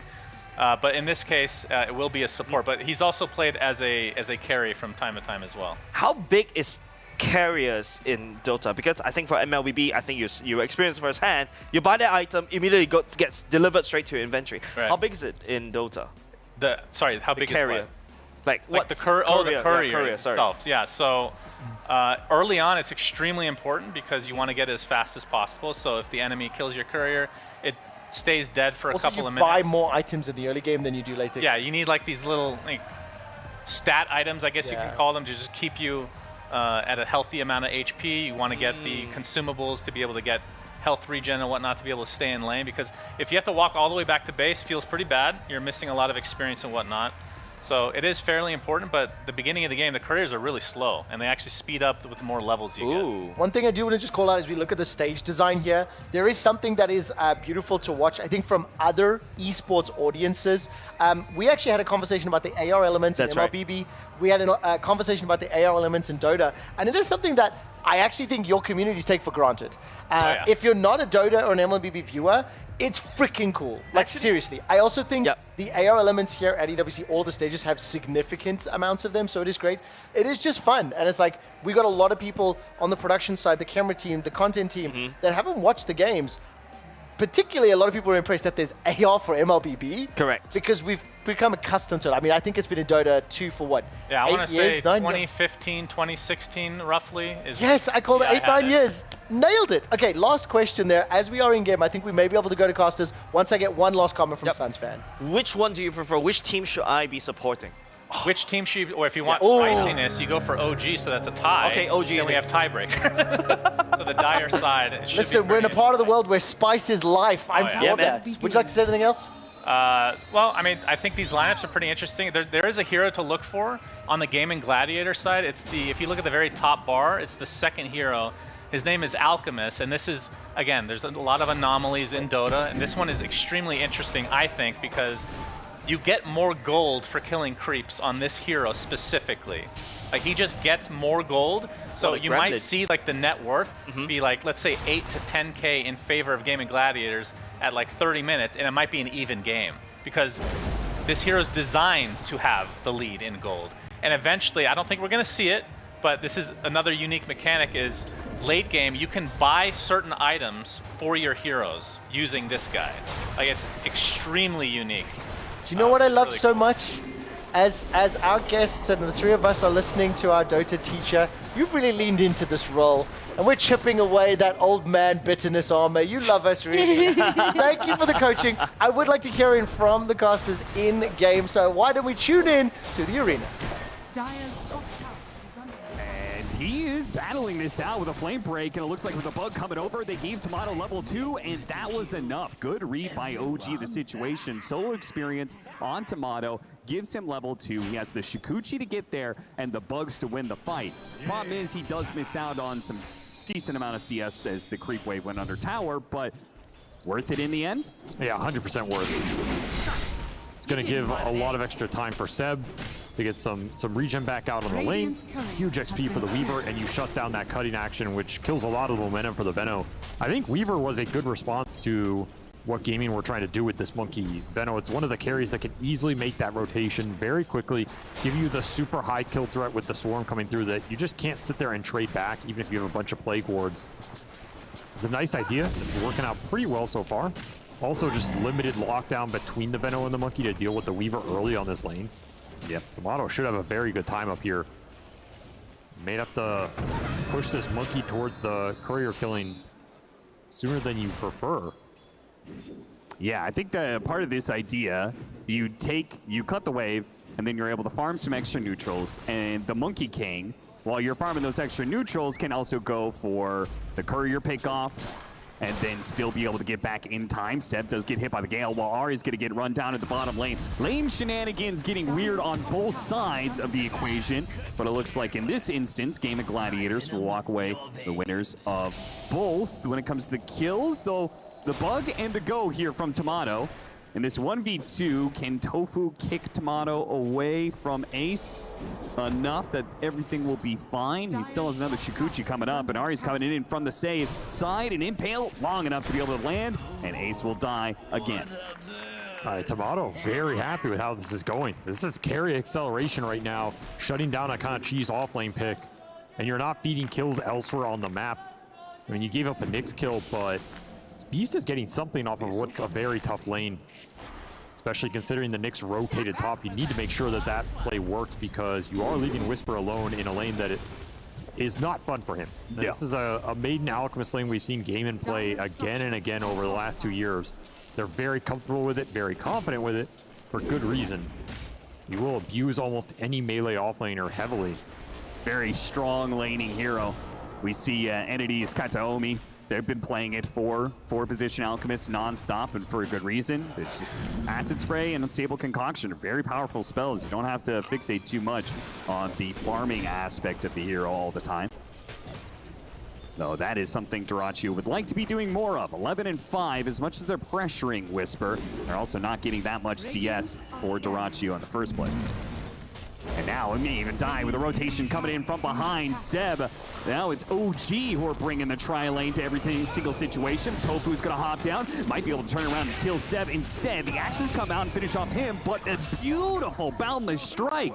How did he manage to hit 3 heroes with that? They get 2 kills off of that 3-man Boundless Strike and even up the kill score, even if Dyrachyo's a bit lost for it. Lost his life and lost his courier.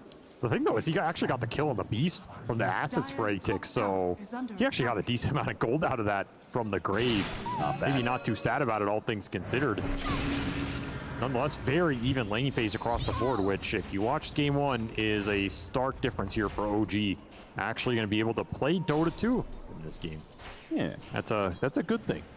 We do like watching actual games of Dota 2. I'm sure they enjoy playing actual games of Dota 2. It's like that first game never happened. Sure. Except for your score in the groups. It was something that OG have been getting nice stun. Still going to be able to get off the unstable concoction, and I like how Durachu doesn't even stick around, man. He's got creeps to farm. Yep. And it's got business with Greevil's Greed. Look at Tomato, man. This guy is all over the place when it comes to hunting down this Venomancer. They certainly had an idea of, oh, geez, that was a lot of damage. BZM even thinking about the Rolling Thunder to see if he could chase down Quinn. Yeah, winning mid this time around. Again, I think we've seen Puck lose more lanes than he wins, just against almost anything. Sure. The low base damage at the start really hurts you here, and just getting out-leveled. It's going to be not the easiest Puck game. A lost lane into Nyx Assassin, and then you also have Beastmaster and Batrider, two like single target, relatively fast disables. Not going to be the most fun for a Puck, especially if you're under-leveled. Good rotation, though, from the double supports. What about Ace, though? Is Ace doing okay? It seems fine-ish, 2-1. He's doing fine on the net worth. You can always jungle with this hero pretty efficiently. He did get the levels off some of the earlier cutting, so even if you die once or twice, he's still going to be able to find some decent farm here. Your biggest concern is what kind of start this Weaver has, more than what the Veno's doing right now. As Gamer are going to poke, are they going to commit for this? Don't see either TP. TP rotations coming out in Gaming Gladiators. Overextend and will get heavily punished for it. Tofu and Durantio both dying, and they do not get their kill they were aiming for in Whisper. Big turnaround from OG. Not only from this game one going into this one, addressing the problems, but reading the aggression correctly. And just beautiful TPs behind double tree here. Didn't see either in the fog if you're gaming. Feels like you can commit. But you do not have alcohol here. You do not have a lot of burst damage between the supports. We've seen them syncing up pretty nicely. That was a killing spree for Tofu that also went the way of BZM, so he picks up some extra gold for that one. BZM has gotten very big in the last few. Being able to keep the puck out of lane, being a part of that kill right there is just behind the Alchemist in net worth.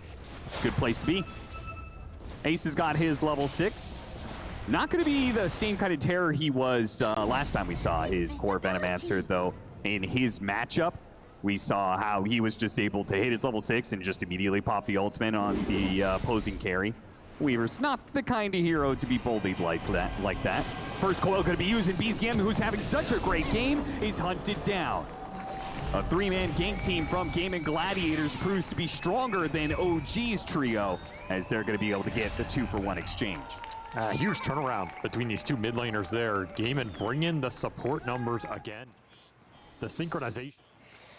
Welcome back. The EWC HQ team are back on the microphones, and it's nothing to get nervous about early on. 15 kills in 8 minutes is fairly high. Are we going to get a spicy result? I want a prediction here, Mr. Fan. I'll go for OG. I mean, right now it shows that Gaiman are winning in the net worth just slightly, but remember they have Alchemist, so they are actually losing. It's kind of confusing, but interesting. I think OG will take this. Okay, cool. I want that. We want the spiciness. We want the tiebreakers. Tiebreakers are always what you want at international tournaments. Seb is on OG, right? That's right. The guy that was so cool yesterday? He was very cool. Okay, I'm supporting OG. Is he not cool today? No, that's why I'm supporting him today. But only yesterday he was so cool? No, he was cool yesterday, and I'm very sure he's cool today. Yeah. Okay, just checking. He just had a starstruck. It's actually really beautiful. It's really beautiful to watch Jays interact and engage with the pros and the coaches and everyone that comes in here. Last week when the Falcons were here, sitting with Tic Tac and Ducky. Tic Tac and Ducky, you were beside yourself. I mean, as was I. Anyways, if you want to keep watching that game, you can check it out. Twitch.tv/EWC_Dota2. And then there's like 3 other streams. Take a look. There's loads. Still going on. Multiple games still to go. We've had our hour of each respective game, but I think I want to zoom out once more. Look at the world. And the world that I want to look at and the world that I want to talk a little bit about is the Free Fire world. We're going to be concluding the tournament. Tomorrow will be the Point Rush. And the 12 teams competing in Point Rush will also compete in the finals. Think of Point Rush as a qualifying. You get points for that. It gives you a bit of a head start when you get to finals. Tell me about the competitive scene. Tell me about the regional strengths. We can see on your screen right now where all the teams from, Bunny. We got 3 teams from LATAM, which actually managed to move into some of them actually managed to move into the grand finals. We got 19 from the Southeast Asia, 1 from Pakistan, 1 from MENA qualifiers. So this is a great stage to begin with. Like I said, it actually set a great history in the making, precedent for the Garena Free Fire, because we combine all of the region right here for the EWC 2024. Now, looking on the side of Brazil, I think that they're definitely satisfied because all of the Brazilian was able to qualify to the grand finals. And these are the teams that we're going to actually see them on the Point Rush stage. We got Team Loud being at the top of their leaderboard right now. They have the most amazing elimination. We got 133 points for themselves. And we got Team Fluxo. Oh, at the last minute managed to actually move right straight from the bottom side of that leaderboard and moving into the top leaderboard of 12. And then we got Team Solid as well doing amazing So job Bunny, tonight. about those names, so position-wise, right, 4 teams, all 4 of them in the top 12. I mean, that is spectacular. Yeah. Out of 18 performing, first seed for Loud, 8th seed for Team Solid, 10th for Netsu Miners, and 12th for Fluxo. That is a significant drop. Yeah. Is that what you would expect? Because in MLBB, when I hear a region is good, they freaking win everything.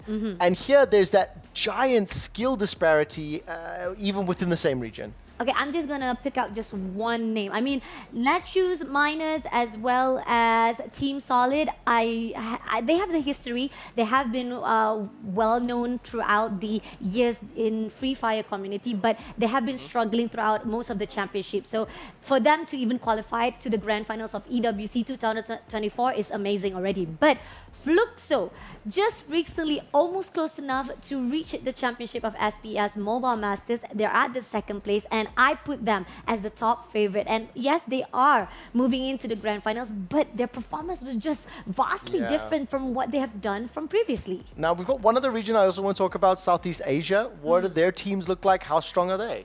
All right, we got Southeast Asia, all of them qualified to the grand finals. The one that I know that Jazz is going to actually drill me in, but I'm just going to focus on Team Falcons, Titus Mine, as well as Buriram United. They are champions on their own region. They are doing well on the FFWSC Spring. I mean, we're talking about Buriram United. I keep on saying that they are the only one who managed to get 293 elimination at that championship itself. And Falcons on the... How many rounds or how many maps was that? Do you know? Do you remember? Plus, minus? I kind of don't remember. I think around like few days they had. I want to look at that because like as we were talking about earlier today, Yeah. 133 kills over the course of 8 maps. I want to do a contrast to see how different that performance is. Definitely. I mean, like we have like 12 maps for this knockout stage, so definitely we want to know the difference between how much they actually invest or even able to accomplish from the knockout stage to the rest of the championship. You know,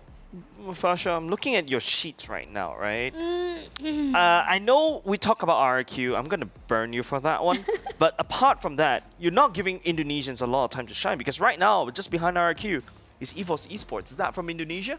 One more? You want to actually drill me another one? Yeah. Another one. Let's go. Kali, let's go. Okay. Are Gaiman Gladiators there too as well? Do they count? Okay, Gavin. Oh, yeah. Oh, yeah. Gavin That means Gladiator it's was 3. That's another close one. enough. Oh. They were close So- enough so- to the top 12 leaderboard, and that was the prize. Okay, that was the Oh. surprise because But what I'm hearing is you're just completely undervaluing Indonesia. Yeah. That's what's so okay. So hang on. Let's talk about this. Obviously, the reason this has come up in the Free Fire community and specifically in Bunny's fan base, there were some comments about RRQ and why are they not there? Why are you not giving them love? I'd like you to answer that question. Why is it that you didn't include them? Why isn't we didn't discuss them more? Like, what was the concerns you had coming in, and why are they doing well now? all right, justification must be done. I need to defend myself. I'm so sorry, Free Fire Indonesia. Sabar ba, sabar ya, sabar. Aku bisa jelasin ya. Yeah, that means in Indonesia I can explain. I Aku understand bisa everything. jelasin ya. Okay, I like this. Aku masih lagi support sama kamu semua. Kamu memang hebat. You guys are amazing. I support you guys. Listen, this fan servants is fun. I need hard-hitting facts. Okay. Okay, here's the thing. When it comes to championship, we have seen how RRQ Kazu keep on being denied to get number 1. They always manage to go from top 2 to top 3 to top 4. That's the only thing that they manage to actually get their placement point from each and every single championship. So RRQ Kazoo, yes, we are well known for their skills, their ability, for the fact that they usually try to play it safe from the safe zone, from the first safe zone until the end. And the only thing they have in their mind is placement point. Now, after one show last night, after the last show last night, I have a lot of comments coming in towards me because of my favorite rankings, and I didn't put out Indonesia, and they say like, Bunny, here's the thing. We are the only representative of Indonesia right here for EWC inside the Garena Hopium's not... No, wait, hang on. Let's slow down. Hopium doesn't matter. What have they done to surprise you? And give me the facts, just a few bullet points of why they've done well, why they are so highly ranked right now. Okay. Besides the fact that they know for a fact this is going to be the last chance for the Indonesia team, RRQ Kazoo has actually improved so much with their gameplay. They started to actually not just build out that safe zone, not just actually surviving through every single rotation. They have becoming aggressive. The moment they figure out there's a way for them to go in for the third party, they try to go in for the elimination, which we can see that RRQ Kazoo is right now at the top with their, I think around 60 plus elimination point for themselves. 86 kills. 86 and kills. 72 placements. So look, I want to move us on to talk about tournament format, but I think if I summarize, it's a slightly different playstyle. They've surprised. They look a little different to expectations. And frankly, if you're giving her nonsense, her analysis has been perfect and exceptional, and she makes sense. So, yeah, I think it's... mean less camping? Yes. Yeah, probably. true, definitely, Yes. yeah. The patch, okay, the patch. Right, I mentioned it. We've talked about the teams. We've obviously said the favorites. Brazil's obviously going to win the whole thing. But how does the tournament format work? This is a reminder in case you've missed it.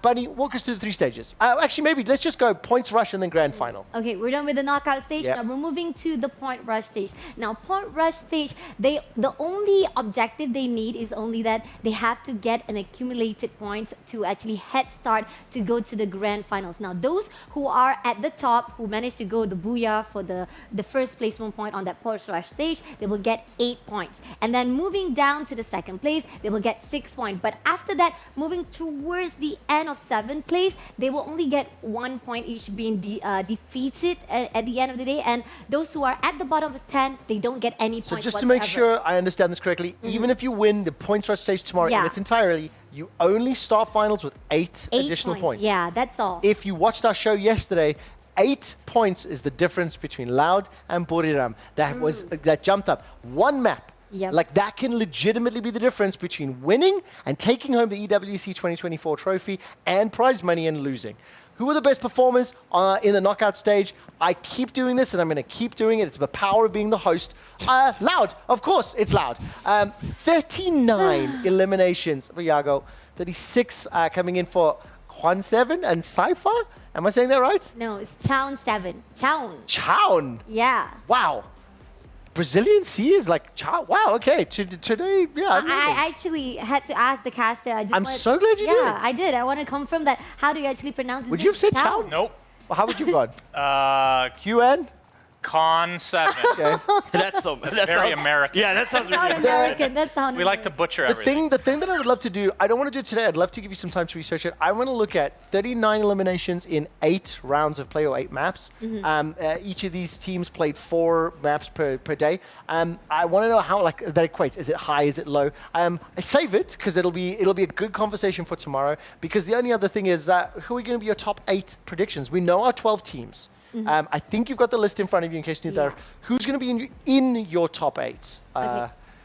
So the top 8 for the power ranking, despite that there are a lot of teams that I definitely feel that they have performed so well. They definitely surprised me at the knockout stage, but I'm still going to keep with the teams and with the additional of one team, EG Global. I stick with Loud, I stick with Buriram United, Team Falcons. I added RRQ because the fact is I give justice to the Indonesian Free Fire community.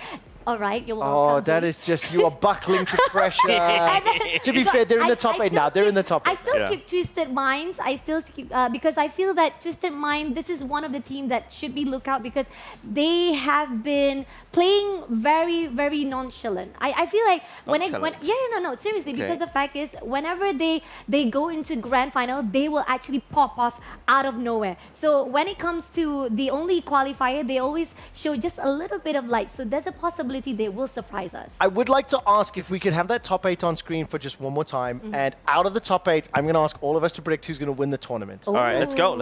Bunny will be the last one to predict. I just want to know the team that you're predicting. Okay. Don't give me context. I just want to write this down because I want to come back and check on Sundays. We're all going to Do we have be together. any I'm going to come punishment or something if we lost? I don't know if I have the power to do that, but let's look into it. I mean, maybe we can do a shoey or something. Suns fan, what do you reckon? Who's Loud. gonna win? You're going loud? Loud. Okay, so the boys in the couch over here, we're both locked in for loud. Jay's, Don't where worry, are I you think I going? support you. I'm going for Buriram. Okay. I'm sold by Buriram. I'm surprised RRQ really put up a really good show. I said I don't want the context. Who's going to win, Bunny? I'm still going to go for Buriram United. You're going to go... Okay. Your couch versus our couch. Okay, there we go. It could all be wrong. Okay, then, huh? this is what I love. This is what I love. Right, we've locked in our predictions. We will be reviewing these on Sunday. And of course, the old boys in esports that have seen it all, we know how these things go. We're going to beat these young guns, I'm telling you. If you've missed any of the action today, here's our EWC catch-up, powered by STC.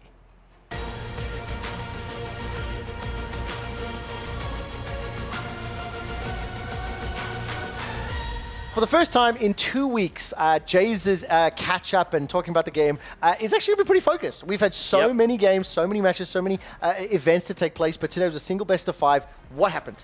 Well, today is a Filipino versus Filipino team match, and if you notice some of the people, yes, this is the real finals because this is what the community has been really hyping for, especially a PH versus PH grand finals, and this also leads to a second point where you don't really see a PH versus PH, PH versus Indonesia or Indonesia versus Indonesia really often in any world stage. But for tomorrow, I'm really excited about this because this is a little bit especially personal, and especially when we're watching through these B-rolls of these games, really, really brutal. It could swing any moment, and especially when you're playing at such a high level, especially when you're fighting against the Filipino teams, one small mistake is what it takes, and they will just massively punish me. I think the highlight moment, it should be around here, where everybody got knocked up sky high, Flap TZ really just popping off like nobody's business, especially in this particular series, and it really ends in a 3-2-1 leaning over to Falcon. And if you did just join us and miss some of our content earlier, if you are a fan of MLBB, you have to go back and listen to Ducky and Tic Tac talking about that series. They joined us on the sofa. You mentioned already, Selangor Red Giants tomorrow taking on NIP Flash. Your predictions are already ruined because you said Liquid Echo going to win the whole thing. You sticking with your 3-2 to SRG tomorrow? Okay, here's the thing. I am going to stick to my prediction, but I would say if SRG is definitely the fan favorites right here. No, but what's your I prediction? would love for me to be wrong because this, I am actually predicting against my region. And this is based on the stats and the facts that I've been seeing from my Excel sheets. You've become very brave over the 2 weeks we've been I on am. the show. Very brave indeed. So thank you for the update. Free Fire, of course, it concluded its knockout stage. So with us knowing the 12 teams going to the point rush and then finals, what is the summary of our results and the impact from it, Bunny? I think that after the whole entire knockout stage, the one thing that we should know, people can surprise you. Players can definitely have something that is very, very profoundly, that we can have all the statistics been given out to you, but sometimes when the time for them to actually push forward, they will definitely prove you wrong, and this is what we've seen so far from Team Falcon. I mean, like, day number 1, Team Falcon was out of form and we were wondering what was going on for them, but then they come back so amazingly for day number 3. They were the one who comes from the bottom to the top, and they managed to actually come at the 4th place for this last day for the knockout stage. And something that I want to add on about Team Falcon is that if you guys were at the STC Arena, I think the reason why Team Falcon performed so well is that the fans from Team Falcon was cheering. They had like a clap Falcon! Falcon! You would imagine they were struggling throughout that 2 maps, and yet they just pop off throughout that map number 3 until map number 6. I will tell you this, the fact that Falcons have made very successful moves across so many games with so many of their rosters at the exact same time that was happening, Falcons AP Bremen winning. I just want to put some numbers to it very quickly. Team Falcons in Free Fire didn't play on day 1. On day 2, they managed to pick up, I've got my table here, just bear with me, only 55 points, 0 booyahs, okay, on day 2. On day 3, they topped the day, secured 133 points in total, 80 kills and 2 boys. Yeah. So they won 2 of the 4 maps. I mean, significant jump up. I really love seeing that numbers, and that's what ended up giving that high seed.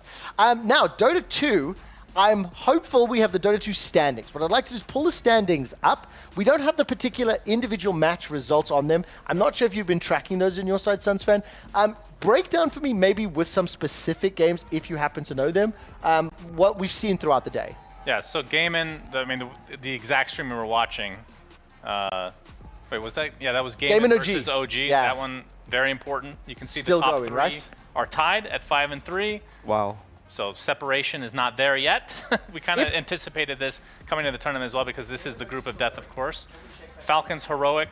I mean, this is 3 and 4, but these were tied the last time I checked, so they're both 4 and 4. And even bottom 3, it's only 3 and 5 for these respective teams. So it's, you know, there's still a couple more days to go in the group stage, so things are going to get crazy. But yeah, I can't say I'm too surprised with What are the chances? What are the chances of Team Falcons actually topping the group? Because I think in your predictions, I think you had them in first. I don't think there's a meaningful difference in first. So it really depends on these top 3 teams if they can start splitting games with like the LGDs of the world, right? Yes. And like this series that we were watching, if that goes 1-1, if it's a 2-0, then it becomes even less likely. Would you like to check back in on that? Yes. Okay, well listen, that does it for our EWC catch-up powered by STC. What we will do is go back to that game of Gaiman Gladiators taking on OG with yesterday's cool guy, today kind of mega guy, Seb. The reason we're going to go back in, keep an eye on this matchup. I think Suns fans have done a fantastic job of really, I'll use your words, he's really dumbed down how important this game is. Obviously, if this series gets split, and oh my word, OG seems to be in the lead. I can't see the gold lead right now. I'll get close to the screen in a moment. It doesn't seem significant. 4K. Which is nothing really at this stage in the game. Against an Alchemist, though, remember? Okay, so I would say maybe add 4K on top. The question is, why is it not counted in the net worth then? Well, because technically this is, I mean, the numbers are correct. It's just that Alchemist, he's designed to always have more gold. Even with his bonus gold, it's +4 and the opponent is farming more. Right. Okay, I get you. So we can see OG entering the pit. I'm assuming this is the first Roshan. And this will be, no, actually, you can hear him roar. That means it's not the first Roshan. Okay. Ooh. This is the second one. That means they got the first one as well. And is that like a global sound effect, so even your opponents will know if... Right, it's not just a sound effect, it actually reduces your damage. Right. Rarely, anybody that's close to the Rosh pit. So it incentivizes Gaming Gladiators to actually come in and fight, which they're doing right now. And we can see a lot of AoE spells, actually reminded me a little bit of MLBB. Big circle spells. The circles. I love big circles. You know, this guy that's bouncing around in that ball, I talked about him, right? The Pangolier, the Pangolin. There was a hero in MLBB that looked similar. He had like a dartboard. Who is that? Baxia. Is it similar at all? It's just like bouncing around? Yeah, it likes to bounce around. Can I ask for a second? Do you think you'll actually use all the circles in Dota, even just as a little bit of a gag? Like, just as a little callback? Considering how I usually cast games, yes. Fantastic. That means you're gonna make it to Dota. My casts are very stupid. Jay's reference will make it to Dota. Let's go. I want to zoom on. I want to, again, just remind everybody of those stakes. So obviously, these are 2 teams battling for effectively #1 in Group A. The significantly stronger group out of the 2 here at Riyadh Masters. Both of these teams will be playing LGD. If I take a look at exactly when, Gaiman Gladiators play LGD Saturday, that's tomorrow, and then OG play LGD early on Sunday. LGD is currently the second last team in the group, so if those matches end up getting split, that's when things become interesting in terms of 1, 2, 3, 4 on seedings. And LGD can definitely split. I mean, you're talking about them being last place, but again, it's they're 3 and 5. Separation. It's like super close. They're 3 and 5, right? So, you know, and these teams are, is it 5 and 3? Kev, you got standings? They came into the series there we 5 go. and 3. 5 and 3 right now, exactly, right? So, Okay, zoom out. Explain the game to us. We've got Cheese on the side of OG. A couple extra kills secured here. Yeah, you can see they're up 11,000 now because Game-In wanted to fight after, despite losing the Roche and giving up the Aegis and whatnot. And they basically got team wiped. They did get rid of the Aegis, so the Beastmaster, which is the first hero on the OG side, he was the one that had that item. You can see that's not on the screen anymore, so he revived instantly. And they still have the cheese, but they're in a position now that they can kind of... And this is the thing about Dota that's interesting, and this is why this patch for me is fascinating, because in the past, you almost couldn't go high ground now because you don't have the Aegis anymore. Yeah. But we talked with Seb yesterday, and he's basically telling us that things have changed. The fortification changes and the balance and whatnot to the patch has made pushing a little bit easier. So that's what we're kind of seeing now. So right now, OG are using their advantage to take all the outer towers. And right now, there's only one left on that bottom side, and then it's going to be trying to enter the base of Game-In. Got it. I'm going to do a quick question for Bunny. Do you remember what Cheese does? It's okay if you don't. I'm just checking. I know Jace does. Cheese is really random, to be fair. I know. And you know what? You had such a phenomenal guess earlier. What do you think Cheese does? She is thinking, I promise. I'm not. I'm not thinking anything. The moment that I talk about cheese, I feel like I want to eat something. Okay. Well, it's There close. you go. It's Well, consumable. Technically, you can eat it, yeah. Oh, okay. What do you think it would do to your character? It would actually boost you.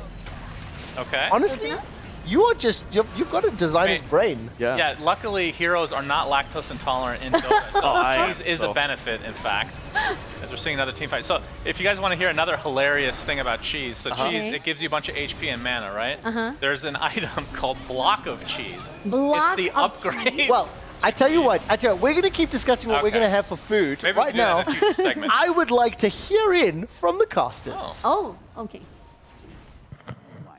Man, the evasion on Dyrachyo is insane right now. I feel like every Weaver hit just misses. Yeah, what was that? I have no idea. I mean, even the hits that were outside of the Radiant's burn range were just missing every time. Also, Dyrachyo still has a tier 1 neutral item. Also a little questionable, yes? I mean, I get it. It's 7 armor when you're below 50% HP. That's a lot, but there had to have been a better tier 2 or tier 3 at this point. He has not activated his tier 2 token, so. Back to the game, though. Dyrachyo gets the opening on BZM. Can they chain it? Promaror interrupts a lot of that one. Nice bound the strike, hitting the Weaver on the backside as well. Whisper's going to try and chase down Tofu, though. With the extra Odorsil Totem, he'll stick on top of him pretty easily. A jump away to his orb, but Ari's on the other side. Quinn's going to be met with some immediate aggression as the Rolling Thunder plus the Impale. All are going to miss. He manages to get a blink away. A jump back to the orb, perhaps. Join the rest of his team as Ace and Dyrachyo are stuck in the thick of it.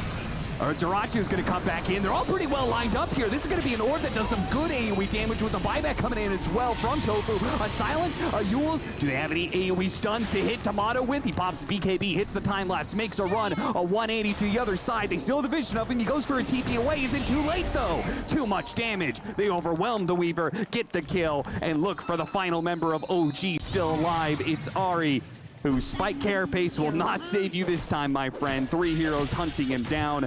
That will be a team wipe. You were talking about threats from Game-In to come out, not put it all on this Alchemist. That damage in that fight got split across almost all 5 heroes there, and a buyback from Tofu gives him a little more to push over the edge. But the real point of that fight was OG did not back that Beastmaster up, and Whisper got caught on the side under a basically full duration CM ulti, just in a 1-on-3 as OG were chasing the puck. Lost sight of what makes this lineup strong, which is rallying around that Beastmaster with all his damage, all of his auras, and letting him frontline. Ends up just getting isolated, brought down, and the rest of that fight crumbles. Game-In showing some signs of life here, bringing this lead back to basically nothing. Everything that OG had built up. Dire's top tower is under attack. Starting to get some serious auras and scalability on Game-In themselves. Like the Shivas for the Veno's a big deal. You have a Lincoln's on the puck now, makes him a lot harder to catch. And BKB done for the Monkey King, which Dire's top tower You're trapped in Wukong for a lot of this fight. It is a decent spell at dealing some damage over time. Yeah, I mean, Wukong's command is a big part of like how this Monkey King support scales up, not just through damage, but survivability, right? Because you get 20 armor. Yep. So it's like, actually, this hero actually becomes really tanky with very few items against physical damage specifically. So if you have a BKB, yeah, OG might be lacking in some damage for him. Need MKB on this Weaver for sure. There's a decent amount to get through here in terms of Solar Crest on the Maiden, Shiva's on Ace, AC on the Alchemist, Radiance Mischance. You can't really right-click this puck. The Monkey's gonna be sitting there with a bunch of bonus armor. Dire's top tower is under attack.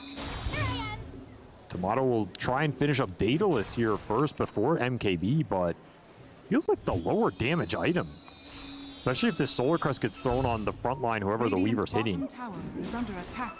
Game of Gladiators sweep it across the map with their smoke. Dire's top tower is under attack. They're gonna run into Ahri. They've run into Ahri so many times before, and he's gotten away. The Vendetta, it gets denied this time around. Scuttle cannot save you there. Monkey has infinite chase. Another kill picked up for Gaiman. They continue to find more room in this game to operate with, looking towards that next Roshan. Will absolutely contest it at this rate. Still an Arcane Rune sitting in the bottle for Quinn. Very strong rune on this hero. Yeah. You take a team fight around it. Could just go ham. I mean, a big component, I feel like, Game of Gladiators' difference in last fight and some of the previous ones is it felt like Dyrachyo was not alone in pumping out damage, right? Like, Quinn drew a lot of attention while still getting off multiple spells. Ace got off his ultimate and felt like he stayed alive a lot longer. And having an Arcane Rune certainly makes Quinn a much larger threat. Parasma would be the big damage spike for him. Yeah. You get there, you become a monster. You're going to start picking off these supports, dealing a lot more damage to the Weaver as well whenever you can catch him in a stun. Well, a bit of awkward timing here because we need MKB onto Tomato, but he was, well, you were talking about, he was committed to picking up the Daedalus.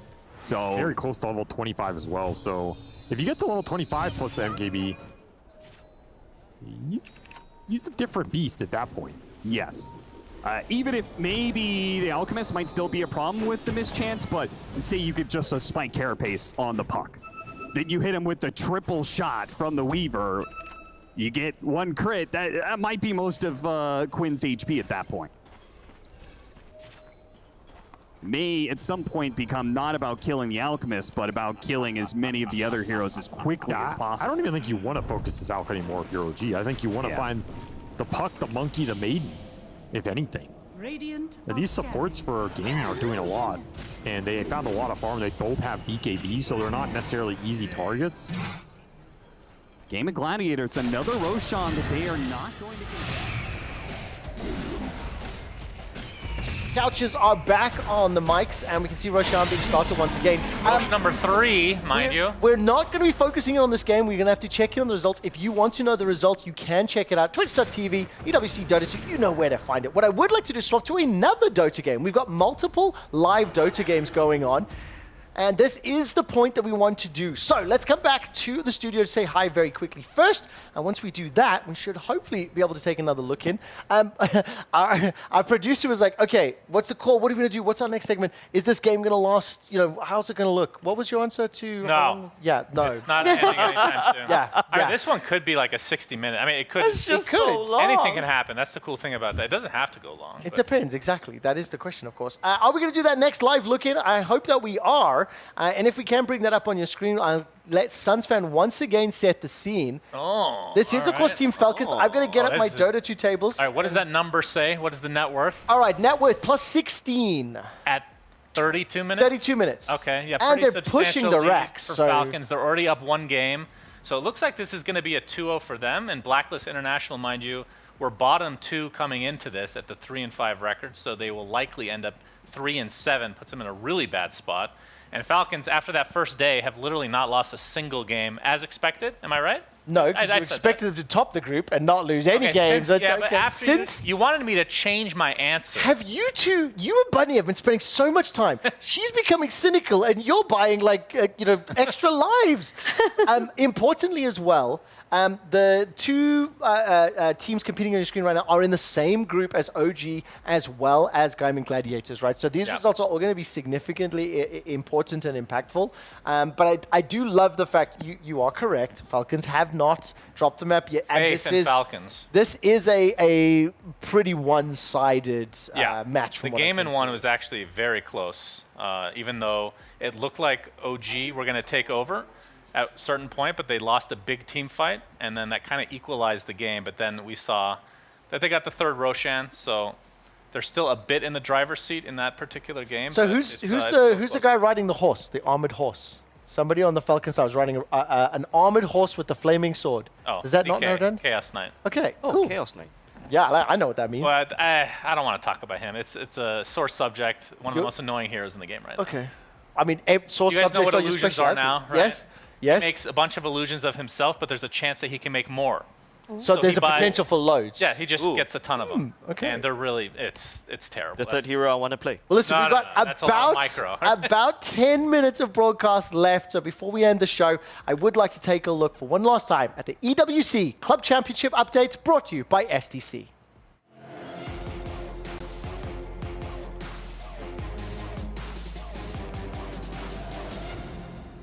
Before I dive into the numbers and tell you exactly who is currently topping the leaderboard and who has a chance to earn additional club championship points, I thought it would be important to remind you of exactly what these clubs are competing for. 30 of the best clubs from around the world are here in Riyadh trying to claim their place on the totem and, importantly, a piece of the $20 million prize pool for the club championship. The overall best club in the world will walk away with the lion's share of that, $7 million. And this is the standings as it stands right now. Team Falcons leading the charge with 1,600 points, followed by T1 and Fnatic. You'll notice those trophy symbols to the left of the respective scores. That is because they have won titles already in Warzone as well as T1. Importantly, Team Falcons are in the finals of Free Fire. Team Falcons are in the finals of MLBB, and Team Falcons are shaping up to sweep the EWC Club Championship. Hell, before it's even really gotten going. It has been a phenomenal performance because Team Falcons have not dropped a game since those first days in Dota as well. That does it for the Club Championship update. Of course, if you want to keep up to date with the action, with the scores, with the points, you can head over to twitch.tv/EWC. We are here every Thursday through Sunday, 7 till 11 Riyadh time. EWC Club Championship update is done. Now, question for the group. Will Team Falcons win all 3 games this week? All 3 games? Yeah, okay, so let me rephrase this. It's getting late in the evening. Will they pick up the titles in the respective finals? And we'll leave Dota for now because they're going to win that next week. Right. Yes. Okay. That's really, they're literally, I think, the problem is we can't up. trust you. The problem is we can't trust you because your prediction was for Team Liquid to win, so you've already proven wrong. Okay, I think the most important thing, as everybody actually said, even the banners also agreed with me, that was like the actual grand final. In a sense, whoever wins that particular one, Yeah, even but you said listen. Do you know how rule books work? You run events. That was the actual grand final. They don't get club champ points for the semi-final win. Actually, that's not technically true. They've gained more than losing in the semi-final. Okay. But they don't get the 1,000. I think it's more for my POV, it's mostly for the storyline, right? I think that's why, that particular match, especially for today, was really important because it would determine who's going to go into the grand finals. Free Fire? Team Falcons picking up?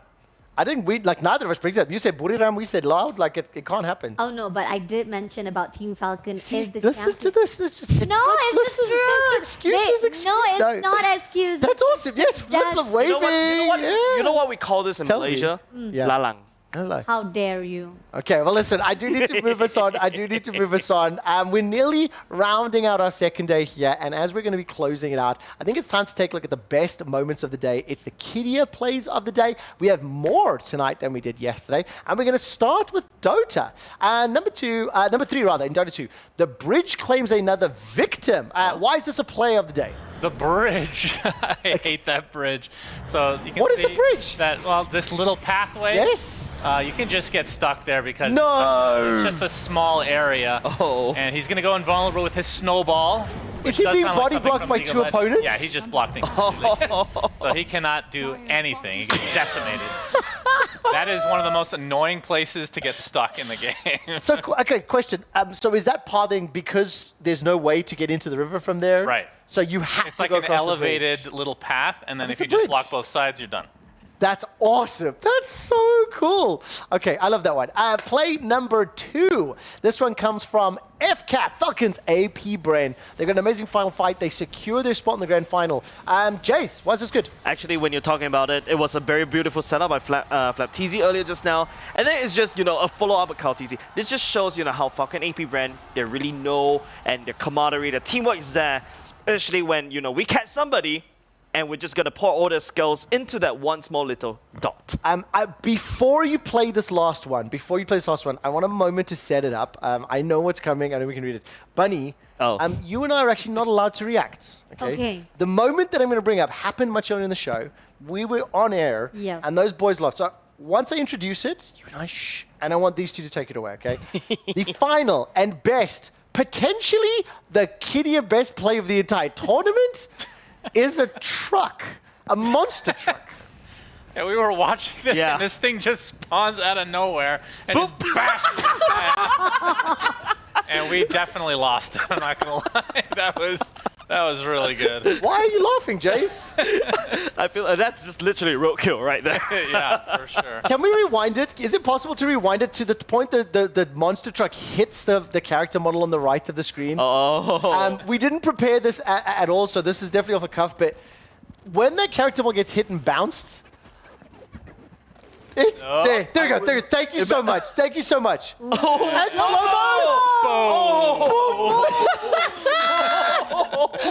Oh, it's I feel so bad for that player. Yeah, that guy's immortalized forever. Thank you so much. Thank you so much. Bunny, what do you make of this play? And I think genuinely it's the best play of the day. Agree, definitely. I think that one of the best scene or even the plays from throughout the knockout stage is when they always spawn that truck. Like I think even yesterday we do see that Buriram United was just roaming around. I think one of the teams was actually spawning that fire truck, and at the end of it all, they actually used that fire truck to just hit and run every single one. And it was get amazing. The it was just amazing. Yeah. It was amazing. I don't know how many people have played Final Fantasy 15, but earlier on in that same game, there was a moment where two cars were just driving across, and I could literally hear them going, I've discovered a new recipe. We do actually have another opportunity to catch the ending of the Gaming Gladiators versus OG match. I sincerely don't know what happened. I think we're just going to be talking over this one. Oh my word, they split it. Yeah, it looks like OG won. They're in their base. Thanks for the buzzkill there. I'm trying to hype this up a little bit. It's over. They're going to call GG in like less than 5 seconds here. 35K. 4, 3. Okay, they're making me look bad too. Why? They're just going to let the ancient... Oh, there. 0.7, 0.5, 0.3, 0.1. They got it. Yay! That's actually huge. That is actually huge. We don't need to reiterate it. I know you've been watching. We set those stakes on the split series, what that means for Group A. LGD can play Heartbreak and Spoiler for these squads, but they could make you look real good if Falcons come out on top. Oh, yeah. Big smiles. And look, Cool Guy Seb. Actually, I think that was a smile of relief. I don't know if you just caught his reaction at the end. I'll try to remember. It was like this. I think it was a pretty good impersonation. Yeah, because I think I would know what he was going to say. They almost threw the game. I think they that's were in pretty good. control for a decent amount of it, and then some bad fights kind of equalized it for a bit. Well, listen, this the last thing we want to do tonight is remind you what's happening tomorrow. We're going to be back on air at 7. Let's take a look. It's Free Fire. The final stage will be commencing with the Point Rush. The Dota 2 group stage continues. I love the graphic for Dota 2. Group stage, group stage, group stage, group stage. Right. MLBB semi-finals will be happening between Selangor Red Giants and then, as I've already mentioned there, for Dota 2. Match that you would want to watch tomorrow. Can you pull up the schedule, take a look, and tell me what you think of it? Let's see. So tomorrow, there's less games in Group A, which I know we've been really focusing on, but Falcons versus OG. That's going to be pretty Do you know epic. what? Can we just commit? We don't have decisions, but should we just follow OG's journey? Are we all OG fans now? Okay, cool. We'll sign him up whether it hurts him professionally or not. I can do whatever I want. But I think That's Falcons the joy. OG is pretty hype. And I also think not only because of our content story, but Team Falcons and the club championship. I mean, Yeah, that's true. I would like to have a conversation on Sunday when we have more time, just about how smart their moves have been. I mean, competitive team in Free Fire, finals team in MLBB. It's not just about getting the best talent together either, because it's the really chemistry not. matters more than anything. I think I'm very intrigued to see what happens in Counter-Strike because, frankly, they flopped pretty badly earlier on in the year, but they've made so many good decisions. I'm going to give you everybody an opportunity to say good night, and just before I finish up the show, Jays, we'll start with you. Well, good night, and definitely tomorrow is going to be a very either heartbreaking or very exciting day for me because my region's competing, so my heart to NIP Flash. I really hope they win, even though I vote against them. As always, Diablo, as always.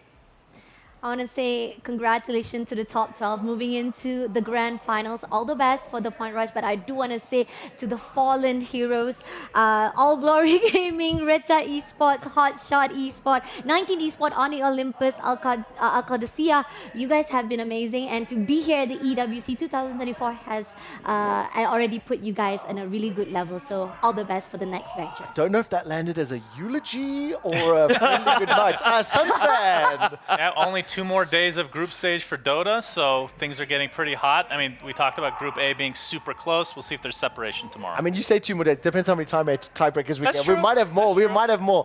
Thank you so much for watching. Thank you for tuning in. Thursday through Sunday, 7 till 11. On behalf of the entire production team, on behalf of everybody at EWC, and on behalf of this fluffy bit of hair, good night, goodbye. We'll see you at 7 tomorrow. Bye-bye. Mwah!